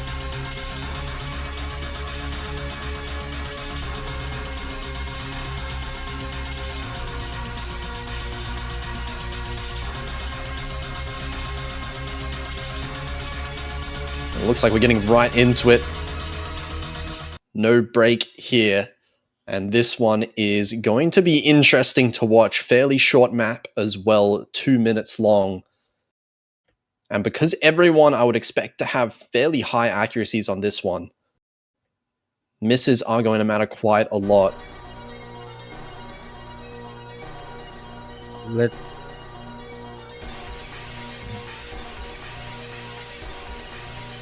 Okay, off to decent starts for everyone at the start here, but still waiting for this density to start kicking up a little bit more. Oct4 lagging behind a little bit in terms of ratio. But I think the job for Australia, at least at the start here, is just to hold on to the combo at the very least.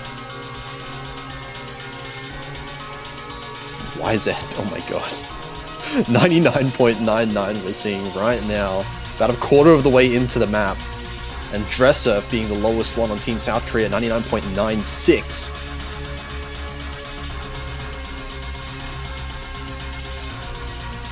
Imagine that being the lower accuracy in your team score. I was going to mention, mine had a 99.9 just before, but there was a couple of, I think, 100s or 50s that happened, unfortunately, on one of the chords, dropping accuracy down to 99.8. Still the four-way FC across all the players here. But as you can see, the accuracy right now, especially, I mean, YZ and Dressurf are killing it at the halfway point. Huge accuracy drop from YZ down to 99.98 instead of 99.99. And then it's back up. Nope, never mind. Nope, back up. Yeah, and we're in the break section, and right after this, like, the chord sizes do increase, but I'm not sure if this is true for like some players, but it might be that some heavier chord sizes might be easier to hack in a way, just trickier to read. Oh, actually, of all players, YZ going to be the one to miss right now. And missing again, hold on a second. This might get a little bit close. Consecutive misses here, and we can see that point lead, only 4,000, but we're approaching the end of the map. It might not be enough. And we can see that lead is starting to grow a little bit more in South Korea's favor once again. And it looks like that might... Oh, wait, hang on a second, another miss. Wait a minute. Oh my god. Oh man, that was close. That was getting dicey for a second for South Korea. A few unfortunate misses, but I mean, look, it's the ratio difference. It is all the ratio difference here. Yeah. My Angel Zelo with a few unfortunate 100s and 50s there. But we can see Oct4 not quite as comfortable getting ratio on the chord jack picks there. And Dressurf with the very, very clean SS. Well, only 57 misses. What do you mean? Only 57 misses, yep. But that's really what we expect coming out from these players to the chord jack short. Now yeah, here Australia goes. wasting Going no for time. LN2. I think, I mean, this is as good a pick as you're going to get right now for Australia. We saw they performed very well with the two-way full combo on LN1. LN2 is fairly similar, all things considered, a little bit more focused on the coordination, the pure coordination focus. But I think Australia definitely has the ability to pull up the full combos on a map like this as well. But the only issue for Australia is they're not going to be able to get any points unless we see mistakes like we just saw from South Korea. And they haven't been giving very many of them. Yeah, you kind of have to take advantage of any mistake from any of your higher seeded opponents, really, regardless of the matchup. The more you're able to take advantage of those, the more likely you are to be able to get a point off of them. Yeah, absolutely. Australia really just have to focus on what they feel most comfortable on. And it is most certainly these LN picks that have been looking better as far as the pure team score from Australia. Of course, getting Luca back in on this one, Han Jae-hoon as well, subbing in for Dresser, as we've come to expect on these LN picks.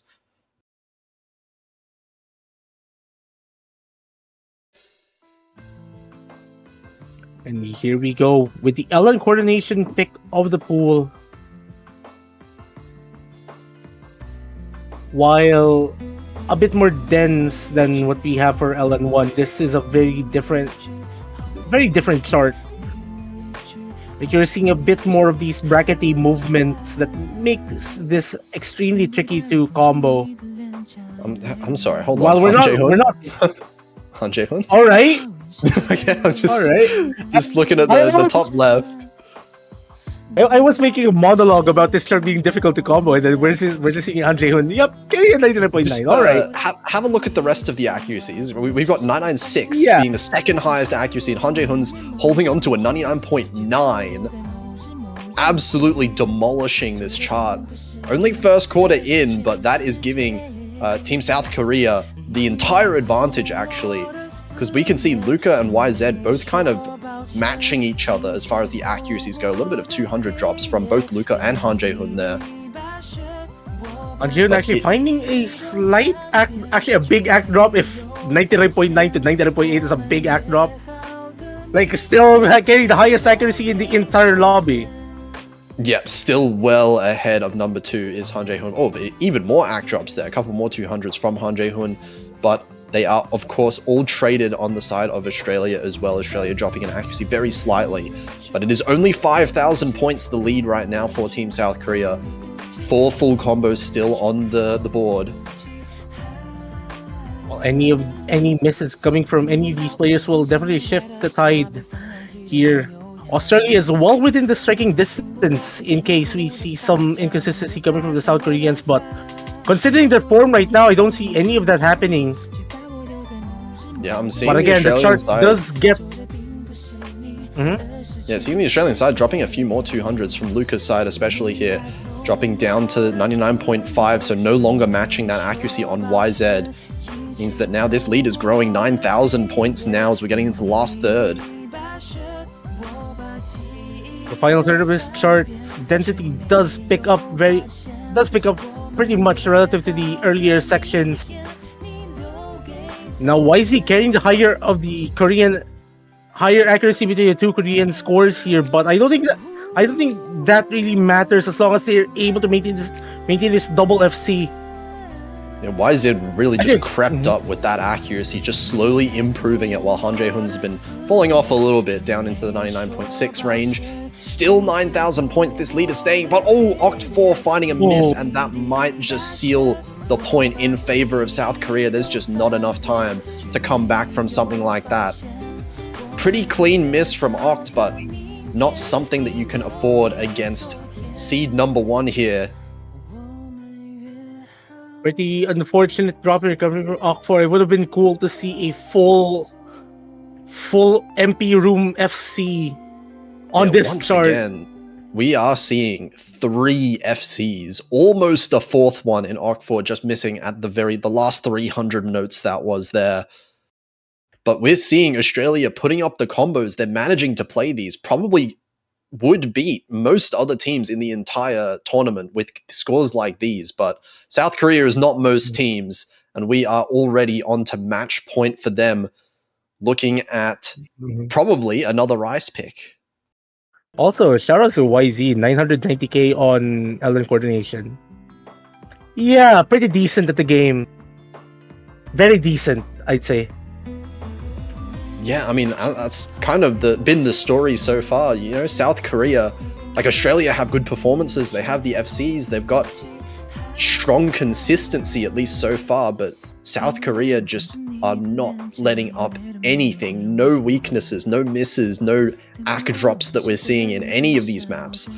So there's just nothing that really can be done.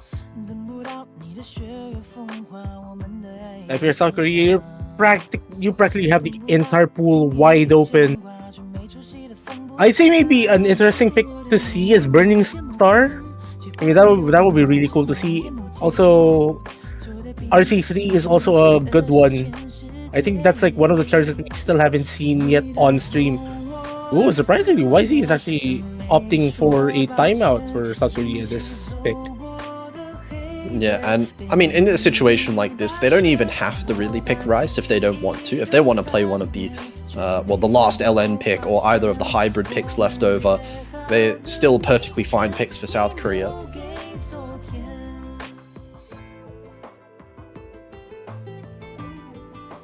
But I do think if you were looking for something as close, I mean, Rice 4 ended up being a little bit closer than maybe South Korea would have wanted.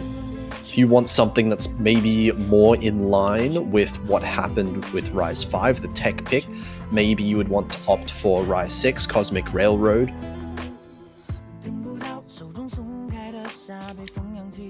But as I said, you know, South Korea, up to them.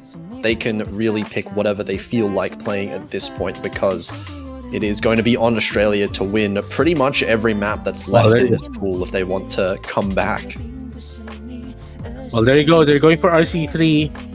The faster of the two court stream picks, and I think the only Rice pick that we haven't really seen on stream outside of RC1 and RC6, obviously. Or actually, have we seen Cosmic Railroad previous maps? I think we did. Yeah, I think we saw Cosmic Railroad being played.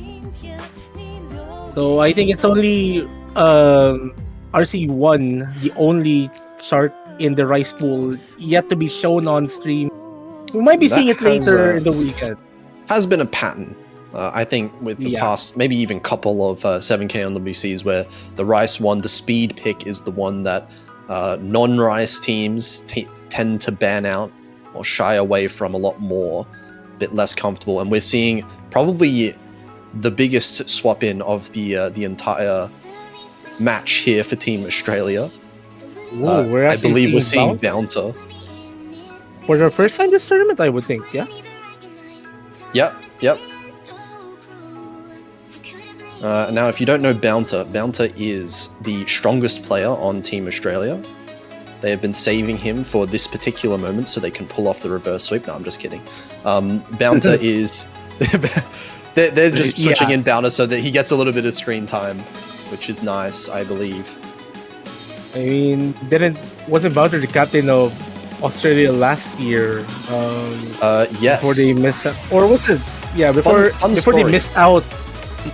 Yeah, fun story with that. Bounter was the captain, played in the qualifiers, but he played outside on a plastic table in the middle of a park during qualifiers last year because he was unfortunately not at home.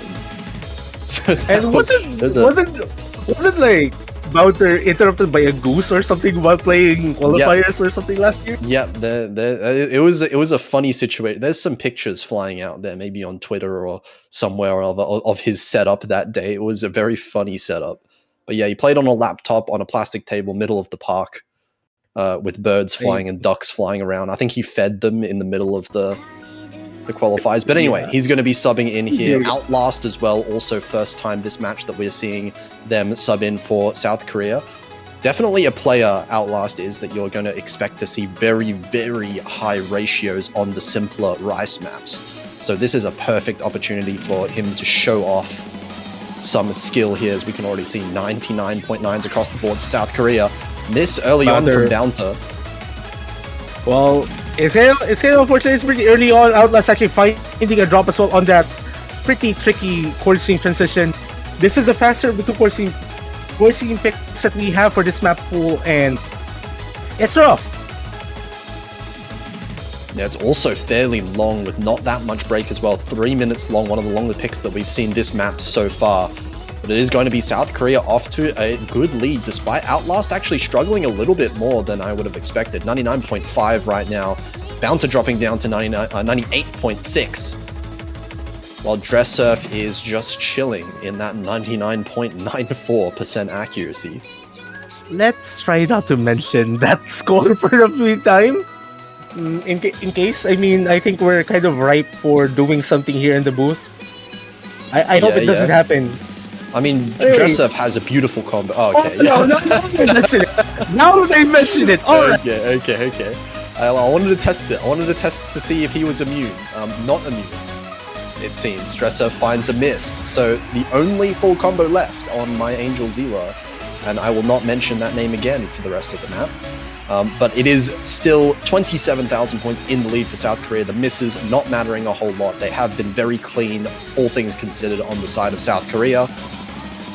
Well, Bounter finally get 2 consecutive drops, but I mean, we've seen them really kind of struggle at least to keep up with these ridiculous 99% scores. By the way, like a mid 98 on this is very, very good. But if you're keeping it with players like around carrying these ridiculous accuracies, I have no word. Yeah, not much. I mean, there's just not much that Australia can do overall in this match, and that's really what we're getting here. Both teams kind of subbing in players that are less comfortable. Full combo stuff. Full combo is all gone, so everything is wiped out, but it is going to be South Korea to hold on. Dress Surf, despite that miss, that was 99.89% accuracy with a miss, which, oh my god. Oh. The ratio, we can see. Oh, man. Only 200.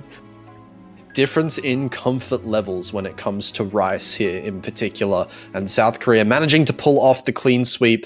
Very commendable scores. I think a lot of those hybrid maps, even, as we saw on the Jack pick as well for Team Australia, they're holding very solid team scores, just not quite enough to contend with the best team in this tournament. And it is going to be South Korea. They're going to move on in the winners bracket, while Australia is going to drop down and get another chance in the losers bracket, where I think some of those teams down there are going to be fairly scared to verse them. Yeah, congratulations to South Korea for winning this match and advancing to the winners bracket semifinals, as you mentioned. And they are going to be waiting for the winner of one of the spiciest matchups this entire weekend, I would think. If my bracket knowledge is correct, I think we can confirm that in a bit. I think you're correct. You're correct. Yeah, and on the meanwhile, on the other hand, Australia will be trying to claw their way back to contention through the losers bracket. But as you said, I think they're going to be a massive threat. Like, they should probably just go regroup now, try to see what they can get out of this match, and do their best next weekend. I mean, they have the entire full day tomorrow as well to know who their opponent is going to be next weekend. Well, anyway, so we will be, Yeah, I was just gonna say, I believe the match that will decide who these teams are versing will be the Japan versus Philippines. Yeah. So the winner of that match will verse Korea. And I think the loser is going to be placed on the same side of the losers bracket as Australia is. So there's definitely a lot of interesting matches that are shaping up in the bracket here. We can see a few more of them are going to be happening in this block. We can have actually quite a lot of them. All of these matches on the right side, all going to be in a row. Yeah. Pretty much uninterrupted. But it seems that right now we are going to get a little bit of a break, about an hour. But at 12:30 UTC, make sure you come back, because Taiwan versus Denmark, that is an elimination match in the losers bracket. So make sure you check that one out in about an hour. But until then, we'll see you next time.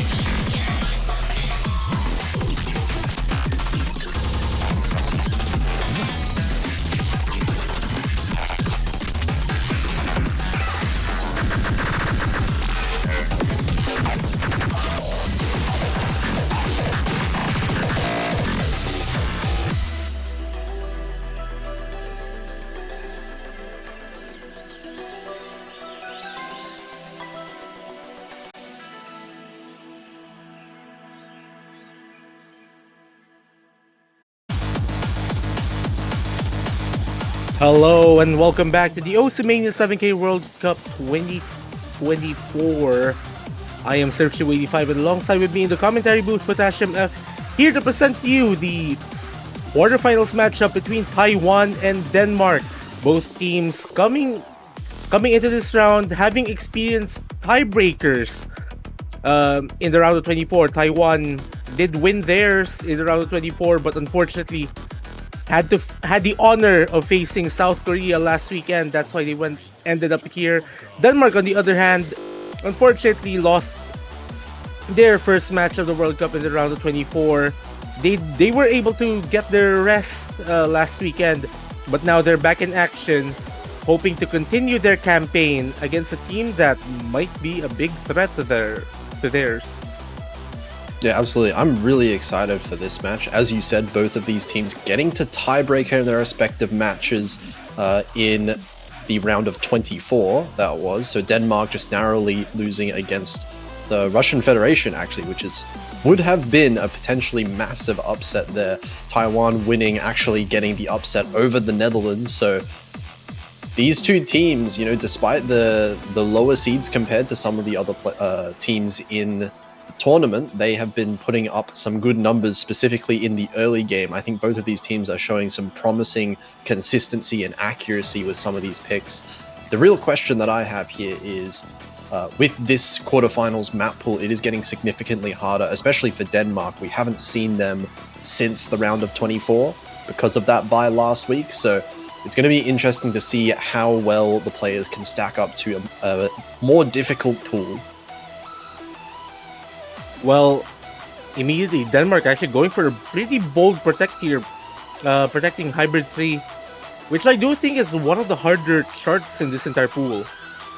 Yeah, that's an interesting protect, at least from my point of view, from what I was thinking. I have looked at some of the Denmark scores and I was particularly impressed with some of their Rice accuracy, but at the same time, maybe if they don't quite feel as comfortable with the Rice maps at this difficulty. Yeah, Hybrid 3 is interesting. I would have expected Taiwan to go for the hybrid, the harder hybrids in particular. I thought they looked quite good on them. But it's actually going to be Taiwan to protect 8-Bit Adventurer and ban the Aqualex map, which is the speed map, Rice 1. Denmark banning LN2, so one of those more coordination-focused LNs, yeah. Yeah, it's pretty standard, at least for how both of these teams have performed in their previous matches. Taiwan really wanting to get that speed pick out of the way. I mean, it's been a trend. It's either the LN coordination or LN control pick, or the speed pick that keeps on getting the boot. As we see Denmark picking Rice 3, which is it's kind of wow. It's expected of them to be the ones picking most of the Rice because they have two pretty good Rice players, like some of the best actually that we'll be seeing in the losers bracket this weekend. And I think that they should just come into this match pretty confident, especially that they had that rest. Maybe a difficulty jump between the pools might be causing some jitters, but they know already how Taiwan could perform because they have the data from last week. They can possibly interpolate something from there. For Taiwan, they want to test the waters here, see if they could do something here on the Rice charts in this pool. They have two very strong players. Well, only two really in their team, and they'll have to play every single chart in this pool. They might as well see how they'll perform. Yeah, early miss there from Stoom, but yeah, you're right. This is going to be a big test for both of these teams to see how they can compete on some of the harder Rice here. Stoom finding a couple misses early on, actually drops down to 98.7 here. Well, we have 3 FCs still up. Accuracy dropping, Stoom finding another miss here, not finding that level of comfort to be able to hold the combo for a longer period of time, and Taiwan's advantage starting to grow. 30,000 points already as both of their players still on the full combo.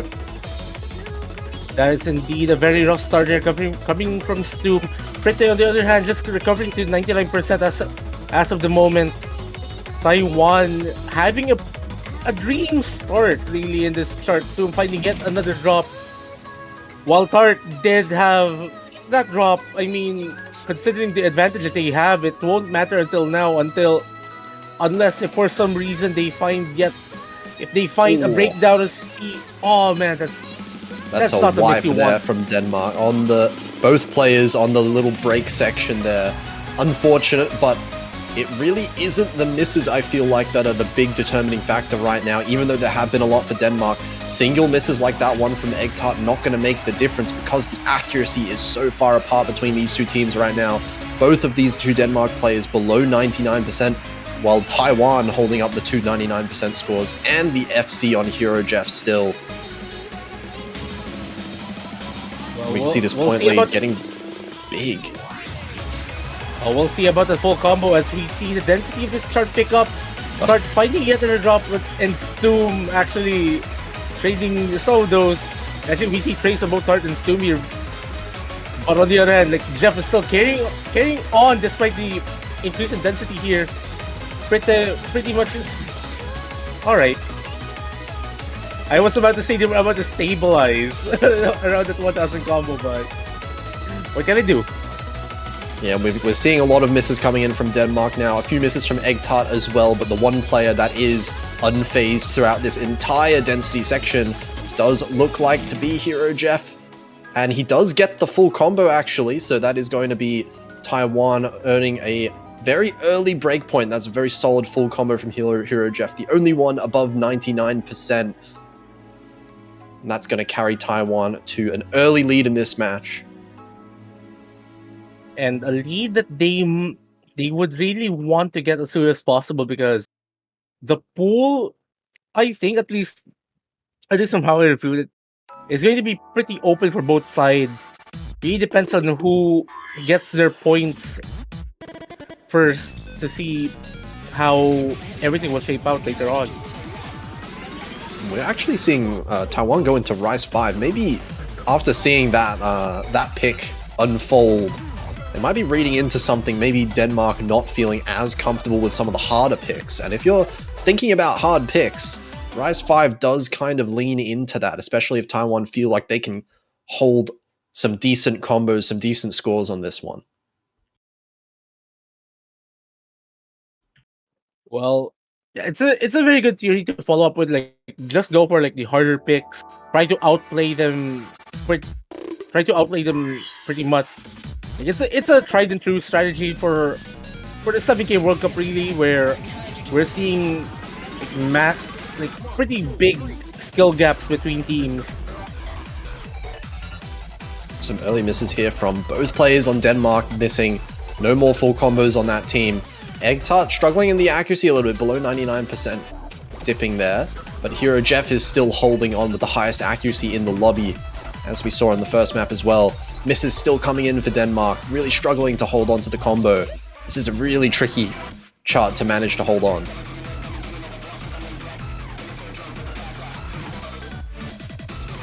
Taiwan holding on very well to their combos.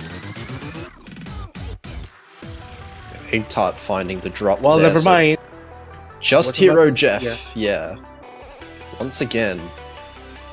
Yeah, I was about to say that they're both Taiwanese players are actually pretty much stabilizing going into this break section.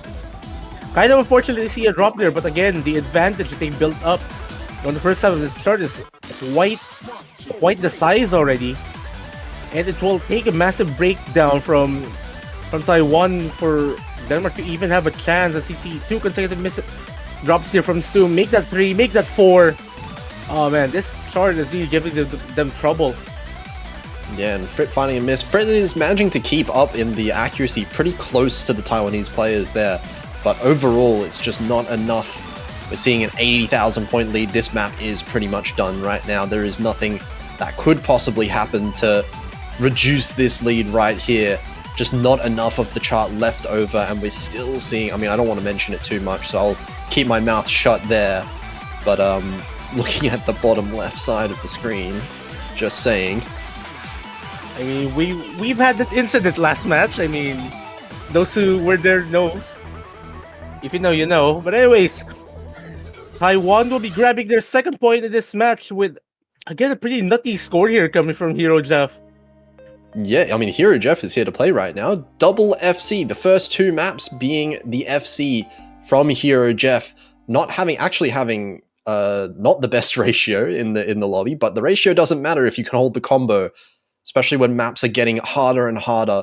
This combo, being able to carry such a massive FC is going to mean all that much more. And it looks like Denmark, they're going to change up. We're going with their Protect Hybrid 3, one of the harder ones, but it is hybrid, and maybe Denmark are sensing something that they might have an ability to fight on some of these hybrid picks instead of the Rice. I'm seeing this is Denmark trying to change the direction of this match.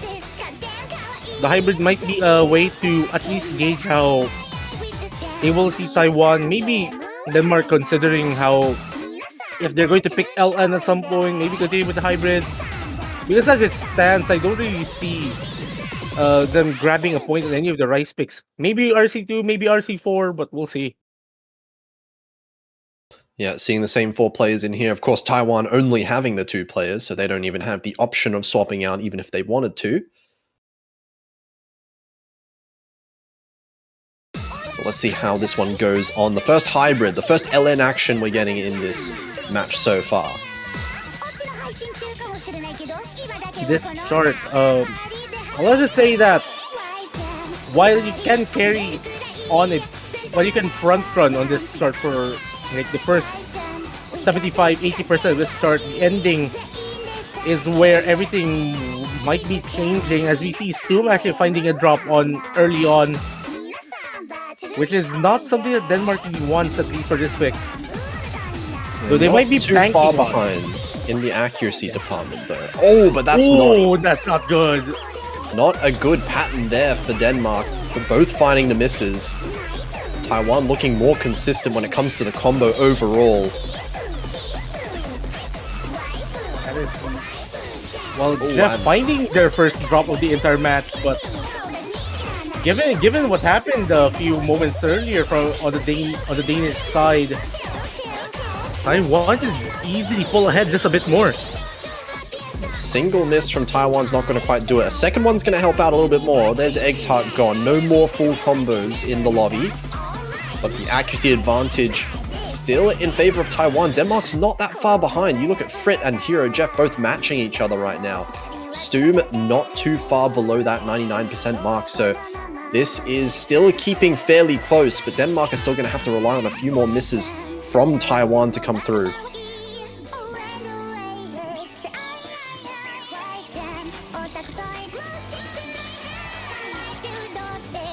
Denmark needs something on the Taiwanese side to happen while making sure that they're able to maintain this consistency that they have been showing over the past third of the start. Unfortunately, we find 2 drops here coming off Stoom as this chorus starts, and man, this is getting rough. This is getting pretty hard for Denmark to claw back what Taiwan has built up. And we're coming to the final section of this chart where it gets faster while the patterns become a bit more comfortable, but the speed is going to affect things. Yeah, and the accuracy lead way in favor. Oh, that's a trade of misses there from Frit and Hero Jeff, but Stoom also dropping more and more as this speed is increasing. The LN's really rough. Egg Tart finds repeated misses there. Another one coming through, but it's being traded by Stoom, so this score lead is going to stay in favor of Taiwan as we're in the outro now, and it is going to be Taiwan. A second break point coming in. They're going to lead 3-0, and that's a third MVP in a row for Hero Jeff coming in despite the couple misses.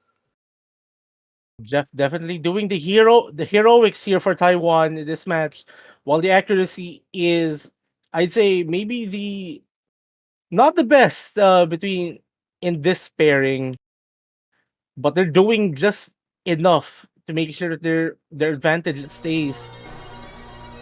Yeah, you'll definitely see that as a trend coming through with 7K and WC as well. As we're getting later and later into the pools, the exact accuracy, the exact ratio is going to start mattering less and less as that, we do see players that would start to stick out in terms of combo. Hero Jeff does seem to be one of those players that can absolutely keep up in the combo department. And this is an interesting pick, actually. Taiwan picking the Chord Jack chart. This is a very different angle to any of the maps that we've seen so far. This definitely changes things up. Maybe Taiwan is just confident that they're able to outact Denmark. I mean, we've seen it over the past 2 charts, but Chordjacks are a pretty different breed. Yeah, but when you're talking about Chord Jack accuracy, what comes to mind is not exactly like the misses or the 200s. It's going to be the ratio. And I feel like Taiwan, Hero Jeff has had some very good performances, but the ratio has not looked particularly solid there. As we're seeing early on, trade of misses from Stoom and Egg Tart. Hero Jeff as well, though. Ooh. I mean, we've seen some pretty funny scores of Chordjack picks from across every single tournament, even 4K as well. Like, we're seeing extremely good ratios with like a miss or 2 somewhere without anything, any great or 100. I think we're getting one of those cases. Another miss from Hero Jeff and Egg Tart and Stoom. I don't want to mention the last player, but Denmark doing pretty well right now, all things considered. The accuracy slightly in favor of Taiwan. We can see Egg Tart and Frit both matching each other in act. Stoom finding another miss. Maybe this score lead now flicks over towards Taiwan, but it's traded. Egg Tart with multiple misses now. And this is flickering back and forth. It's coming down to individual misses. Stoom finding the miss. Denmark and Taiwan are playing hot potato with the lead as Frit finally finds a drop and gives Taiwan the advantage that they might need going to the final third of this chart. That was the last full combo gone for Denmark. No full combos on the entire board now, but Fritz still with the highest score in the lobby. Not looking like it's quite enough. It's looking like Taiwan is going to start to solidify a bit of a lead, but they have to hold on to the combo to really make this a reality. But Egg Tart finding a miss. That might just be enough to flick it back over to Denmark. The second miss definitely does it. As we're getting into the outro now, Stoom training. And it's just going to be which team is going to be the last one to miss. Stoom finding another miss. This is 6,000 points. I think that might be enough as long as Taiwan hold on. Egg Tart with another miss. But this lead, I think, is starting to solidify in Taiwan's favor. I don't think Denmark can come back from this one, unfortunately, at the very end. And we can see... Yeah, these are definitely Jack scores, all right. Definitely Jack scores. More misses than 200s. That's how it goes with Hero Jeff here on the Jack picks. But we can see, I'm not a fan of that pick from Taiwan. That was much closer than any of the other picks we've seen so far at the very least. And it definitely felt like Denmark had an opportunity at some point to be able to take that win. Now we're seeing Rice team here from Denmark. And honestly, we should have seen this way earlier already, I would think.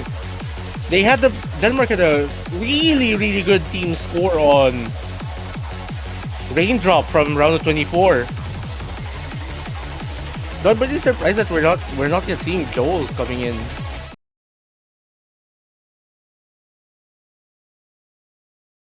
Yeah, I wonder. It's possible that some of the players from Denmark are not here at the moment. I don't think I see their names online. But regardless, this is going to be the same lineup, the same 4 players being put in for every map so far at least. As now we're into the other Chord Stream map. One that is a little bit slower. So maybe that means that might be a bit more comfortable for the players on Denmark in particular to be able to hold the combo on. It looks like that's the case, at least out of the opening here. But accuracy in favor of Taiwan just by a little bit. There's a drop there coming from Stoom, which will give Taiwan a bit more breathing space going into this break section. And this is not really somewhere you want to find the drop, as we saw from Stoom as this section started. Something that I kind of want to take note is that, at least especially for the start of these starts, Stoom actually finding the worst accuracy of the 4 players. Whenever a chart starts, I'm not sure if there's any issue or something, because I'm pretty sure that even in the previous round, like, this wasn't an issue at all, at least for them. Yeah, it could just be just a symptom of the harder map pools coming in, this being, of course, much harder than the quad stream picks that we had in the round of 24. But here's some repeated misses coming in. Other 3 players still holding strong with the full combos. Actually, Frit with the highest accuracy in the room right now, so doing very well there. But as a team, the team score from Taiwan just doing that much better. 37,000 points the lead now. Half the map left. It's just not looking like very likely for Taiwan to mess up if they keep playing as they have been. Assume has already dropped below 98% going into the final third of this chart. Not really something that you want to see if you're Denmark, but at this point, like, you just really want to get this chart, get through the start as soon as possible. Like, just try to aim as high as a score as you could. Try to regroup, because after this, Taiwan will be at match point and Denmark will be on the verge of elimination from this tournament, which I would think is going to be the first elimination as well to be made in this entire World Cup. Yeah, and it only gets worse with a map like this. If you're struggling in the first half, you'll bet that you'll be struggling in the second half as well, as now this is where we can even see Egg Tart here struggling with the stamina a little bit, falling off towards the end of this map. It is a fairly long one, so it makes sense without that many breaks that you'd be running out of stamina. There goes all the FCs, actually. Whole board being wiped just in an instant towards the end, so no FCs we're going to be seeing on this one. But it is going to be Taiwan with another very solid win here. And actually Frit with the MVP at the end. That's 2 in a row. Unfortunate misses at the end, though. Actually, for the entire board. Yeah, there were like 3 FCs before that last, like, kind of third quarter of the map right there. But yeah, that will be Taiwan winning 5 in a row, and now they actually get their own pick in order to try and close off this match in a sweep. There are still, I mean, all of the LN picks still up, and it looks like they're going to go for that one. This is the one that they protected, in fact, so it makes sense that they would want to go into this one now. And honestly, at this point, even with this being LN, I mean, we've seen how the past 2 chord stream picks have went, and this is as close as you could get to a chord stream pick in the LN side. Like 200, like almost 200 BPM, practically. Basically, it's a chord stream chart, really, if you just turn every single note into an LN or some sort. Like, there's some control sections here that both teams must be careful. But other than that, it's Taiwan's job now to take this match home. Yeah, we'll see. We'll see. Definitely possible. There have been some moments in the match where it felt like Denmark has been able to keep up with Taiwan, so maybe the LNs might fare better for them. We'll have to see. But it's going to be difficult if Taiwan keep playing like they have been. Early misses there. Egg Tart and Stoon both trading early. But Frit as well finding the miss. That's going to be Hero Jeff with the only FC once again. We're going to get a bit of an early lead for Taiwan. And here we go with the wub section. I was about to say both of the teams actually going into this section very well, as we saw Egg Tart unfortunately finding a drop as Jeff. Oh. Alright. That's 3 there. Yeah. So both of the Taiwanese players and Stoom all missing. Frit holding on to the high combo now, the only one that has it for now, but it's 20,000 points off the back of this accuracy overall. Frit and Egg Tart both matching each other, but Hero Jeff having the highest act in the lobby. Frit and Egg Tart both trading. Egg Tart actually having a really rough time on this section right now. It's going to help the score a little bit, but Stoom finding a miss there is going to reset things a little bit more. And this lead is going to be maintained going into the last third of the map. And now we're about to enter one of the harder sections of this entire chart. Like, while the density doesn't pick up really that much, the patterns here get a bit technical, and we see troubles here from the Danish side. And I think Taiwan is at the verge of scoring the first win in the losers bracket. About to send Denmark out of the tournament. Yeah, Just we're a in the few more outro there. moments left. Yeah, a few more misses there coming through from Denmark. Looks like this one is over. Taiwan managing to pull off the clean sweep, winning their match against Denmark here in the losers bracket. Unfortunately, Denmark putting up a really strong showing, especially, earlier on in that round of 24, but they are going to be eliminated from the World Cup here. It's so weird to say that we're seeing the first elimination of the World Cup on the third week of matches. Yeah, that's just how If it you goes, notice. Yeah, Yeah. round of 24. It's a kind of awkward, slightly awkward number, but that is just the most realistic number based on the strength of the teams. So it does end up being that way. Good job to Denmark, but congratulations, Taiwan, not Thailand. Taiwan are going to be moving on into the next round, the semifinals next week in the losers bracket. Wait, actually. They No, still have a match they're tomorrow. not. Never mind. Okay, they have a match tomorrow. Aha. Yeah. Okay. And if I'm not mistaken, they should be facing the winner of Brazil versus France. Okay, I completely forgot about the conditional matches. So yeah, make sure you stick around because conditional matches are going to happen tomorrow. So yes, Taiwan is going to need to win one more match if they want to make it towards the semi-finals in the losers bracket. And their opponents are going to be pretty spicy, regardless of whatever the result is going to be. But anyways, we will be back in just over an hour from now for a match. And I think this is going to be one of the spicier matches coming off the losers bracket. We have Germany facing Estonia here in the quarterfinals of the Oceania 7K World Cup 2024. Yeah, another losers bracket match, so we're going to see the second team that is going to be eliminated as well in that match.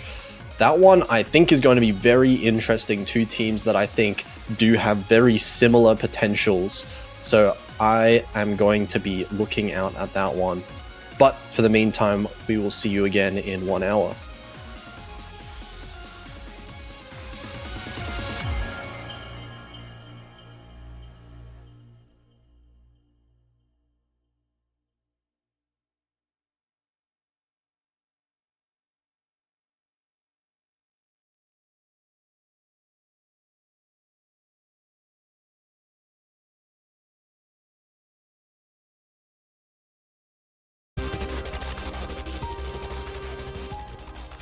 Alrighty, hello everybody, welcome yet again to another stream for the Osu-Mania 7 Key World Cup 2024 quarterfinals. We have the United States returning once again in this losers bracket, trying to make it into the semifinals, but in their way is Germany, the number 18 seed, in the same spot as them, trying to get themselves into that semifinals spot. I'm Toph Daddy, one of your commentators, joined by Sparky. How's it going? It's going absolutely fantastic. There is no rest for the weary for those in the lower bracket.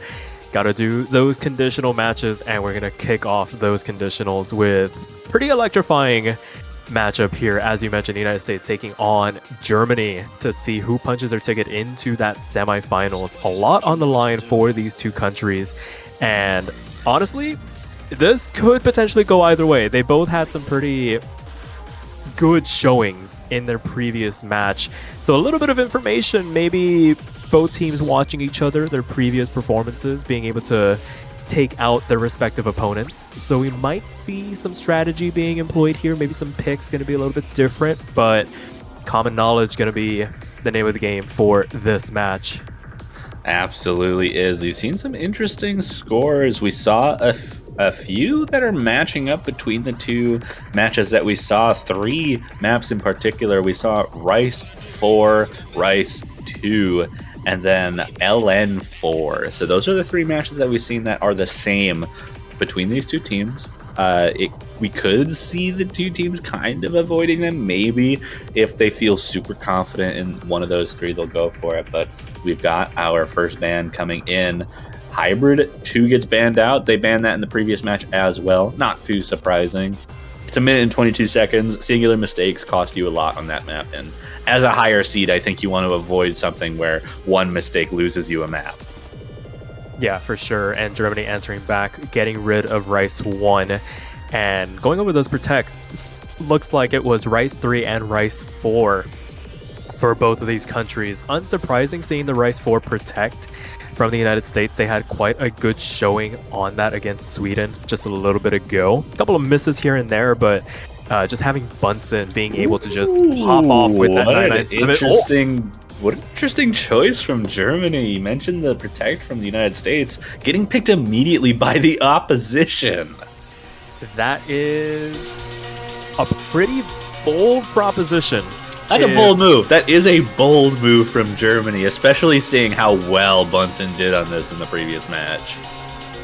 Yeah, for sure. If they can replicate that, especially because of the fact that there really wasn't that much turnaround between their previous match and this one, could still potentially be on a bit of a hot streak. Maybe hasn't cooled off from that earlier match, so could potentially replicate it. Looks like Germany maybe wanting to test how fatigued this United States roster is by going for that protect. It's so easy to swing a good team score on this, but on the same token, very easy for it to just completely fall apart if things go cataclysmically wrong.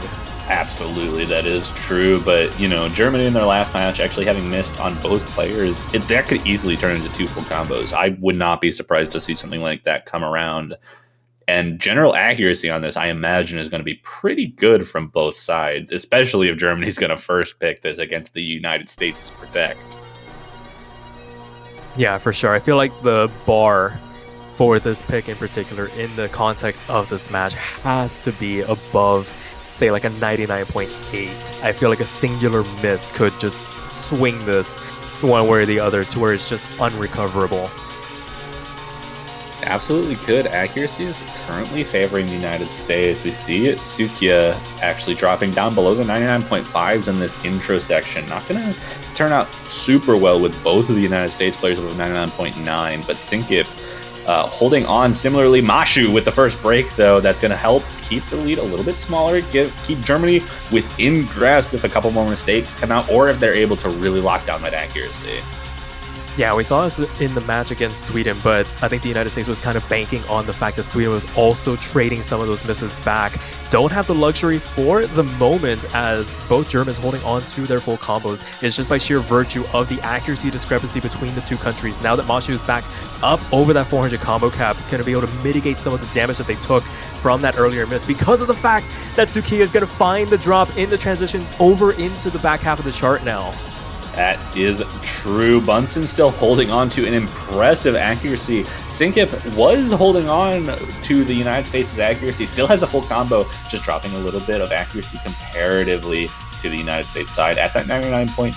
Mashu, despite the break, was pretty clean, still holding up on that high 99.8, and that miss from Sukiya is doubly painful because they were already on the lower end of accuracy compared to the other three players in this lobby.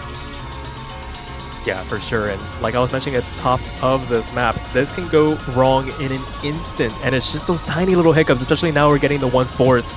Those little bursts starting to sneak their way into all the 1-2 chord jack that you've been playing. Trying to keep your composure through some of those rolls is of the utmost importance. And right now, just little chips of damage on the side of Germany, not getting answered back by the United States. In fact, they are climbing as we approach this ending. And that's going to do it. An impressive team score from the United States. One miss overall. No 200s on the board from the United States at all. And that's just a tough score to beat. Yeah, when you're on, you are on and dialed in. Look at that score from Bunsen, able to replicate. And I think they even improved on their performance against Sweden on this map. Another 997 coming through here, the V1SS as well. Showing Germany why you don't pick your opponent's protect. They can do it.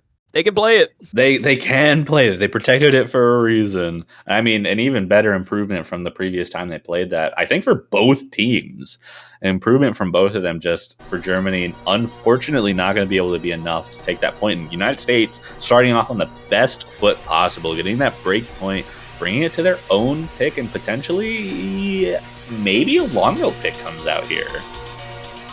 Potentially, it does open the door for them to maybe venture out away from what they were planning on going for. You can get a little risky with this pick. Now you have the breakpoint in the back pocket. Oh, Hybrid 3, though, comes out as the pick.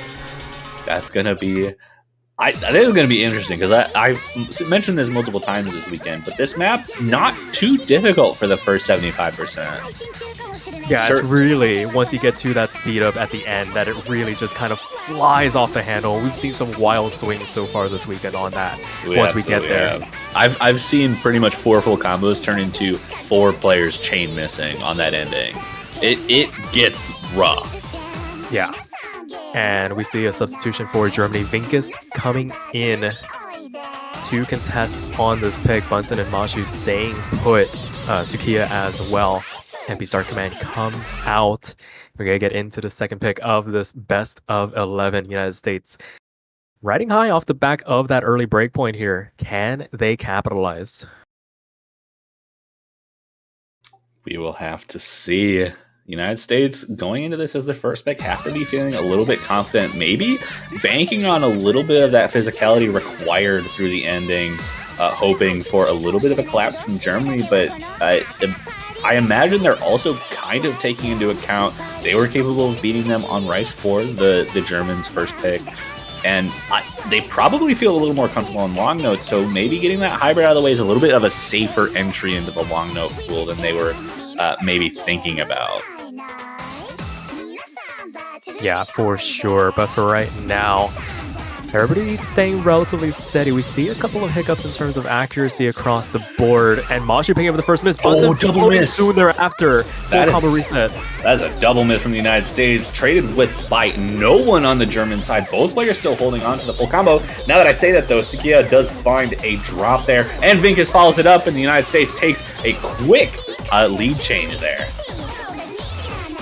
Yeah, no harm, no foul at the end of the day, as Germany responds with a full combo reset of their own, and now the United States, the timing becomes of the utmost importance. Another double miss. That is a double miss from them, but Bunsen trades one of them back. Mashu holding on to the combo in this slower section here, but that is still a 15,000 point lead for the United States going into this much slower section.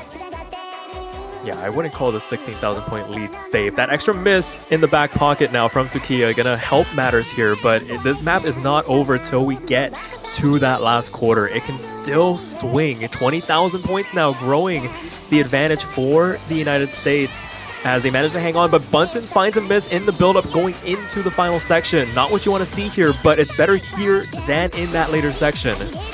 Yeah, a bit of a heavier long note section. Bunsen and Vinkist trade misses there. Mashu and Sukiya. Now that I say it, though, Sukiya does miss. Mashu, the only player above the 400 combo for the time being, holding on for the United States, keeping that lead about 25,000 points. Sukiya finds another break in this heavier long note section. We're about to exit through this chorus, and we still have that speed up at the end to get through. A lot can still happen. Yeah, for sure. You got to be able to hold your nerve. Everybody above that 400 combo cap, which is important. If you can hang on and your opponent starts to falter, this is the golden opportunity. But Vinkist, right on the offset, begins with a drop. Bunsen trades it back here. It is 30,000 points in favor of the United States still, as Vinkist, they're trading back and forth. Once again, Mashu falls as well. Sukiya is hanging on here despite everything that is happening. But even despite Sukiya hanging on, the accuracy advantage for the United States and the consistent misses from Vinkist there were enough for the United States to actually expand their lead to 36,000 there, and they are able to take their own point again. Starting this match off on the right foot is the United States. Germany, another opportunity to pick and hopefully get themselves into a better situation than they are now. Yeah, for sure. It got a little bit spicy there at the end. Unfortunately, there wasn't enough map for there to be anything. And with Vinkist starting to find those chain misses at the end, really kind of put a damper on any comeback potential from Germany there at the end. But when all said and done, the United States successfully capitalized on that breakpoint. 2 to the good now. Germany up to pick once again. What do they go for here? That is I mean, LN pool hasn't been touched. Maybe you go with something like that. Maybe you go with like Rice 5. Go with something a little bit more complex and hope for some misses. Go with something like maybe LN 4. Rice 2 comes out though, so we have Burning Star. I'm not sure I'm a fan of this pick after how Rice 4 went. Yeah, staying with the more straightforward picks, maybe not advisable given how, like you mentioned, how Rice 4 went, because Rice 5, Rice 6 offers that opportunity to kind of catch your opponent off guard with some of the more technical patterns, those grace notes, those flams that can really kind of throw a wrench in the performance if you're not too careful. But staking with the more comfortable chord stream, and especially with something like Burning Star, you bring Bunsen and Mashu back into the equation. Everybody in this lobby can swing a performance on this, and it really just is about mitigating the amount of misses you find on a chart like this. It absolutely is. And what is maybe important to mention about this compared to Rice 4, I think when it comes to jack play, especially in 7 key, coordination is so important. Finger independence and finger coordination becomes such a big part of the game that when you have something like jacks, that's still important. I think that's still true for denser chord stream, but I think it's less like impactful on like how comfortable something feels when it's chord stream versus like an awkward jack pattern in 7 key. So there's potential for that to come into play if Germany feels more comfortable on chord stream than they do on jacks. Then there's potential for this to go a little bit better than what we saw in Rice 4. Yeah, for sure, especially off the back of the fact that they did protect Rice 3, which is in and of itself basically another chord stream pick. So maybe there's something there that they know that we're missing, but they're going to have to perform on this. They're reeling at the moment, and it could potentially get worse. Did have some substitutions there while we were discussing that. Potato stepping in for the United States, and Sinkip coming back in for Germany to contest on this pick. Yeah, luckily for these two teams, they don't have to get too far into the really dense stuff. These early sections, not too bad. Bunsen, though, an uncharacteristic miss, traded back by Skia a little bit on the early side of this map for 400 combo. Not going to be quite as impactful as if a miss happens now, but the United States, with the accuracy and the traded miss, will hold on to a small lead. Yeah, I feel like this was what Germany was hoping for. Not the misses from Sukiya as you transition out of the break, but just catching the United States slipping up with a couple of misses of their own. Right now it falls on the shoulders of Sinkip to kind of keep the ship afloat as we continue on, but Potato is putting up a heck of a performance at the moment, holding on to the highest accuracy in this lobby. Bunsen in full support, accounting for the 7,000 point lead as we transition on into the second third now, with Sinkip falling. Both FCs gone for Germany now. Now there's just one FC left. Like you said, Potato holding on for the team. Skia finding another break, extending that lead for the United States. Both players, since that first miss from Bunsen, locking it in. We see that the accuracy from Potato actually drops a little bit. Bunsen now with the highest accuracy in the lobby, but everyone kind of even in terms of accuracy in the lobby. Sinkip just behind everyone else at 9.4, but Potato and Bunsen full team miss for the United States, and that's going to help shrink that lead just a little bit. Germany might be right back in this. Yeah, they're holding on. They're steady. They're starting to balance out their accuracy. They're chipping away at this American lead as we continue on into the last third. Now a tiny bit of a break for the players to kind of recompose themselves and regain some accuracy. Very importantly, both Bunsen and Potato now over that 400 combo cap, going to start getting full credit for their judgments once again, with an opportunity to again rebuild the accuracy that was lost. But Potato finds a drop. I think that's going to give the lead straight to Germany as long as there's no breaks. Accuracy from Sinkip actually higher than Potato right now. Bunsen and Skia exactly even. Bunsen with a break. Germany has the lead right now in the end. But Sinkip trades it.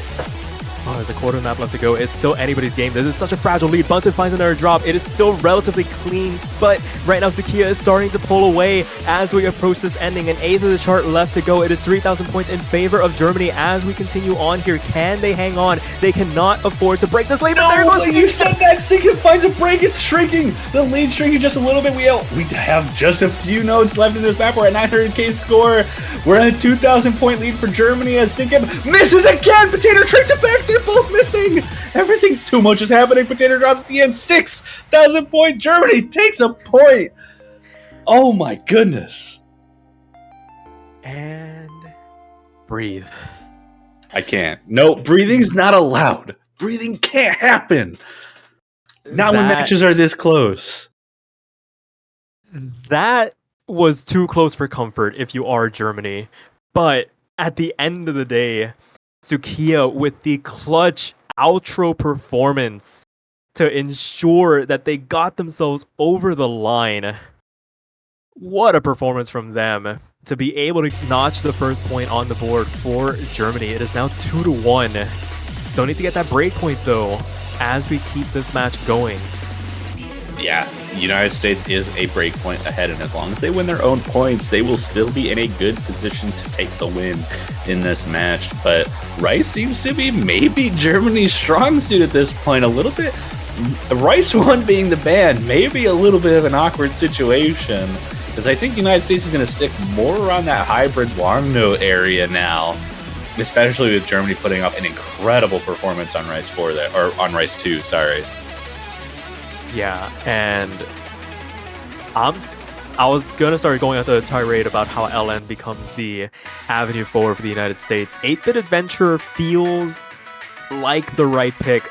Would have also enjoyed LN4 for different reasons, but LN3. I need to look back at the United States score on LN4 because it wasn't as that was really close between the United States and their previous opponent. And Germany had a solid score on this in their last match as well. Not on this, on LN4, I should say. But 8-Bit Adventure, a little bit of a different scenario, more Rice focused. And I have no doubt that all four of these players can handle it. It's just a matter of whether they're going to be able to read through some of the denser patterns. Yeah, it really does become the name of the game there. You can kind of pseudo play this as a court stream pick. Some of the patterns get dense enough, but there's enough staggered releases that can really punish you if you start to get a little lackadaisical with your technique here. So gonna be interesting to watch. Door is open for Germany to take this break point, but the United States is not going to make it easy as we get right on into it. Vinkus stepping back in for this LN pick. Yeah, still got Mashu and Bunsen in. Bunsen with an early break on the long nodes here. More density focused. Vinkus trading it back. Mashu also missing 1 FC left. Never mind, 0 FCs left as everyone finds a break in that intro. But the United States take the very slightest lead. Mashu misses again. All players except Mashu now above 400, getting full combo advantage here. Yeah, these full playfield runs are just going to pop people's combos as we continue on. Mashu, the next one to fall. Not answered back this time by the Germans, but they're still hanging on to a higher accuracy than Vinkus at the moment. If they can keep themselves ahead, that should play well for the United States. But Bunsen falling as well, not going to help matters here as Germany now being brought back into the fold off the back of 2 monstrous combos. Now 1 as Vinkus falls. Sukiya still hanging on here as we continue on into the back half now.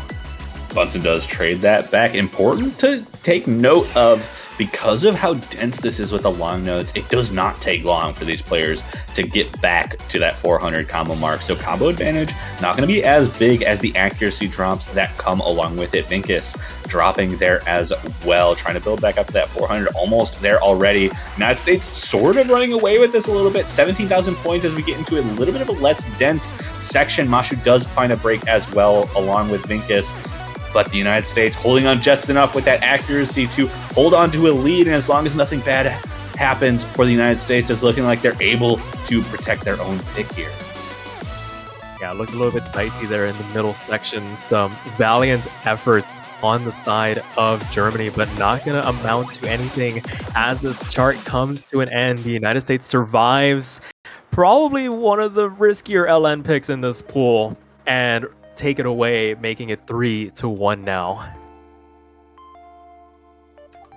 That is true. Germany not able to take away a break point just yet. They will need at least one if they want a chance to win back this match. But it is Germany's pick. They won Rice 2. I could imagine a Rice 3 pick coming out, given how well Rice 2 went. Yeah, I feel like they'd be very confident going into Rice 3. Now, given how Rice 2 went, there were some swings back and forth, but able to basically hunker down. And There, yeah, Rice 3 comes out almost immediately. So they picked their opponent's protect and their own, which interesting strategy for sure. Yeah, for sure. Maybe looking back on it, that Rice 4 pick maybe might have been a little overzealous. Maybe a bit optimistic. Maybe a bit, but I mean, if they're feeling confident like they have been on straightforward picks, I think Rice 4 makes sense as like that's what I want to attack. It's a little bit on the riskier side, but you still feel confident that you can perform it well. It just so happened that the United States also very good at that map. Yeah, and I mean, to be fair, in the long run, you do prevent that being used against you later on in the match. So you don't give the United States an opportunity to close out on that pick if you feel like you might have been at a disadvantage from the offset. So maybe some late game strategy being employed here, but now it means that they do have to get a break point away from the United States. Some opportunities will present themselves. There are some maps in here that could potentially give the United States a bit of an issue if they are forced to pick into it, but as it stands, it is still advantage United States with that breakpoint as Potato comes back in along with Sinkip for their respective countries. Yeah, same teams we saw for Rice 2. Not too surprising to see these two players come back in. Sinkip replacing Vinkus and Potato replacing Mashu for the Germany and United States respectively. That seems to be the confident Rice teams on each side, especially for like more straightforward stuff.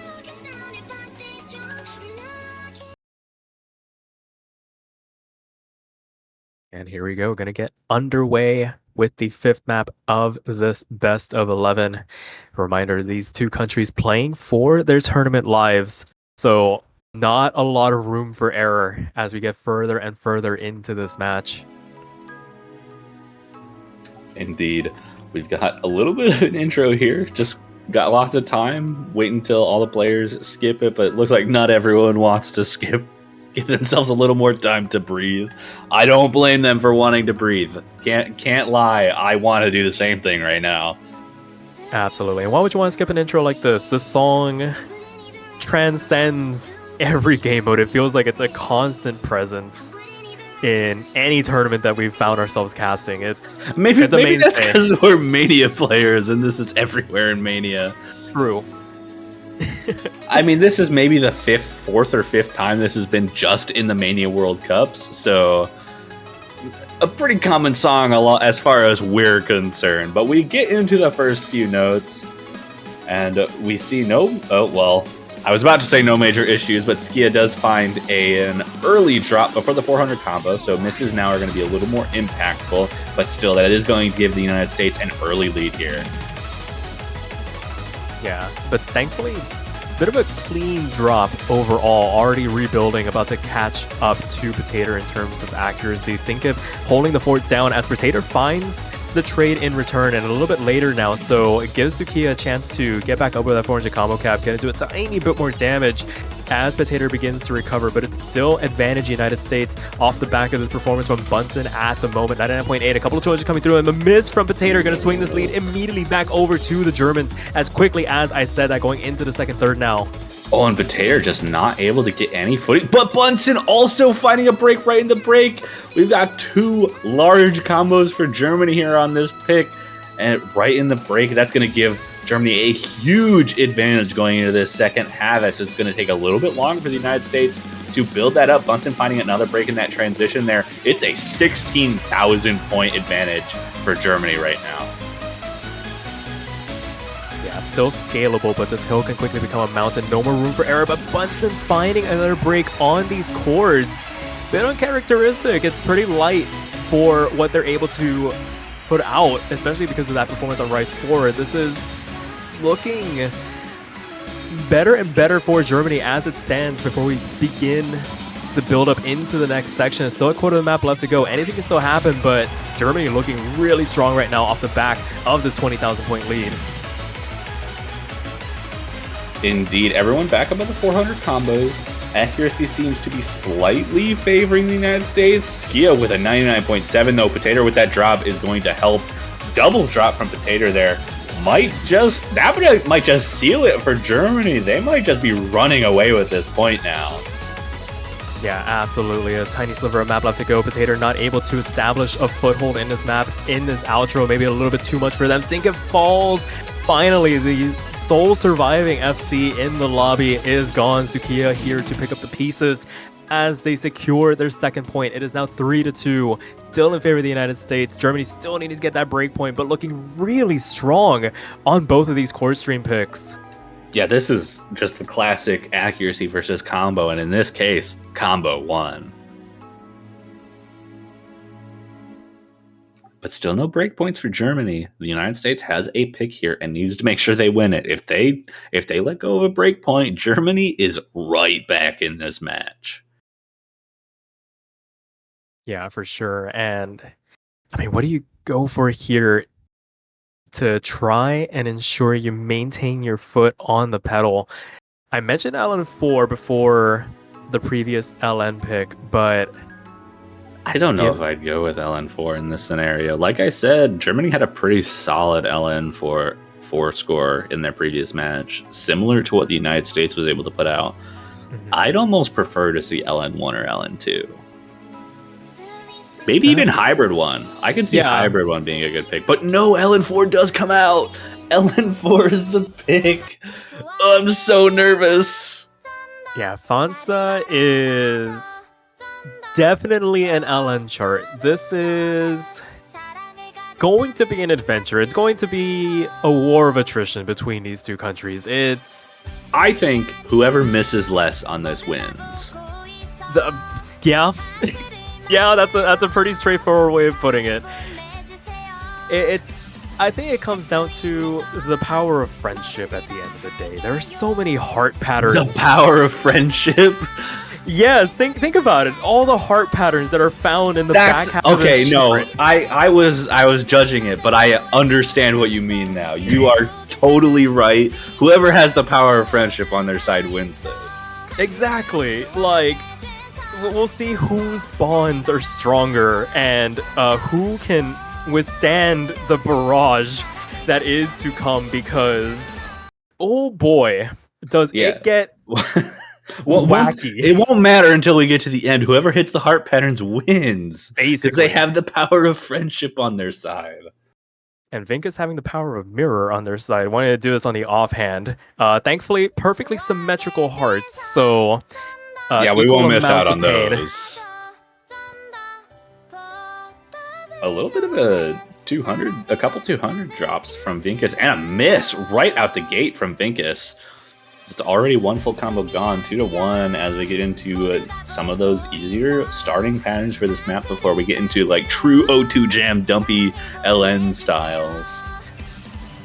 Yeah, this is not looking good for the Germans at the moment.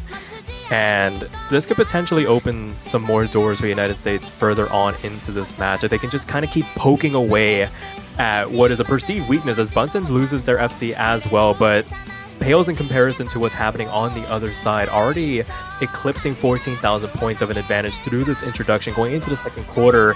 Despite Sukiya holding on to the highest accuracy in this lobby, it's the misses that are really doing the bulk of the damage right now for Germany.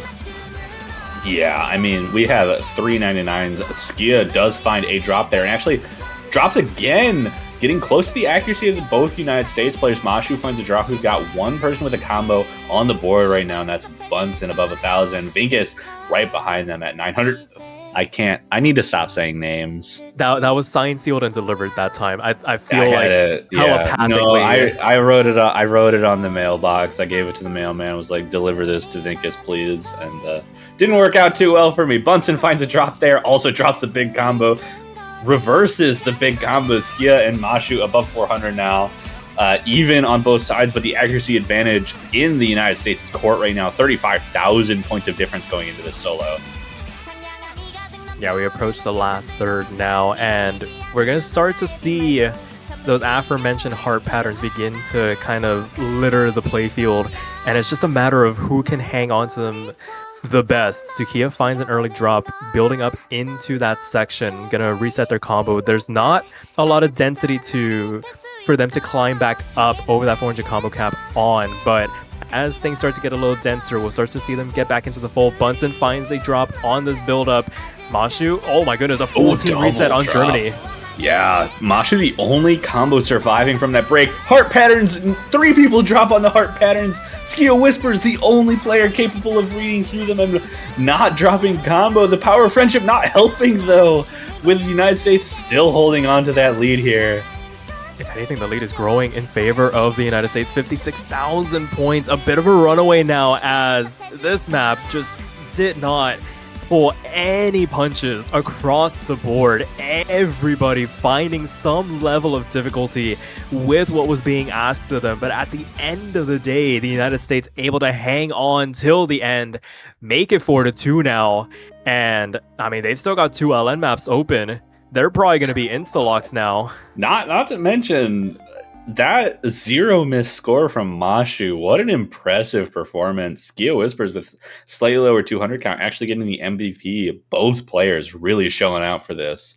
But Bunsen just getting that supporting score, able to bring the United States their victory on this, bring it 4-2, stop Germany from taking another break point. And it's back to Germany's pick. They've got 2 tech picks available to them, and then hybrid. There's no way they're going for any of the non-Rice picks here. I think it's either Rice 5 or Rice 6. I think Rice 6 is the right choice for Germany here. Absolutely, I completely agree. Breaking and entering only had 1 match play that map so far, and sure enough, Rice 6 getting locked in. Yeah, and that match was the previous match with the United States in it. So Germany knows what scores to expect from the United States team on breaking and entering. Cosmic Railroad not played. Not exactly what... They don't exactly know what's going to happen, but this is simpler on the pattern side of things. Just very varying in terms of like rhythm, and has a little bit of some awkwardness with some mini jacks. But certainly if they were capable of doing Rice 2 and Rice 3, I think this should be no problem for them.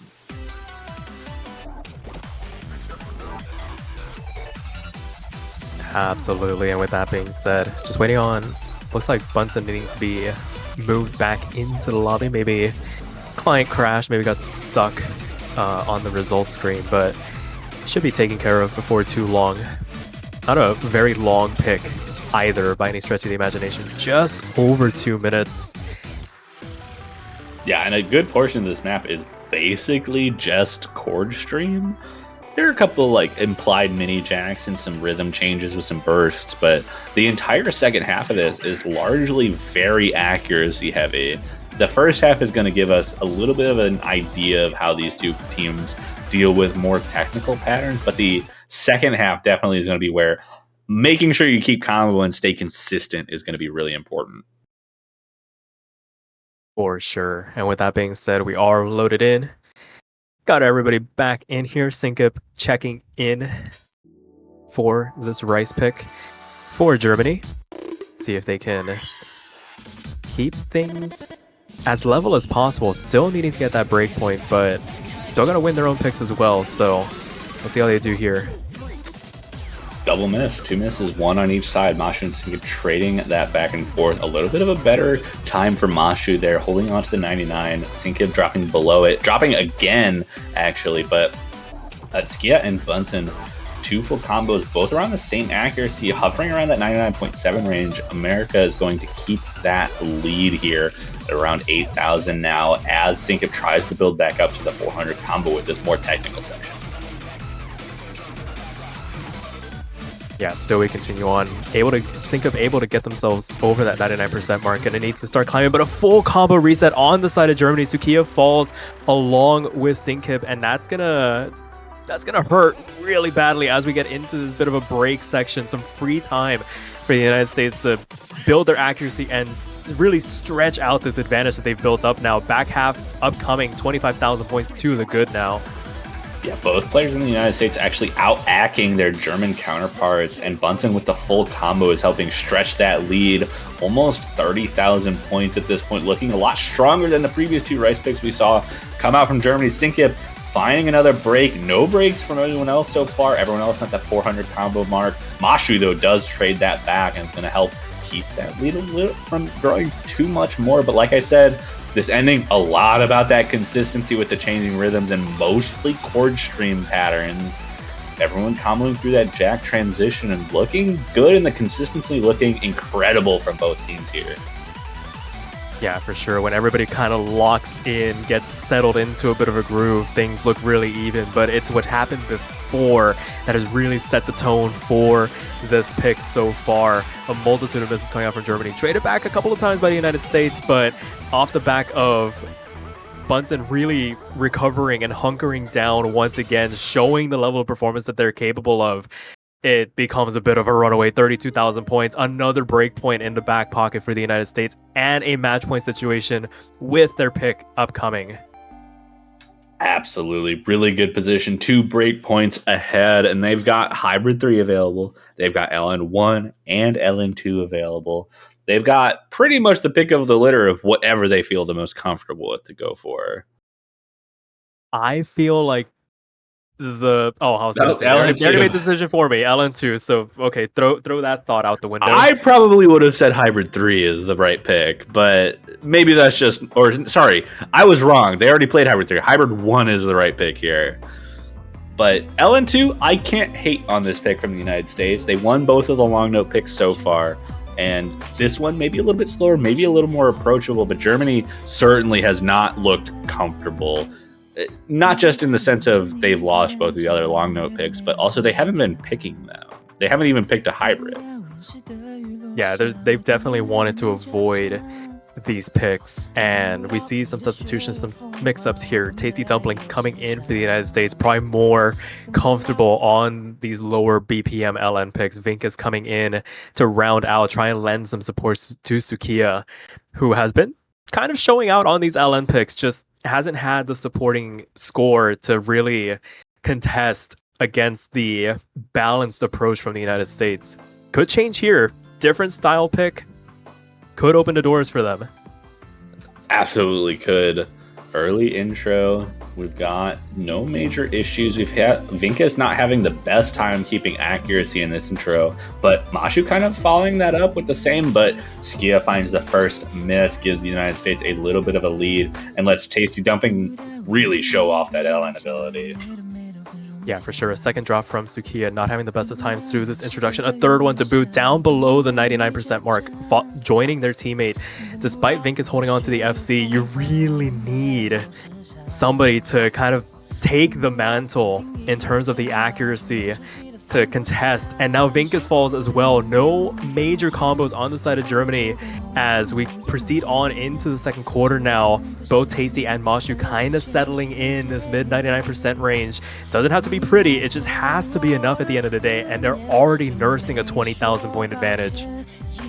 Yeah, and this is getting out of hand pretty quick. We got 2 full combos on the side of the United States, 0 on the side of Germany. Maybe to be expected from the United States pick, but they're at mid 99% each on the United States side. Skia able to recover pretty well, trying to build up to match with the United States, but that miss from Vinkas definitely maybe a little bit harder to recover from, holding around the mid 98s and allowing the United States to really hold on to a strong lead here.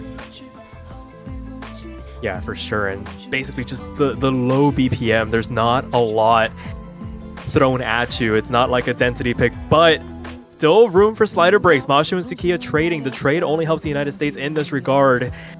As we continue on here into the back half, Tasty kind of just holding down the fort here for the United States. Still 32,000 points in their favor. They can afford to find a couple of these misses here and there. Can't let it get too out of hand, but it's still a nice cushion to work with at the end of the day.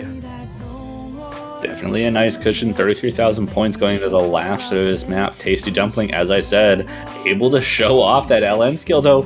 Skia Whispers, despite the couple of misses that they've been showing, still holding on, matching Mashu, finding another drop pretty clean from their side, though. Still holding on to that accuracy, able to just kind of keep Mashu from making a difference. It's all on Tasty Dumpling versus Vinkus here. And Vinkus, really, really good combo, just not able to recover that accuracy in this situation. Yeah, this combo would have been great if Sukiya was able to hold on to their FC as well. It might have cut this lead in half, might have put in some inroads for Germany to make a comeback, but ultimately it's a day late, dollar short when it comes to the performance coming out here. Admirable. It was an attempt. Fink is finally finding the drop here towards the end, but the damage is already done very early on in this pick. What a performance from Tasty as it comes to an end. Wow. That is how you close a map out with the FC, with the win as well. The United States punches their ticket into the lower bracket semifinals by a score of 6-2. Yeah, what an impressive performance from one of these players. Tasty Dumpling with the FC on 16200. Skia with an equivalent 200 count, just not able to get the full combo there and a better ratio. So this could have been a completely different game if we saw a few fewer like combo breaks in this scenario. But Germany taking 2 points off of a team 8 seeds ahead of them. An impressive performance nonetheless, and certainly showing that they were no joke when it came to this match. Yeah, for sure. On any given day, could have been a completely different story here, but ultimately the United States getting the job done when it mattered. And that will do it for the Saturday block of matches. We've made it through a large majority of that first chunk of the weekend. We're going to take a pretty sizable break now. The next match going to be winner's bracket showdown. It's going to be the Philippines taking on Japan at 11 UTC Sunday. Yeah, actually the last winner's bracket match of this weekend. Every other match we have, Russia versus Indonesia, Brazil, Taiwan, and Poland, Vietnam are all losers bracket matches, all for their lives in the semifinals. Winners of all three, actually, so Philippines and Japan already in semifinals. One of them will be in the losers bracket, but the other 3 matches fighting for those last 3 spots in semifinals. So it's going to be an exciting block of matches tomorrow. Yeah, absolutely. A lot to look forward to. And Toph, I don't know about you. I love all the teams that have been participating in this World Cup. This expanded format has really allowed us to see more countries, what they have on offer. Is there any way I can support any of the countries on display here? My goodness, Sparky, I'm so glad you asked, because I too am really happy that we've gotten to include 8 extra teams compared to the previous years. We got 24 teams that you can all support by buying banners from the Osu store.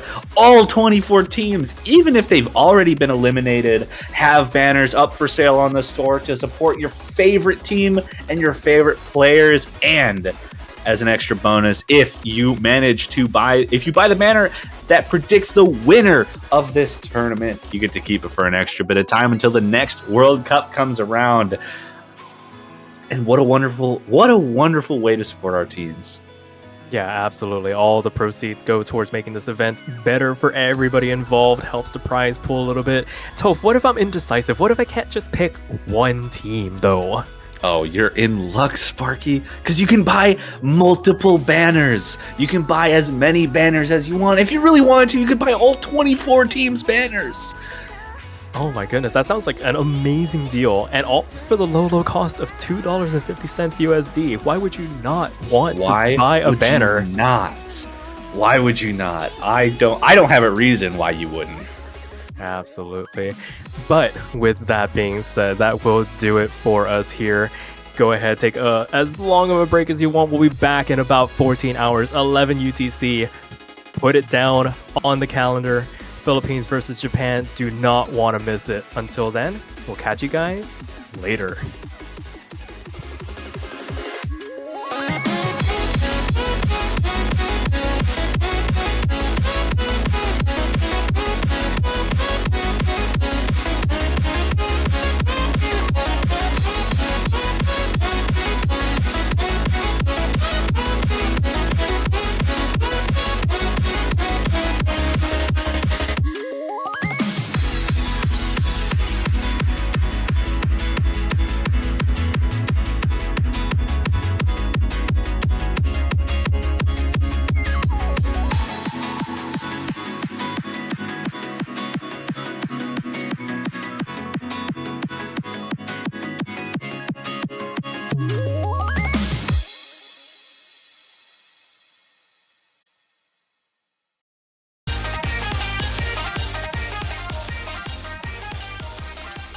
Hello, everybody. Welcome back to some more Osumania 7 Key World Cup 2024 action.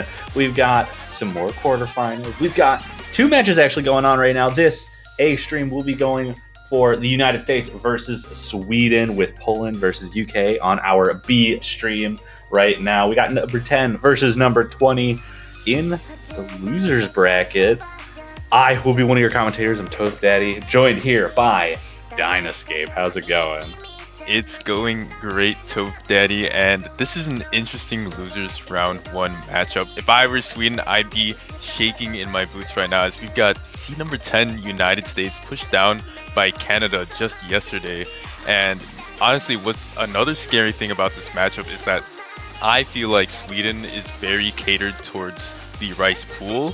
And knowing how the US likes to play, they like to play rough, they like to get physical with it. So they might have to be pushed out of that Rice pool and try to look for other avenues of gaining points in this matchup. It's, certainly going to be interesting. Sweden, in the past, I mean, I know them more so from 4Key, and a few of these players are very, very good 4Key players historically on the World Cup teams for a long time. And they've always been kind of just very well-rounded, just everywhere. So I don't know if there's really going to be a comfortable way for the United States to navigate this match. Yeah, for sure. And with bans coming out, Hybrid 2 coming out very quickly on the side of the United States, and of course, Sweden is going to go for a ban on Rice when they do not want to test the US when it comes to speed.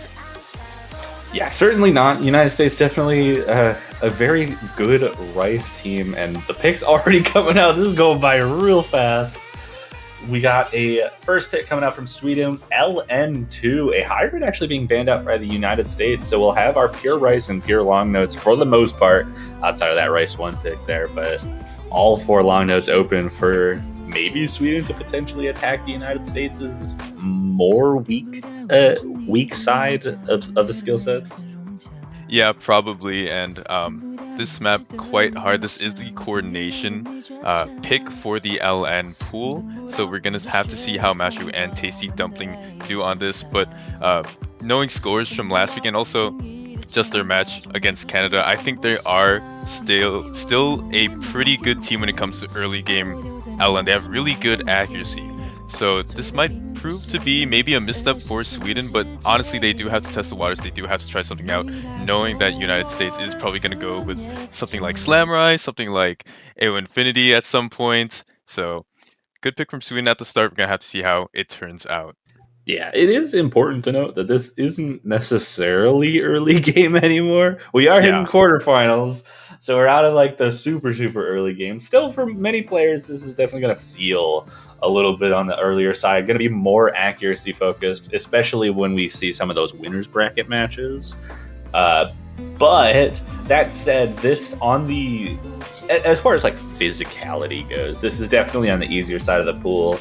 So any kind of reading difficulties that are going to come out of this is fully on the coordination and a long note release side of things, as opposed to like high density kind of speed and physicality, which I think is going to favor Sweden a little bit. But out of the gate, the accuracy advantage heavily in favor of the United States.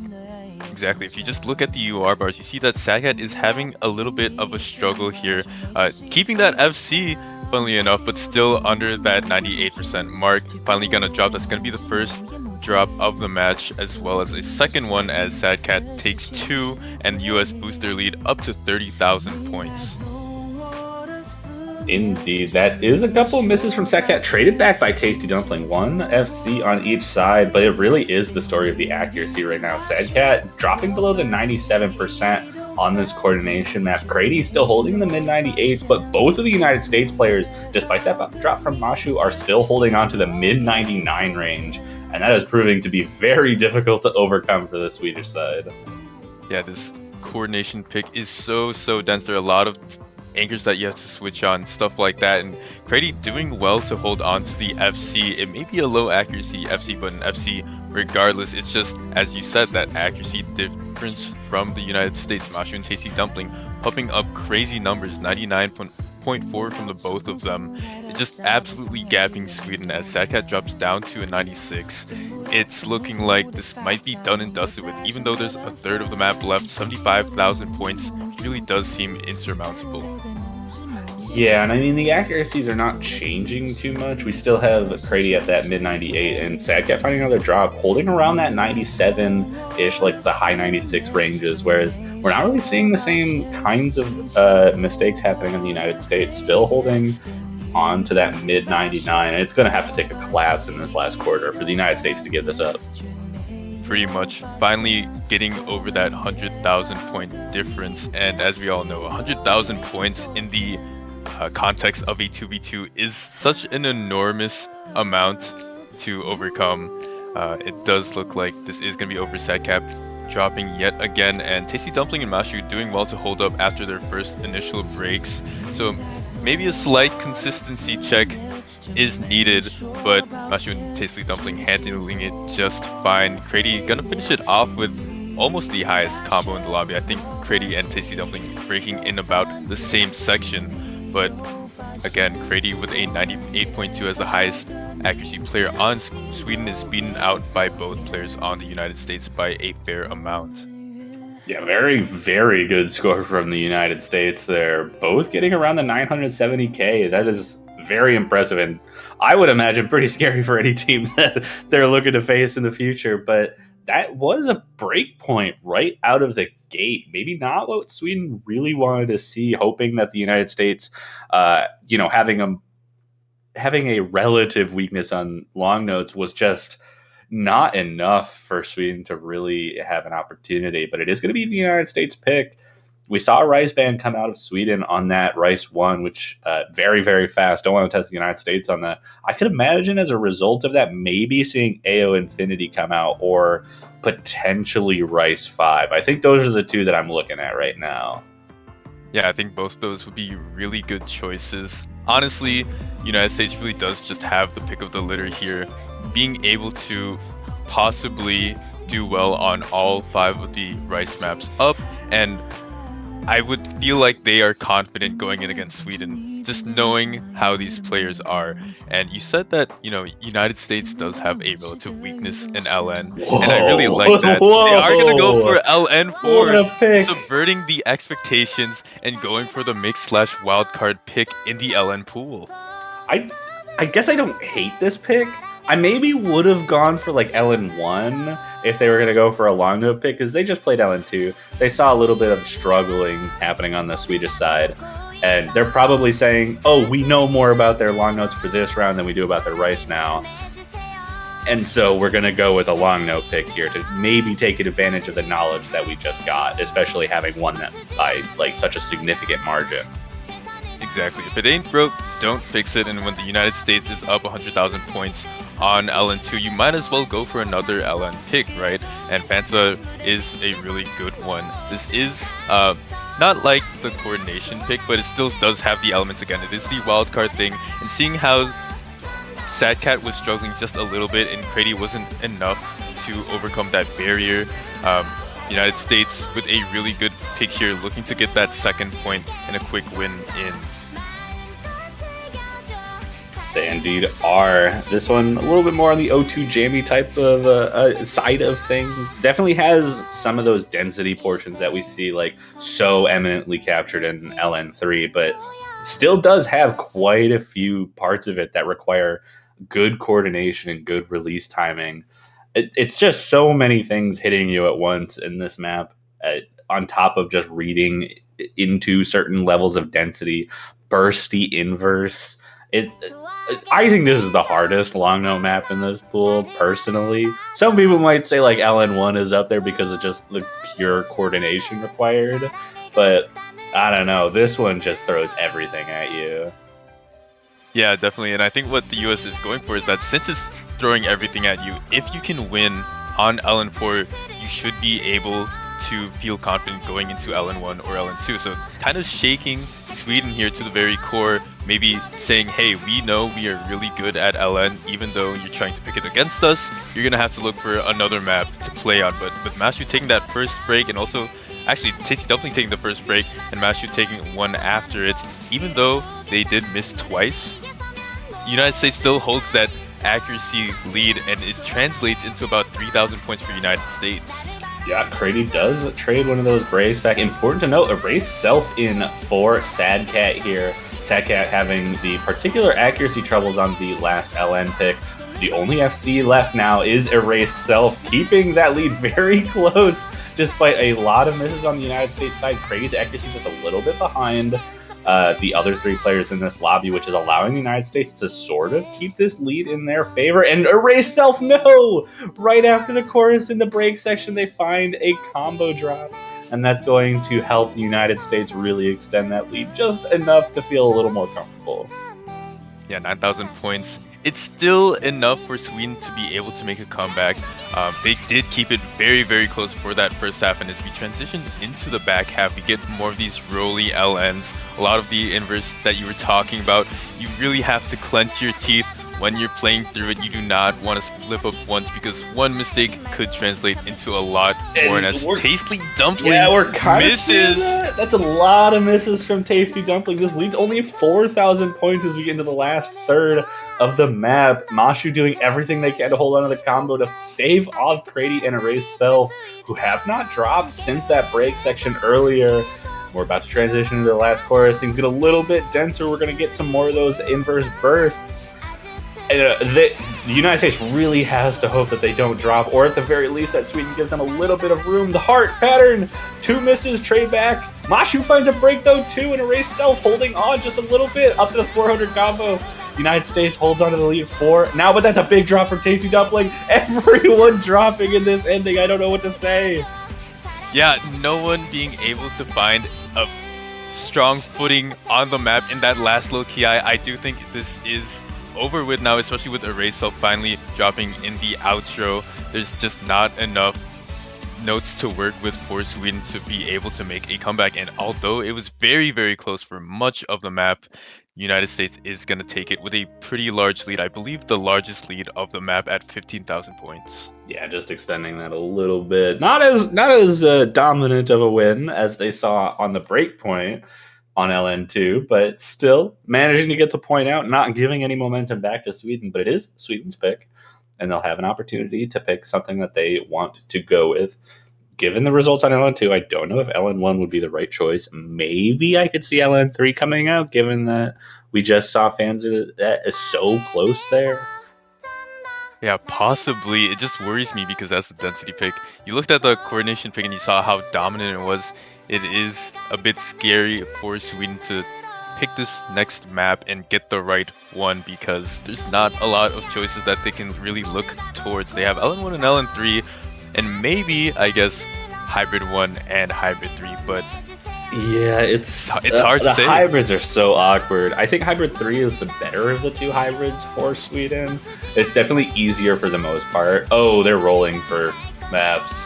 Oh no. Oh no. A 2 says AO Infinity, but that's a really bad pick for Sweden. Yeah, definitely. Like, when you know that Bunsen and Mashu on the other side of the screen for something like consistency, for something like stamina, that's a very scary pick, but they are going to go for Burning Star instead. This isn't that much better, but it is better than Rise 3. Yeah. I think this is definitely in a position where it's accuracy focused enough that if Sweden has the players to keep up and combo this, they could definitely put up a fight on this. I have no doubt in my mind that that's possible, because it's not that fast. It's just about reading through the density and getting good accuracy. And if they can do that, they can absolutely win this. Yeah, 100%. I think Sadcat and Erase Self are definitely players that are very capable of being able to take on Mashu and Potato on this map. I think that maybe just initial accuracies or innate accuracies from both Mashu and Potato will be slightly better than Erase Self and Sadcat. Oh, especially when Bunsen comes in. But, I mean, anything can happen, and even though it's slightly a consistency check, you can always take a miss and Sweden can capitalize. Oh yeah, absolutely, especially on a map like this. It is 2 minutes and 46 seconds. There's a little bit of a stamina element to this, despite having two pretty notable breaks in the map. But the density and the length of this definitely going to eat away at a little bit of that mental and physical stamina for these players if they aren't trained well enough on it. I imagine the United States should be just fine on this. They've shown throughout pretty much all 3 stages so far that their rice capabilities are more than good enough to handle this kind of stuff. And we're still not even at the point where the dense chord stream from qualifiers really matches up with what we're seeing here. So we're still a little bit on the easier side in that sort of sense. So I imagine the United States should be fine, but like you said, one miss is enough if the Swedish side can keep up. For sure, and we are getting right into it. The density hits you almost immediately. We see that Erase Self is struggling a bit in terms of accuracy, but Sadcat is able to match Potato and even do better as Potato takes the first miss of the map. Yeah, and Erase Self building up that accuracy already back above the 99%, trying to build it up, and that miss might just give an opportunity to keep this lead just about even despite the accuracy disparity. A 99.90 from Bunsen, though, keeping the United States in the lead as Potato hits that 400 combo maximum. Yeah, Bunsen always just the immovable object. So good at rice accuracy, and honestly, it's gonna be so hard to match him. It looks like probably Potato is gonna need to take a couple more misses if Sweden is to find some inroads into the match, but that's not the right person. Erase Self is gonna take a break. That is going to be a break on the Swedish side. We got one full combo to one, another break from Erased Self as well. So it's Sadcat versus Bunsen right now, but Erased Self finding a little bit of reading issues as the density sort of picks up in that first section. We got a little bit left until we have another break for these two teams. It does reduce the density a slight bit. It looks like Erased Self was able to kind of bring themselves back, get up to the 400. Potato trades one of those breaks back, but it is still a 25,000 point gap at the moment with how many notes are in this. That could be difficult, but Bunsen, that's a big break for the United States. But no, Sadcat finds a break going into the break. Oh my goodness. That was such a tragic break. So unfortunate. And at this point, it's going to be really hard for Sweden to catch up. 25,000 points for the United States, and Bunsen isn't stopping when it comes to the accuracy. I mean, Potato did take a break right now and does have less accuracy than Sadcat. However, it just seems like the accuracy isn't there for Erase Self. I mean, just a lot of late notes hit. Shaky MA. The misses were pretty clean for Erase Self earlier on the map, but took a lot of late 200s when the density really gets up. That is true, but their holy combo Sadcat does trade that break from Potato. It was looking like that lead was shrinking just a little bit. We have just a little bit left of this map, though, and as long as the United States players don't start falling apart, it looks like this lead will stick around that 25,000 score and allow the United States to take another break point. Potato, fighting another couple drops, but Erase Self trading that back, and that's going to be a second break point for the United States. It just goes to show how close it could have been. You really did need Bunsen to do what he did. I mean, he did take one miss, but a 987 definitely lends itself to the United States victory. Okay, that score from Sadcat's really funny. 969999. It's unrelated to anything, but I just think that's funny. Still very good performances, beating out one of the United States players there. It was just the difference in accuracy between Erase Self and Bunsen there that allowed the United States to take that lead. Exactly, and United States being up 3-0 is such a big deal in first to six, especially when you have that next pick. So where does United States want to go for next, Toe? Ooh, where would I go? AO Infinity, I think. Actually, if I'm in the United States shoes, I think breaking and entering is the right choice. I can definitely see that. Forcing Sweden to play something that's so difficult to get good accuracy on and so important to have high-end rice ability, but they go LN1, I don't hate this pick. I think this is a lot more similar to LN2, and if Sweden has the same roster that they did on LN2, I could imagine the United States having a similar kind of breakaway score, as long as they're comfortable with this kind of release play. Exactly. I'm not sure if Sadcat is going to switch out for Crady. I know that all three of these players can really support each other on different LN archetypes. However, United States still rolling with it and going for LN1. That LN4 pick did work out. It wasn't as dominant as Ho Hui, which was the coordination pick in LN2, but it still worked, right? So I think they're just going to continue with it, and seeing that maybe Sweden has less innate accuracy than them, release is a pretty good choice. Yeah, for sure. And I think maybe the logic here is, again, we've seen our long notes capable of taking down Sweden, especially on the release side of things. And we know that Rice is potentially too straightforward, and one or two drops could absolutely lead to a disaster. I am kind of curious to see if hybrids ever come out, because we did see a hybrid 2 ban from the United States, but I almost figure that that's not a hybrid issue, it's a length issue.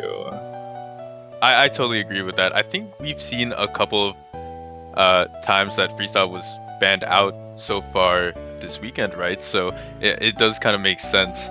So United States looking to get that 4th point and just inch closer and closer to match point. It's been pretty dominant so far. Maybe the closest map has been Fansa, which was LN4. Sweden's gonna need a big play here in order to get their own momentum rolling. Indeed, and we do see Sadcat swapped out for Crady. So Sadcat, the low performer on LN2, not playing in this release map. So I could imagine this gets a little closer if we're seeing a little comfort from Erased Self over Sadcat or Crady here. But you know, if you're taking out someone who's really comfortable on those long notes, you'd almost imagine that it's going to be hard to really win this. We see a little bit of an accuracy advantage right out the gate, though we have not gotten into the really difficult parts of this map yet. Yeah, no, not at all. The lead still is being built up little by little, even in these less dense sections. However, Crady does have a chance to maybe make some of that accuracy back. They do take a slew of late 200s, so dropping down under 99, and Ray Self battling with that themselves, but Tasty Dumpling and Mashu are in sync right now, both basically getting the same score and leading quite a bit. Tasty Dumpling taking that first miss. Yeah, and despite that first miss, there's still about a 15,000 point advantage for the United States solely based on that accuracy, though it is a lot closer than what we were seeing on LN2. That miss is actually traded back twice over from the Swedish side, with both Crady and Array Self now just starting to get lost.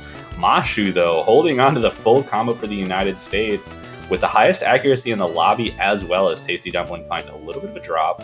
And we go into the second half where this is just a repeat. And as long as nothing goes wrong, as long as we see pretty similar performances in the second half as the first, I imagine the United States will start to run away with this a little bit. For sure. Definitely just take Mashu and Tasty Dumpling getting a slew of misses or bad judgments in order for Sweden to maybe catch up with the race, taking another drop, and Crady not doing so well in terms of accuracy.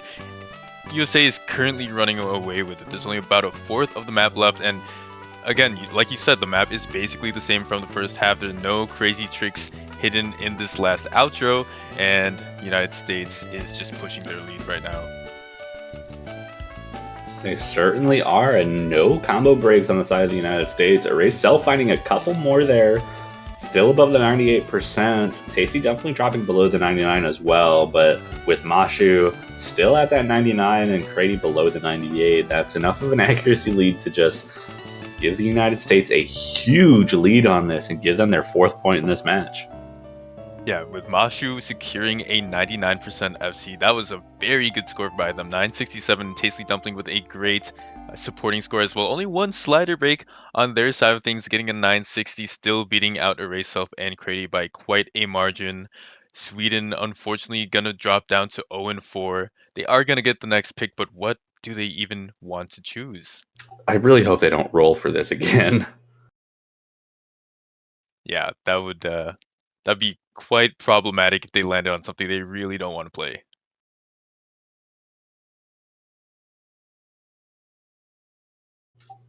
If I were to think about what Sweden has the best chance on, again, I'm looking at Hybrid 3 and LN3. a little bit as those potentials. I could also see Rice 5 or Rice 6, sorry, not Rice 5. Rice 6 or Rice 4 could also be in that position. They rolled again. I don't know what they're doing here. They rolled a 5. Maybe they're going Rice 5 with that? And as you've talked about, if they go for Rice 5, that probably is not the best pick for them. Yeah, and there's Rice 5. This is going to be a rough one, I think. But hey, this is another one that's really difficult to be consistent on. I could see the United States faltering a little bit on this, and even though everything in my mind says that this is probably United States favored.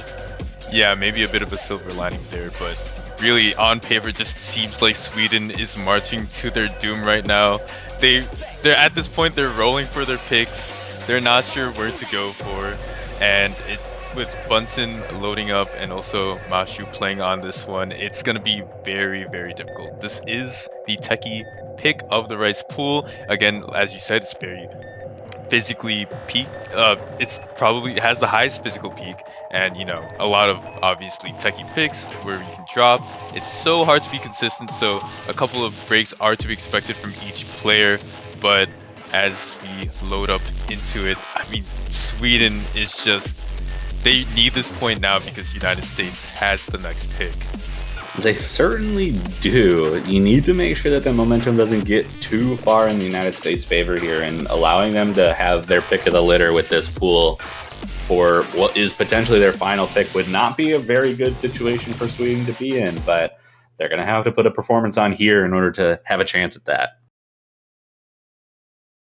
All right, and with the match starting now, Sweden backs up against the wall. They need to do something here and now in order to be able to survive in the losers bracket. Indeed, no mirrors coming out from anyone but a few. Accuracy drops coming out almost immediately from Erase Self on some of those bursts. Not too big of a surprise. OD 7.5, not the easiest to get good accuracy on with 7 key. And some of these patterns, just the rhythms are so tough. Yeah, 100%. And I get really scared whenever I see some of those mini jacks pop up. You say the burst, and Sadcat, I think, drops on one of them. Mashu and Bunsen still holding that FC as well as Erase Self, but with that first drop of the match, United States is going to have the early lead of about 7,000 points. Yeah, accuracy between Sadcat and Mashu actually very similar right now, just about the same. Sadcat with the miss though, and Erase Self about 0.5% behind Bunsen, given that 8,000 point lead as we start to transition into some of the more denser sections with the implied mini jacks on these bursts. Not the most comfortable patterns to hit for sure, but no one finding any issues yet. Sadcat now above the 400 combo, and that combo advantage no longer an issue for Sweden. Just need to bring that accuracy back up and potentially hope for some mistakes from the United States. Yeah, and Mashu actually taking a drop. No one really dropping on the quirky little flam section, but it's nice that Sadcat is able to match Mashu's accuracy. It's just, how do you match Bunsen? They do take 2 straight misses, but it's still not enough to really cut a sizable hole into the dent known as the United States point advantage. Especially with that miss from Sadcat. It is traded back from Mashu, but that miss did extend the lead to 25,000. Now we're hitting some of these super heavily like one-hand focused patterns. A double miss from the United States though. Erase Self still holding on to that full combo. It's a crazy score there. Lowest accuracy, but still holding that combo, trying to keep themselves alive. But the accuracy of the United States proving to be just too much to overcome as we start to get close to the ending. Sadcat and Mashu finding trades just before this ending section. Just these patterns left. Sadcat finds a little bit of a break there. I could definitely see breaks happening, but these are pretty straightforward and should just allow the United States to hold on to that lead to the end to give themselves into match point.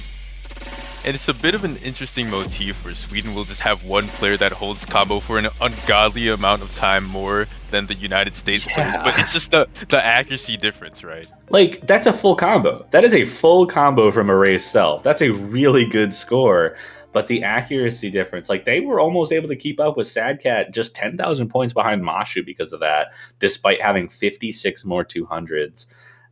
But Bunsen, that accuracy, absolutely carrying them to that victory. Yeah, United States really relying on Bunsen in their times of need when it comes to Rice. Just so consistent when it comes to accuracy. And an immediate pick. Rice 4. We're getting Yeah. some jacks. I don't know if I like this pick. Yeah, this is quite scary. We're gonna have to see how it turns out. If I was in the United States shoes, I think Hybrid 1 is the right choice, given how everything else has been going. Or AO Infinity, given the ban on Rice 1. This feels like very much an accuracy battle as long as the players can play through it. Yeah, definitely. And I think even going and cleaning up the LN side of things, going with 8-bit adventure with density could have been a pick as well, knowing how Sweden has been performing lately on the LNs. Yeah, there's a lot of choices that could have been gone with. I don't think this would have been my first guess. That said, we've already seen Bunsen have some absolutely absurd accuracy on the more straightforward Rice picks. Even on that tech pick, he was going off on the accuracy. So I imagine we're going to see like just something absurd from him. But it's about the other three players, and it's about whether they're able to keep the combo. A couple of breaks on a map like this, as long as the density doesn't prove to be too much, is a lot. Yeah, for sure. And with Erase Self and Sadcat staying in, this still might be winnable for Sweden. I mean, we've seen it on the last map. Erase Self able to be very consistent on maps, able to FC, maybe not at the best accuracy, but still a consistent player. And Sadcat usually able to test one or two of the players on the side of the United States when it comes to Rice. Definitely getting up there in terms of points and being able to match or closely match their points.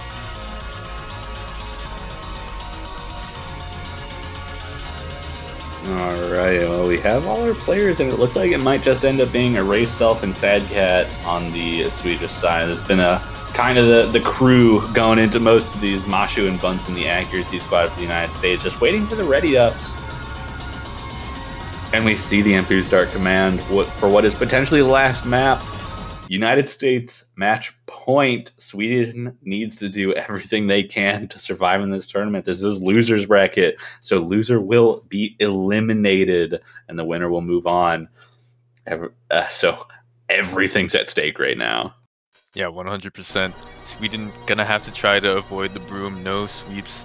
Hopefully, Rayself and Sadcat are the players to look up to try and get something going for Sweden, to try and take on Bunsen and Mashu in the Rice department.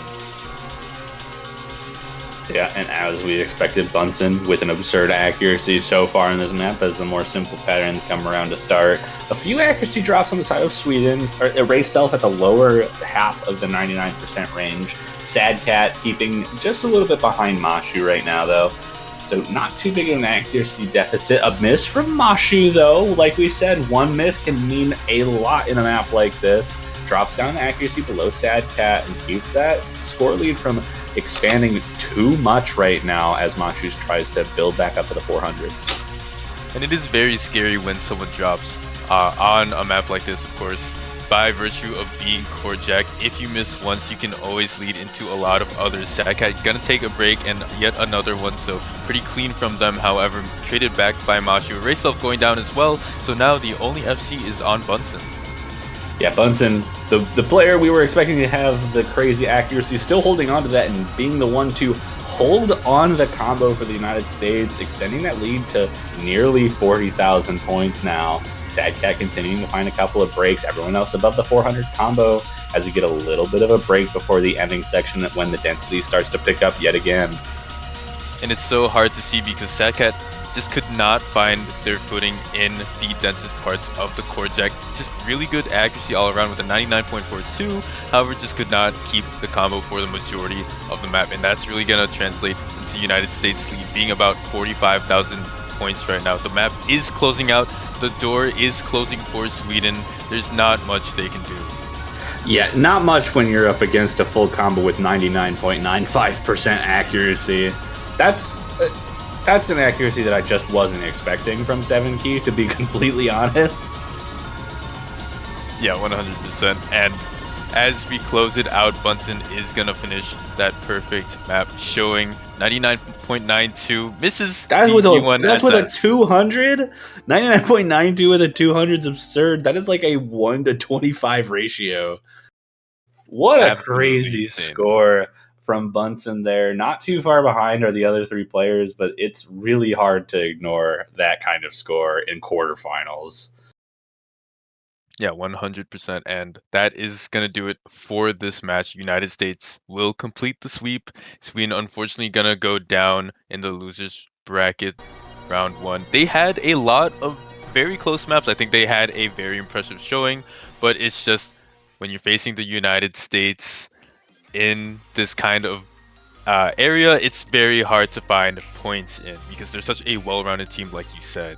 Yeah, very well rounded. They managed to continue their lives in the losers bracket. But that is going to be it for this match. We don't have another match for another 55 minutes, so we will be closing out the stream once we get everything squared away. And oddly enough, the next stream that happens 55 minutes from now is going to be United States versus Germany for a spot in the semifinals. So that's going to be a real fun match to watch. 100%. Back-to-back US action for you guys, so stick around, stay tuned for when that stream comes up again. That's gonna be me, Dynascape, and Toph signing off. We will catch you guys in the next one.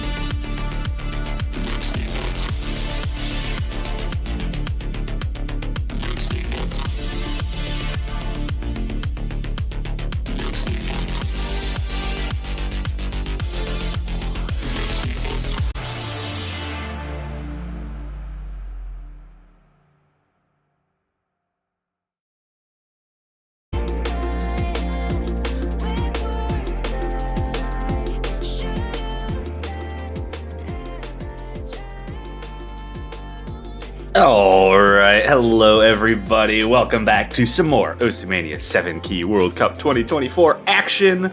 We've got a losers bracket match here. We've got Vietnam versus Spain, our 13 versus 23 seed. An interesting match certainly to come up. Spain just barely managing to make it into this tournament at that 23 spot. Vietnam very close to that top 12, top 11-ish zone. But with that, I am Toph Daddy, one of your commentators. I'm joined once again by Raviel. How's it going? Doing really well. We are off from a lot of sweeps over the last couple of matches. There's a current match that's happening right now as well, Indonesia and Portugal. But yeah, like you mentioned, Vietnam versus Spain, 13 and 23. Vietnam are looking to try and get off to another win in this World Cup at least, after losing to the Philippines. Now Spain, they have not won yet and will be hoping to try and cause a shocking upset today. They certainly will, but Vietnam is no joke. And from the qualifier results, we saw some pretty big differences between those teams that we saw, like in that lower part, like rank 17 to 24, in that bottom set of qualifiers, and then even just like 9 through 16. So I imagine Vietnam is going to have a little bit of an advantage here, but we'll be getting into our roles and protects and bans.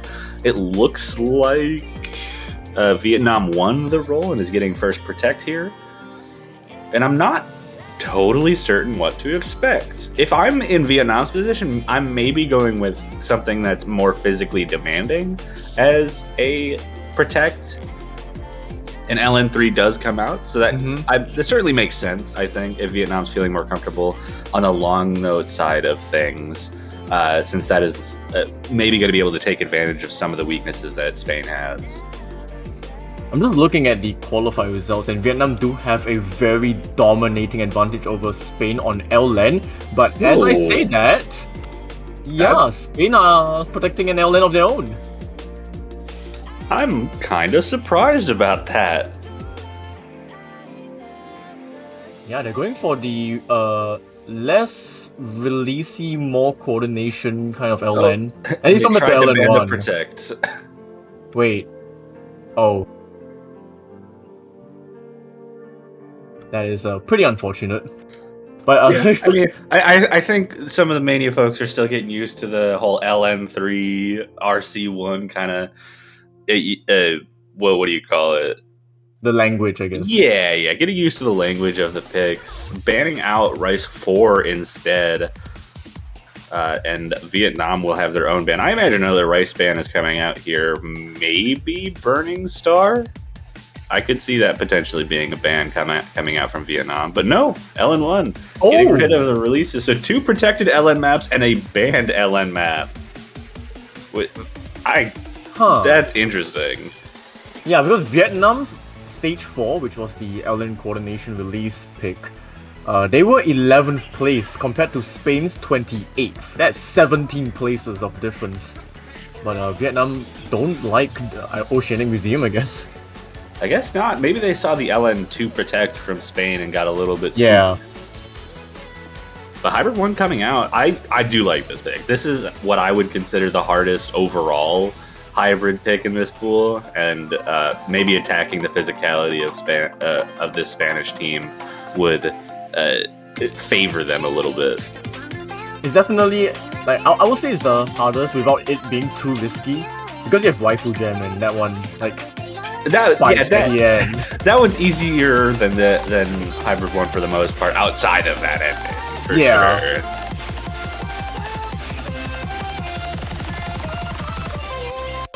Let's see the players in this lobby. Saban, Shikino, Fishcake for Vietnam, Lucas and Kadoan for Spain.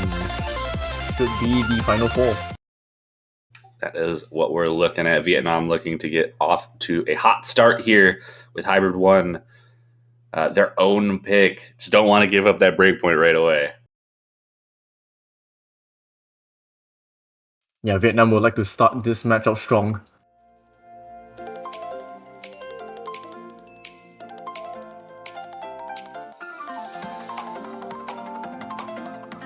No major issues coming out of this intro for anyone. Kadoan does find a little bit of an accuracy drop on a few of those notes, but not too far behind, just below that 99%, but Vietnam's going to take a small lead coming out of this intro from that. No combo breaks so far, though.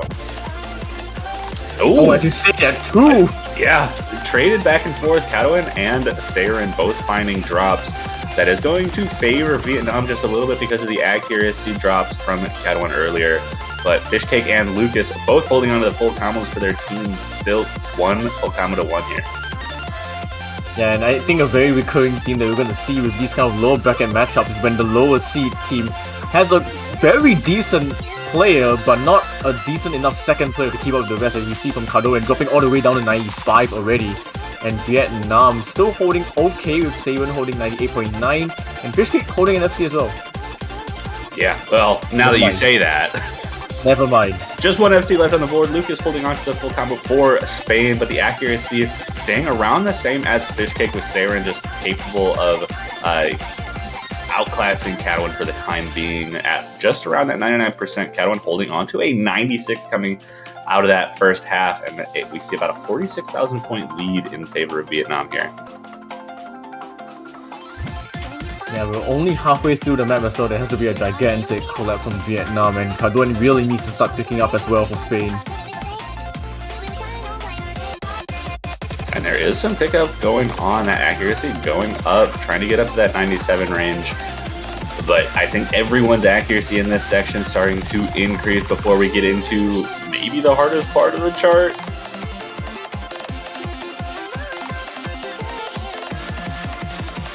Yeah, Lucas is doing really well, still MVP in the lobby.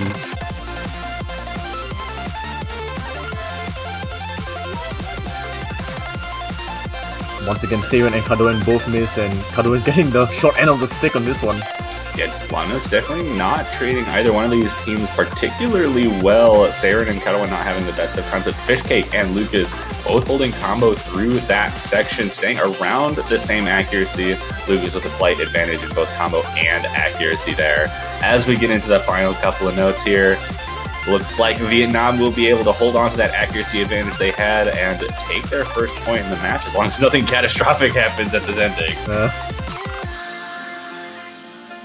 Yeah, oh no, Fishcake does find another drop at the end, and Lucas should be... Never mind. Oh my gosh. What a tragic miss. Oh my gosh.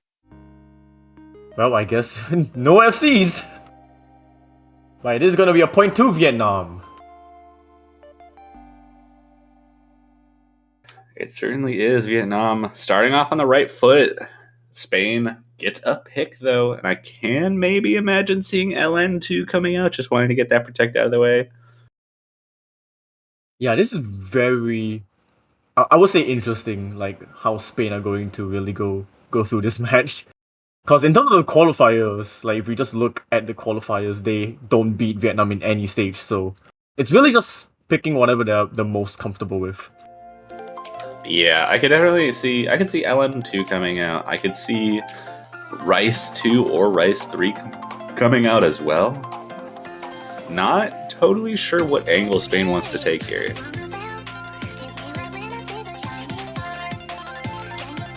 Ooh, Must be real though. Rice Okay. 6 coming out. I don't mind this pick. The physicality of this is not too bad and has a lot of varying patterns, so I could definitely see Vietnam maybe struggling a little bit to stay consistent on it. And with the slightly easier physicality of some of the patterns in this, I could definitely see Spain maybe feeling a little more confident on this than some of the other Rice picks in the pool. Now, speaking of this pick, which is the mixed rice of the 6 rice maps, if we compare it to stage 5 of the qualifiers, which is also the mixed rice, the placement disparity is only by 4 places. Vietnam was 16th, Spain was 20th.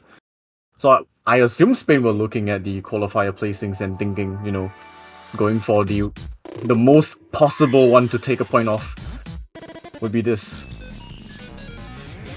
Yeah, and early on, we see a slight accuracy advantage actually for Spain right out the gate, and a miss from Fishcake. Oh, Couple of drops down to that 98% for both Fishcake and Cadwin, but Lucas, no, with a miss. oh no! I cursed them. Cadwin with another break. Just one full combo left, and it's on Saren's side.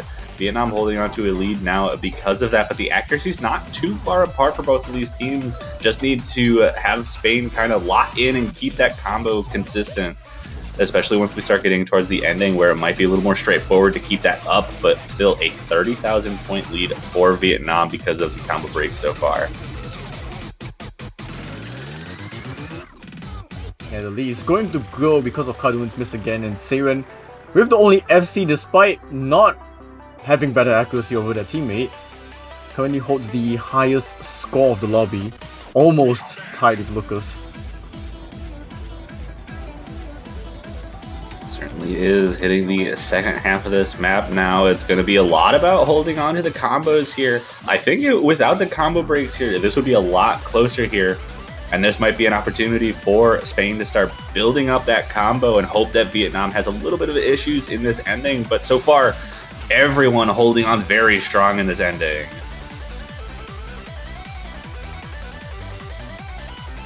Yeah, Spain is still trying to give this one a good fight as Seiren does find the miss. But it is traded with Cardoon. But Saren finds another one. Gonna shrink the lead just a little bit. Still have a quarter of the map left, but need to make up 58,000 points of deficit. That accuracy is starting to build up on Cardoon's side, trying to get up to the 98 range, but that is going to be another miss. And that's going to help keep Vietnam with a large lead here on Cosmic Railroad as we hit the final few patterns of this map. Yeah, and that should be a big point to Vietnam as well. 72,000 points of a lead. That's going to be a second point, a first break point in this match for Vietnam. Back to their own pick and really start pushing the momentum in their direction here with a good pick.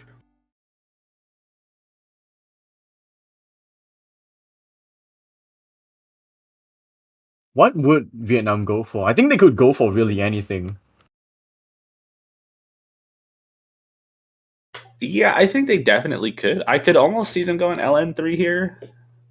Okay, or Hybrid 2. Stick it with the hybrids.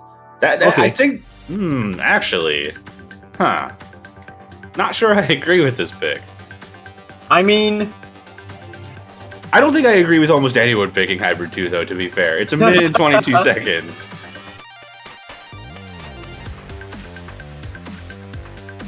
Wait, did Vietnam just say that they don't like this map and they picked they it? They certainly did. And then we already got the FP Star command. No turning back now. This is definitely one of the maps of all time.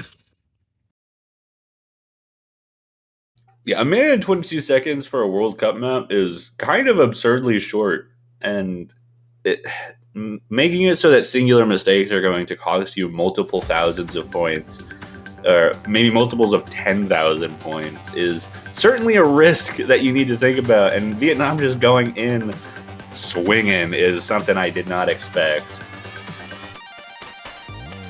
Yeah, definitely trying to test the waters here, and it is currently in the favor of Vietnam as both Spanish players already dropped. Indeed, but that's going to be a miss from Vietnam as well. Just one full combo left in this intro. Another miss from Fishcake, going to shrink that lead just a little bit as we get into a slightly easier. Fishcake having some issues. Lead down below 20,000. Whoa! Fishcake not having a good time. But double miss from Spain again. Still only one full combo for Seiren here. Holding on for Vietnam at the moment as we get into the second half where the more difficult patterns start to show their head. Yeah, these releases are extremely tough to get by. Seiren doing really well still holding that FC and that really high accuracy. That's really just what's making the difference here. And they got the FC. Traded back by Kato in there and Lucas, so everyone's just finding drops here. Fishcake, oh man, holding on, finding a little bit of steadiness, but does find the break there. But that lead is just continuing to extend. But very interesting performances from pretty much everyone there. I was not expecting that, but it is going to be a victory for Vietnam. They don't trip on their own wire and end up giving away another break point back to Spain. But that, I don't think was as safe as they were maybe hoping it would be. It was definitely not comfortable. They were basically dropping a miss maybe like every 5 to 10 seconds, but so was Spain as they go for Hybrid 3. I don't even know what's going on in this match. Hybrid 3? I didn't even see the pick come out. I just saw it change. Unless Spain protests, which I don't. It doesn't look like there's any chat. protest here. Maybe they did. Our ref. I think there was just a lot of chat going down. Okay, Yeah, they did pick it. Wow. Okay, chat just was going. Chat was going 18,000 miles per hour. Wow. This Yeah, is I don't know. maybe the what's most going out on. of pocket pick I've seen so far, which is crazy because Vietnam just picked hybrid too. I mean, with this, there goes all of the hybrids. And this is the 4th pick of the match. Yeah, certainly an interesting strategy from both of these teams.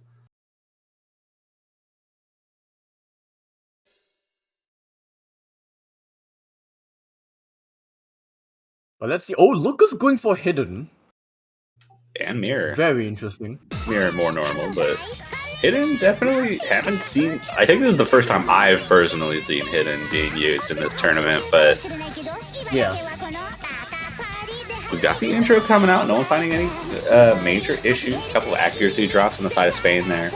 Both Vietnamese players above 99.5 here, but dropping a little bit with some of those sweepy patterns. A miss from Seiren as well. Gonna have get Spain a little bit closer with that lead as we get to these the first really difficult part. But again, I think we mentioned this. It's the first 3/4 of this not quite as hard as the ending. Yeah, but Cadwin will find the first miss of Spain.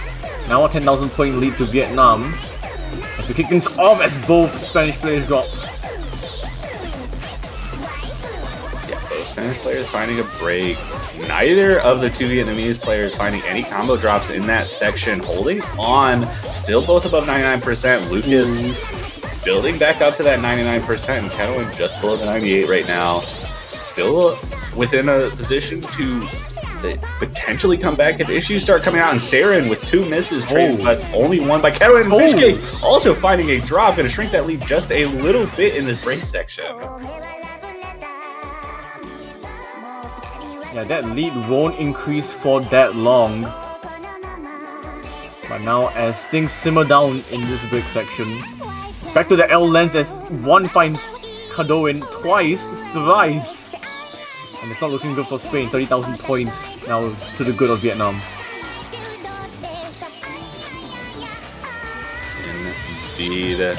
Going into the first, or not first, the only real chorus of this song, as the lead for Vietnam starts to increase with some of these sweep patterns. A few drops from Catalan there. Still holding on pretty clean on their side. Fishcake also finding a pretty clean drop there. Trading back and forth between those two. Saren and Fishcake double miss from Vietnam. Catalan still trading it back though. Lucas, the only one capable of holding on to the combos through this section as we start approaching the ending, and this is where things are going to get a little spicy. Yep, now the BPM ramps up to 200. The difficulty does spike pretty egregiously as Cadwin does find the first miss of this section, a second one from them, and a third, but Saren does find one themselves. Fishcake also finds one. Lucas finally finding a combo drop as well, and it looks like Vietnam is going to be able to take another break point off of this. Yeah. Through this ending from a lot of drops from pretty much everyone. Yeah, that section is just absolutely brutal. It certainly is, but back to Vietnam. Back to Vietnam's pick out of hybrids. And LN3 comes out to protect from Vietnam. Alright. This is an anti-rice matchup here, I guess. No one wants to go through the rice pool. We got Cosmic Railroad and then haven't touched it since. I mean, I'm okay with this. I like Owlens.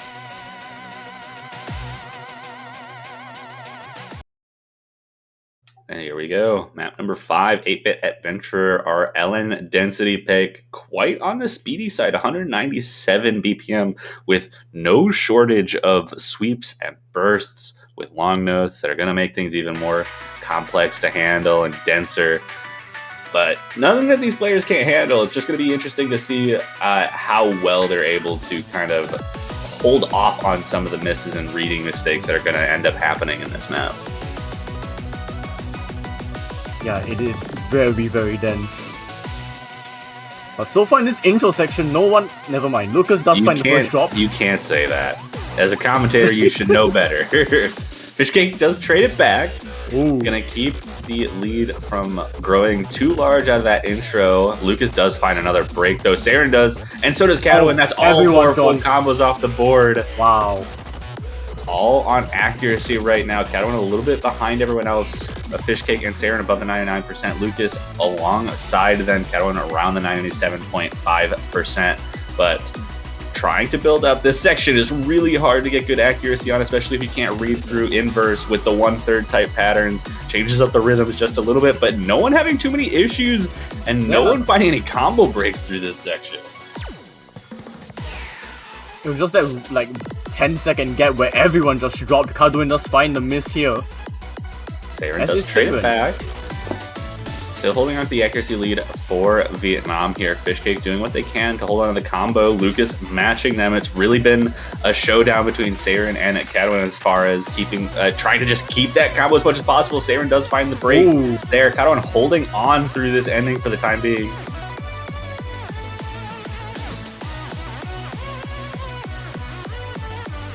So we are seeing a few more breaks as it gets denser. Saren holding on just a bit better than Cadwin through that ending, and it looks like Vietnam going to have another quite heavy victory on their side, just over 100,000 points from the last few notes in this match. Fishcake dropping that huge combo right at the end. But that will seal match point for Vietnam. Spain potentially have one final pick. They will need to at least capitalize on this to still stay alive in this World Cup, and they are immediately going for their protect, because why not? I mean, it might be your last chance to pick it. You gotta go with it. It's a little bit on the slower side, more release heavy, more coordination heavy than we saw from 8-Bit Adventure. Not so much on the density and speed side, and it's also 3 minutes long, so make sure your mental stamina is ready to go. And apparently Spain is requesting a timeout. Yeah, they're just looking. I think maybe Cadwin has got interrupted by something. Just needs a minute to be able to get back.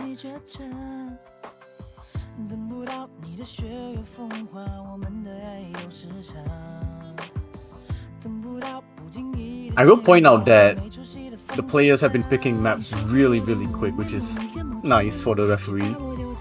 Yeah, don't have to worry about warning the players. Yeah. But that certainly shows that these two teams know what they're comfortable with.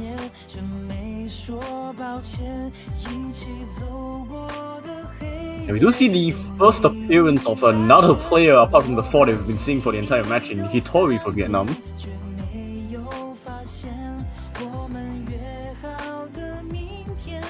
He should be the dedicated coordination LN specialist for the Vietnamese side.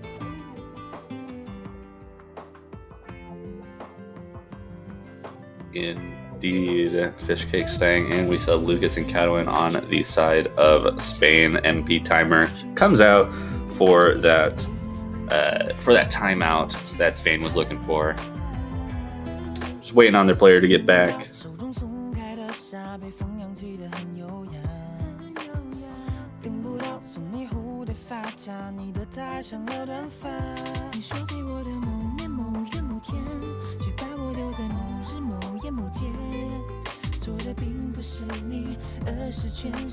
And the MP timer is now out, so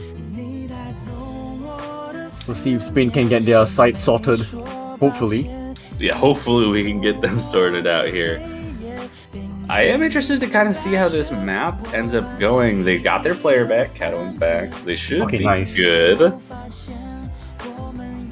Not sure if the players are going to have them wait for the end of the timer, but it looks like our ref, everyone readied up. We're all good to go. We got the start command, and we'll be getting into potentially the last map, Spain's last ditch effort trying to stay alive in this tournament.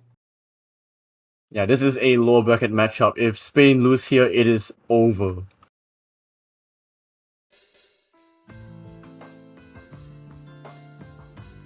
This certainly, I do think, is something that Spain could perform very well on. I think the physicality not really being there on this is going to help them a little bit, but we are seeing a little bit of coordination problem from Cadwin early on. Fishcake matching, though, trading that miss early on.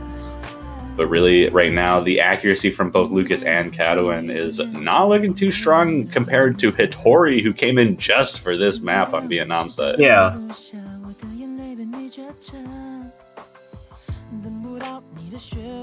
When you have a team of like dedicated skill set specialists, especially someone like in Hitori, both Spanish players both drop there as well as Fishcake. Hitori, everyone dropping.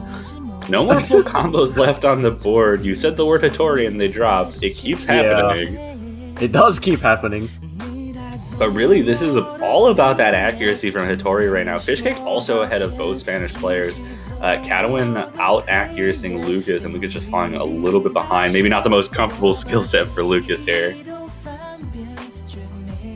Yeah, and the lead's already at 33,000 points. Still a lot of room for Vietnam to drop even more. As I say that, Fishcake is the first one. That is true. Fishcake and Cadwin now about on the same accuracy, matching each other at the moment. Hitori just about 2% ahead of Lucas right now, and holding on to the combo much more cleanly than Lucas has been. I think we've only seen one break from Hitori, which on a map like this, that's crazy. A trade from both Fishcake and Lucas. Lucas is just not doing too well on this kind of chart as they drop again together with Fishcake. Cadwin actually doing really well to still try and hold Spain afloat, but Hitori is just bossing it right now. It is indeed, and it's looking closer and closer like there's going to need to be a collapse from Hitori specifically if Spain wants to take this back, because that score from Hitori might be enough to keep Vietnam afloat no matter what happens to Fishcake. Lucas finding a drop, trading back that drop from Fishcake. Cadwin doing everything they can to keep holding on to this combo, doing an incredible job, actually outscoring Fishcake pretty heavily. It's just Hitori right now. That score is so good. Yeah, 22,000 points above Cadwin. And we're entering the final 20%.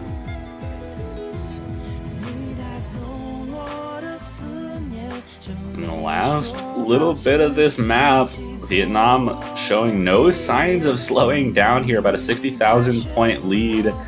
As we see everyone kind of bringing themselves back. Cadwin does finally drop that 2,000 combo. Hitori now the only one above 2,000 combo. But that is going to be a finisher for Vietnam. They do manage to complete the sweep and win this match 6-0. Yeah, and they will be advancing to the next round, or well, the next match, which will happen tomorrow, which will be either against Poland or the United Kingdom. That's gonna be a fun one. Yeah, Spain is out, unfortunately. Kudos to them for performing honestly pretty well, despite only having 2 players for this match. Indeed, it was really well fought, and especially some of those scores that we saw from both players. Lucas performing extremely well on a lot of those maps. Cadwin showing off the LN prowess on this final map here, especially trying to take down Hitori's just absurd coordination skill, but that is going to not quite be enough for Spain. Vietnam moves on, like you said, to face either the United Kingdom or Poland tomorrow, and Spain will be eliminated from the Osumania 7 Key World Cup 2024. Yeah, that will do it for now, but do not go anywhere because we got an influx of matches ahead. Oh yeah, we've got a lot coming up. Just coming up in about 30 minutes, we've actually got 2 matches. On this stream, we'll be seeing Malaysia versus Thailand. That's going to be a fun one. That's going to be good. And on the B stream, another match going on. We've got Brazil versus France. And then that's followed by a whole bunch more matches afterwards. So this is it's gonna be a fun little block. So don't be going anywhere, because we got a lot of really amazing matches coming up this quarterfinals weekend. Yeah, that should do it from us. Anything else you want to add? Buy your banners. I won't go super in depth. Just buy your banners. You know what we're talking about now. Yes. Support the teams. Go to the Osu store. Buy your banners for your favorite team. Any of the top 24, even if they're knocked out, you can buy a banner for to support these players. Yeah, indeed. And if you pick the winning team, you will have the banner for a little while longer. That would be nice, right? That would be nice, but I think that's going to be just about it for us two. We'll be having some commentators back in about 30 minutes for Malaysia versus Thailand and Brazil versus France. We'll see you guys then. Yeah. Do not go anywhere.